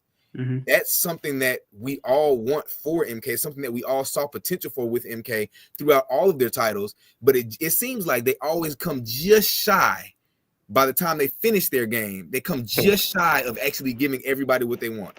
A game that's competitively viable, that will resonate well with casuals. They're always just short of it for whatever reason. I think that reason really honestly is because of the fact they keep themselves on this 2-year release cycle where they have to push out another game in 2 years. So they never really get to finish the game they were working on because they got to turn tail and work on something different. And then it's crazy because it's going to repeat the cycle over and over again, man. Until we're never going to get out that loop. Until WB decides to cut sling load, or until they don't get any profit, which again, if they're going to do the same thing that Ubisoft has been doing, they're going to see a profit. So yeah. That's the bottom line at the end of the day. Like we can ask them to listen to the community as much as they want, but if MK, because isn't MK1 still a successful game? Like didn't it sell a lot? According to its sales, it is. Yes, according to its sales, right? That's what they're going to look at. Unfortunately, that's what they're going to. That's all they care about. Yeah, that's the thing. That's all they care about. If you take that shit away from them, they'll get their attention. They will look at it that way unless they, for whatever reason, actually get a year 3 and 4 and they notice a significant drop off, which they probably will, a significant drop off in people streaming and playing the game, people buying the game. So like MK11, right? Part of the reason that so many people look at it like a huge success is because of the fact that even, granted, this probably helped it, even during a pandemic and when there was very little competitive scene for it, it still sold a fuck ton of copies, right? So that's why a lot of people look at it like, especially WB and NRS. So they're still looking at it like a success because they're like, hey, this sold 15 million copies, which is greater than anything we've ever sold before. And it's all thanks to the fact that we had these extra couple of years to let it simmer, and our community continue to support it. Great. If you do the same thing with MK1, because of how bad they burned the bridge with MK11 and the release of MK1, I don't think it'll go the same. And I think that might be the turning point for them to be like, okay, we might have fucked up. Yeah. That's if they get it. That's if they get a year 3 and 4. Now, if WB, they're a business, if they are smart and they decided they are going to cut Sling Load at year 2, we're just going to be stuck in this fucking cycle again. Can I ask everybody a question about WB? Actually, I know I don't want to get off topic too much, but how do y'all feel about David Zaslav? Who is that? I don't know who that is. I'm not a That's like. the More, CEO. He's the CEO. David David Hasselhoff? Zaslav, or whatever. Listen, whatever the hell his name is. I'm a believer in eating the rich. All right, so don't ask me about any CEOs. Did he make Bugs Bunny and all them? No, he's the CEO of Warner Brothers. Oh, I'm sorry. There's just two things. I don't want to like barge in, but there's just two things I wanted to like kind of like ask, and then I was gonna leave. Yeah, go for it. So blood count. You may or may not be able to answer this question just because of the position that you were in and your responsibilities. This may lie outside of that, but when you were working there, when it comes to the general feel of like what was more important, do you believe that more casual gameplay things like casual modes like story mode and things like that were more important, or do you think that they care more about the fighting game mechanics? Like, which one do you think was more of a priority? For WB, most likely it was the casual spec of it. For Paulo and us designers, it kind of was more about the competitive meta and how the actual game played itself.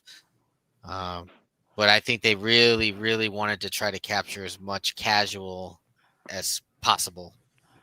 Okay. Because I think they kind of feel too that it's the casual audience that gives you your microtransactions, your MTXs. Right.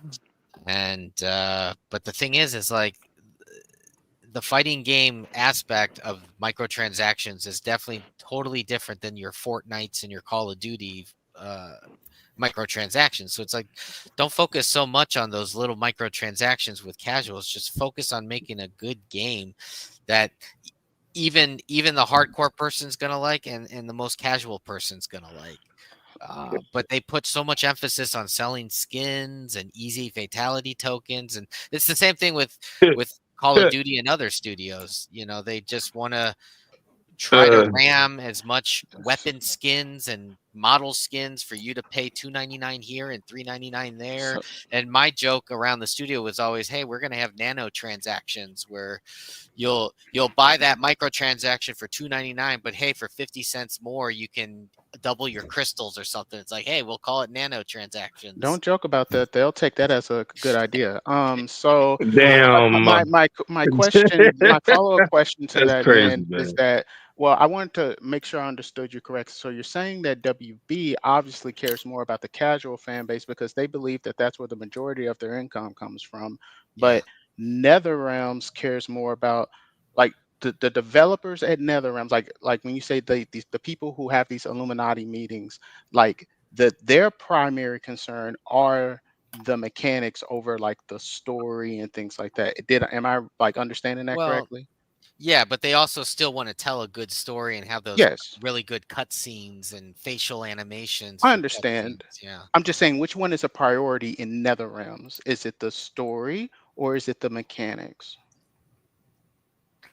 It depends on what department you talk to, but for design, at least it's the meta and the mechanics. And then if you talk to cinematics and art, they would probably tell you it's the story mode. And, Okay, and but pushing their face overall, scans and all that stuff. you didn't get an overall feeling though. So it was you felt kind of like localized to your department. You only felt what was in your department. Right. Yeah. Okay. Okay. I understand. Okay. Got it. So I guess the last thing I wanted to say was that as someone who's like not an MK player at all, for me to be like interested in Mortal Kombat or something like that, I feel like it needs to have some foundation, some mechanical foundation. It needs to be based off some game. I don't really care which one it is, to be quite honest. I mean, if I was going to choose, it'd be 9, right? But it could have been 10, it could have been 11, it could even be this. A game can be bad, in in the first version of it, but if you keep improving on it over time, it can get better with subsequent game releases afterwards, you know? Gotta have an But identity, yeah. right, it can grow. This game can suck, but then, Mortal Kombat 13 could be good based on this system if they figure out what's wrong. But if you change the system every time, then you don't have those problems anymore, so you can't figure them out. You have a whole set of new problems. And so for me, I feel like if you want, I can't speak for every new player, but if you want me, and I'm a new outside player, I need to see that the time I'm going to invest competitively matters. And so I hope that happens for Mortal Kombat, because I would like to not, I mean, I don't want to hate on it. I Like mean, once I liked Mortal Kombat 9, I was like, damn, okay, I can kind of see why people like this. And then I was like, oh, wait, never mind. This game is stupid. And the so, you the know, the true gimmick and identity for Mortal Kombat was definitely the blood, gore, and fatalities, which is why senators were trying to like bring awareness to it in Congress. yeah, that's the visual identity. That's like the aesthetic identity. I mean, Right. mechanical identity. Mechanically, I think what would be best is to go back to MK9. Obviously use today's Unreal 4, Unreal 5 graphics for MK9. Not have so many of these gimmicky things like, okay, X-Ray was fine, and that's a pure risk reward thing, versus Fatal Blow, which is like, hey, if you whiff it, it's just on a cooldown and you can do it again. And then if it got blocked, you could do it again. And just figure out like what were the good mechanics from, whether that's X and 11 and MK1, and just try to like mold that, melt it together so that it fits over like the MK9 style or something. Because I agree. I think MK9. I agree. I think MK9 was the good starting point. I think when we were making MKX,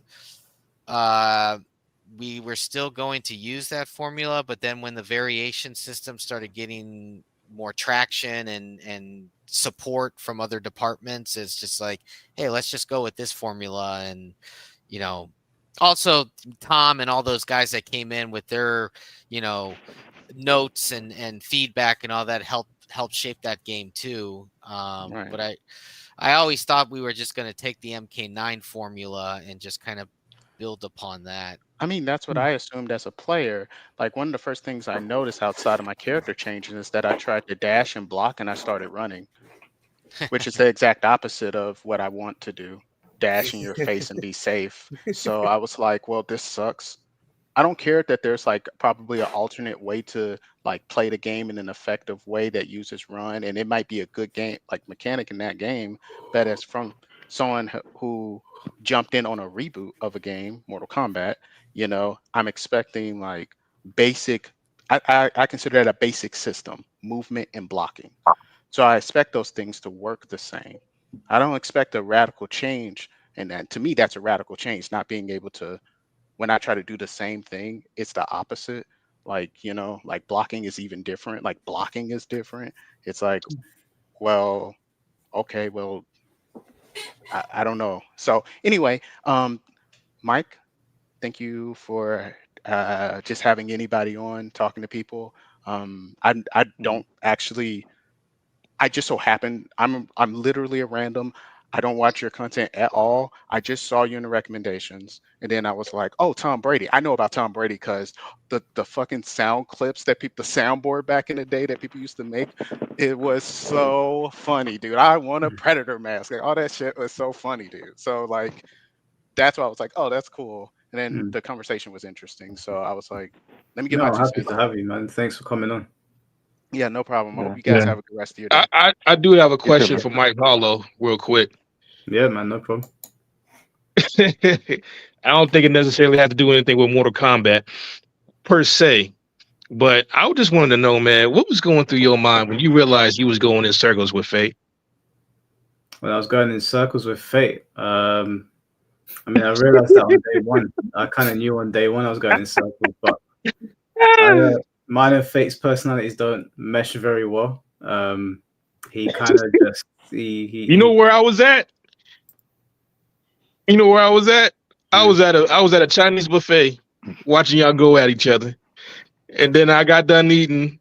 I was driving, looking at y'all going at each other, and then I got home and y'all was still going at it.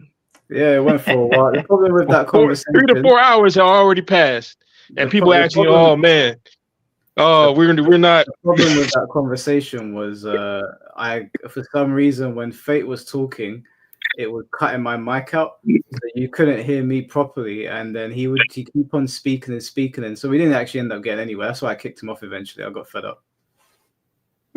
Yeah, I bet. I want to just. Me and Fate will cross paths again. We always do. Oh, you a glutton for punishment, huh? He knows how to push my buttons, unfortunately. I want to just bring up some that Jamar has said. Go for it. Kind of because Mike Hollow had made a video on it, but like in a perfect world, it would be fine to go back and play the games that you liked, like the old games, if you don't like the current ones. But sometimes those games are just very hard to get on. Like some people don't have PS3s, Xbox 360s anymore, and then they have to deal with that net code. And I think Mike Hollow tried to get on Soul Calibur one time, and he was like the only person on, so he couldn't really play the game that he wanted to play in that instance. I only Discord. I only really mentioned as far back as like MKX specifically for NRS, just because I know that's probably the easiest access that we have to those games. Like you can get those. If you want to find communities that still play those games, your best chance would probably be on going on Discord. Yeah, right. It's still a process to do, but it isn't just easy as just pick up the game that you like. You know what I mean? Yeah. Like I said, I only mentioned the ones that I know are like easily accessible, at least for NRS games. I think if you're in the FGC between those 4 titles, you can find something you like. MKX, Injustice 2, MK11, and MK1. You can find something you like somewhere. Couple of last things that I'll say on NRS and MK games real quick is they do need to find a sense of legacy. The hard problem or the hard part about that right now is going to be that they have split their community in so many different pieces for so many different titles that no matter which direction they go, they're going to alienate every other part of that. If they want to take the legacy from Injustice 2, like I didn't play the Injustice games because I picked up Injustice 1 and I said, oh, what's this back to block shit? I'm used to a block button. I don't want to play this anymore. So you're going to have people like that. And then you're going to have people who, again, like Mike Hollow loves MKX against me, who are not going to like MKX. Would anybody say that they're sick and tired of learning their same favorite character over again? I'm sick and tired of Mortal Kombat game. I'm sick and tired of having a new favorite character every Mortal Kombat game. I've always been a ninja fan, right? And MK9, Rain, and Ermac were the ninjas that I kind of learned and was able to work with the most. MKX, Ermac stayed, but I couldn't pick up almost any other ninja, so I ended up going with Triborg. MK11, the ninjas were ass, so I played Fujin. Damn. And then they didn't even bring back Fujin. Like every game, I've had to pick up something different. So like I understand it is really, really harsh and really. I'm just saying I'm a Johnny man, and I had to relearn my character each iteration. Yeah, and that's a really unfortunate thing. I know a lot of other. Well, I could pop in Street Fighter 6, and I'm a Ryu man, and I'm just tearing motherfuckers up. Yeah, Ryu. I'm gonna give just after Jamar finishes what he said, I'm gonna give Blood Count the last word, and then I'm gonna take you guys off and talk to the stream for a little bit, and then go to bed because it's almost 3 a.m. for me. So sorry. Okay. Guys, talk, man. But yeah, no, like so they need to establish some sense of legacy. The issue is, like I said, they're going to alienate some customer bases. I think personally, the best way that they could do this is by leaning into having two different games run simultaneously. Have an MK, have an Injustice. The people who like MK are going to play MK. The people who like Injustice are going to play Injustice. They can play totally different. The other thing that they need to really try to figure out on top of that is whether or not they really want it to be a competitive game or a party game. I am not opposed to saying that MK is a great game if you look at it like a party game. Mm-hmm. You can do big damage from pressing mad buttons. That is all anyone who just wants a party game could ever ask for. Like if I pick up MK1 and say, hey, I just want to do a 50% combo and not really think about it because it's low execution barrier, that's fine. But that's not what I look for in fighting games. I look for the technicalities of, oh, did you space this properly? Is this -1 or -3? Did I perfect parry that? Am I going to be able to tech this throw in this situation? So they need to figure out which direction they want to go and stick with it. Pick that direction and go. Stop doing this. Why not both? And the why not both mentality that they have permeates through every part of MK1, even in the story. Hey, Sindel is our beloved queen of Outworld, or is she evil? Why not both? What the fuck do you mean why not both? Like they literally did it in every part of MK1, and it's one of the things that drives me insane. Stop doing why not both. Make the game you want to make. Stop trying to cater to everybody. Make what you want to make. Stand on that shit. And let the people who are gonna rock with it. That's what they should do. That's just my opinion. Mr. Hollow, I used to give people coaching in MK11, and for a long time I disagreed with you about two specific things when it came to fighting games, and that fireball should clash, and that there should be a counter hit / punish counter system. Let me tell you, I will walk back both of those takes happily any day of the week. Fireball should absolutely clash. That is not a fighting game identity thing. They should always clash. There's no reason for them to pass through each other, and you should almost always have a punish counter or counter hit system. Kind of what Charney was talking about earlier with the crush and blow system. If you picked a character that was gracious enough to have a counter hit crushing blow, you picked a good character generally. I think the issue, or some of the issue, is that the crushing blows were either too explosive or they didn't discourage mashing enough. They kind of encouraged both people to just mash, and whoever got their crushing blow off first got it off first. They were, again, going back to the fact that they were so close to making a good competitive game. There were like 4 things that I could point to with MK11 to go, if they had fixed that, we would have been golden and this could have been a legacy title. And you know what they didn't do? They didn't fix it. So with MK1, I'm now looking at it and going, hey, if they fix these few things, there's actually like 2 things that I think of when it comes to MK1. Like if they add universal push block and maybe one other mechanic, I think that the game would be in a better spot. Do I think they're going to do that? Absolutely not. Absolutely not. I think that they're too happy with seeing it be such a high damage game, which I'm not saying I'm against high damage games, because Street Fighter can be a high damage game, but it takes more execution with Street Fighter to get that damage. You're not just cranking out 50% just because you got 3 or 4 hits off and you just quarter circled 2 times. You really have to think about, okay, what links to what? Did I get it on punish counter? Did I get it on counter hit? Is it from a drive rush? What did they do? What's the situation? Do I have a bomb planted on them? Like, you have so many situational things to really get that big damage in Street Fighter. And I would love to see that brought over to MK. I would love to see fighting game concepts brought to what's supposed to be one of the big 3 fighting games that actually push it over the edge to make it a competitive game. And that's just, hopefully it's something I see in my lifetime. It just doesn't look like it's likely right now. I hope so as well, man. I really do.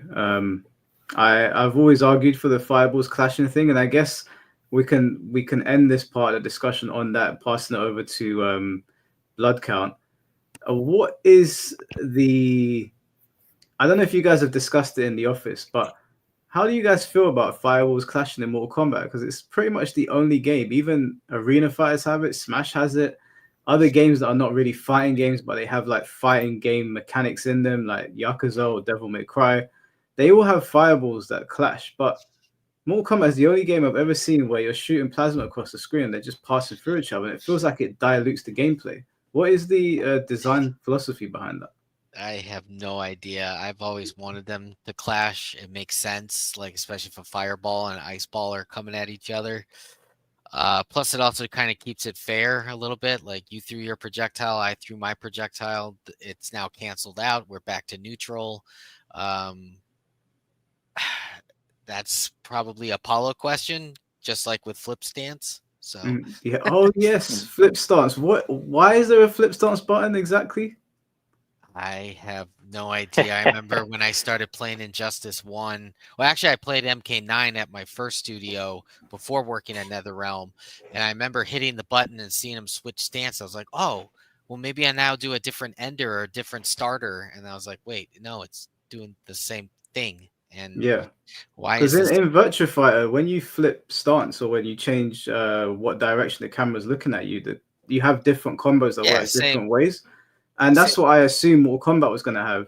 And then I flipped stance and nothing happened. I was like, surely there's not a useless button on this controller right now. Yeah, that's well, it's also like For Honor. If you swap stance with your weapon, you actually change your enders and your starters and the way you perform that combo chain with that weapon. So that's what I always thought. I mean, there's a character I can't really talk about from MK11, but I'll just say that he was probably going to be the first character that actually would utilize the flip stance it the right way. Yeah. But that character didn't come to fruition. And so again, that's like another legacy thing that just happens to keep making it in every single game, and it's just like, why is this here? Yeah, that is a shame. Cosmetic. Yeah, it's a waste of a button. But I'm gonna let all you guys go. Oh, sorry, Bloodcount. Did you want to finish on I was something? just gonna say, like, I think it's also because of the way how we do our attack animations, how they always end in like a 360 roundhouse and all that stuff, and it just aesthetically, realistically, you would end in that flip stance if you did that type of roundhouse kick. But then if you look at Street Fighter and Tekken and all that stuff, like, no, they all snap back to stance. Like, there's nothing wrong with that. That's just, Yeah, it is quite bizarre. Right, I'm gonna get all of you guys out here now and talk to the stream chat quickly. I appreciate all of you jumping on. Yeah, Blood man, Count, I appreciate it. really appreciate you jumping on because like you've Nice given talk. us a lot of insight into a lot of things. Yeah, I was happy to help because I've been listening to you and Tom Brady, and it's been 2 years since I've been there. And I'm like, you know what? I think I should also squash these like Injustice 3 rumors and all that stuff. Would you be open to collaborating on a video if I have questions for you at all? Obviously, things that you can answer. Yeah, I have no problem with that. Okay, awesome. All right, wicked. Well, guys, thank you so much for joining. I hope you all stay safe. I'll chat to you all soon. CJ, stop hating on me on Twitter. No, I'm good now. I'm good. You're good, man. I got listen. I'm done. I'm over it. I'm over this Mortal Kombat shit. Yeah, man. I'm over if it, you ever man. do any Tekken talks or Dragon Ball talks, I'll definitely join those. I know a lot more about those. Yeah, no problem, guys. All right, I'm gonna get you out of here. I'll let you guys know. I'm gonna chat to the Good stream talk. chat quickly. Take Good care. talk. Everyone. Take care. Take care. All right, guys. Well, we almost did 8 hours. I really appreciate you all sticking around for it. I also want to say thank you for all the donations. You guys went crazy with donations today. As always, when people donate this much, I'll probably hold a tournament soon, so it'll go back into the community's pocket in some way. Do you know what? This was a really good chat. It was meant to be a debate with people that like really were against my ideas, and other than Cherney, who didn't end up pushing back really on anything, it was a really pleasant conversation. I think we all got something out of this. We had a designer there confirming a lot of things that we believed. A lot of things that people call me crazy for. Oh, you hate Mike. you dumbass. Who's dumb now? But I enjoyed it. Even the people that disagree. I appreciate everyone tuning in. There's 1,000 people watching right now between Twitch, YouTube, and Twitter. It's been a lot of fun. I really enjoyed all the interactions we had. I hope that this stream gets picked up and watched by other people, because there was a lot of stuff in here that Blood Count was gracious enough to bless us with, that we were saying for a long time. And apart from the Injustice Free thing, I'll walk that back, even though it does look like Injustice Free. But he's saying it wasn't. He dropped a lot of knowledge here. I have no reason to doubt him. It could have just been inspired by Injustice Free, because I had asked him, right, why does Shao Kahn look like Steppenwolf? He said that. So I'm cool with that. We can walk that one away. But there was a lot in here, a lot of content creators about the game, about the design philosophies. I really wish the NRS were open to talking to us more, because the stream was pleasant. Everyone was pleasant. It sounds like I'm talking from a webcam. Is that? Oh, I don't know why. I'm sorry. I don't know why. You could have told me that earlier. You know, I've been there for 8 hours. You tell me now at the end. Thank you very much. But yeah, guys, thank you all so much for the stream. Super chat donations. Thank you all for showing up. I'm going to do another talk on Sunday with Mrs. Play Stuff. Sure, you guys know her, and Icy Mim, and maybe some other girls in the FGC. There's going to be a whole other discussion. Nothing to do with this, but probably going to be a lot of spicy things going on in there. A lot of spicy talking points, I guess. We'll let people on. So we've done 8 hours, guys. I'm going to go to bed because I've got work in 5 hours. Probably going to die in the workplace tomorrow, but I'll catch you all very soon. Take care of yourselves. Stay safe out there. And peace.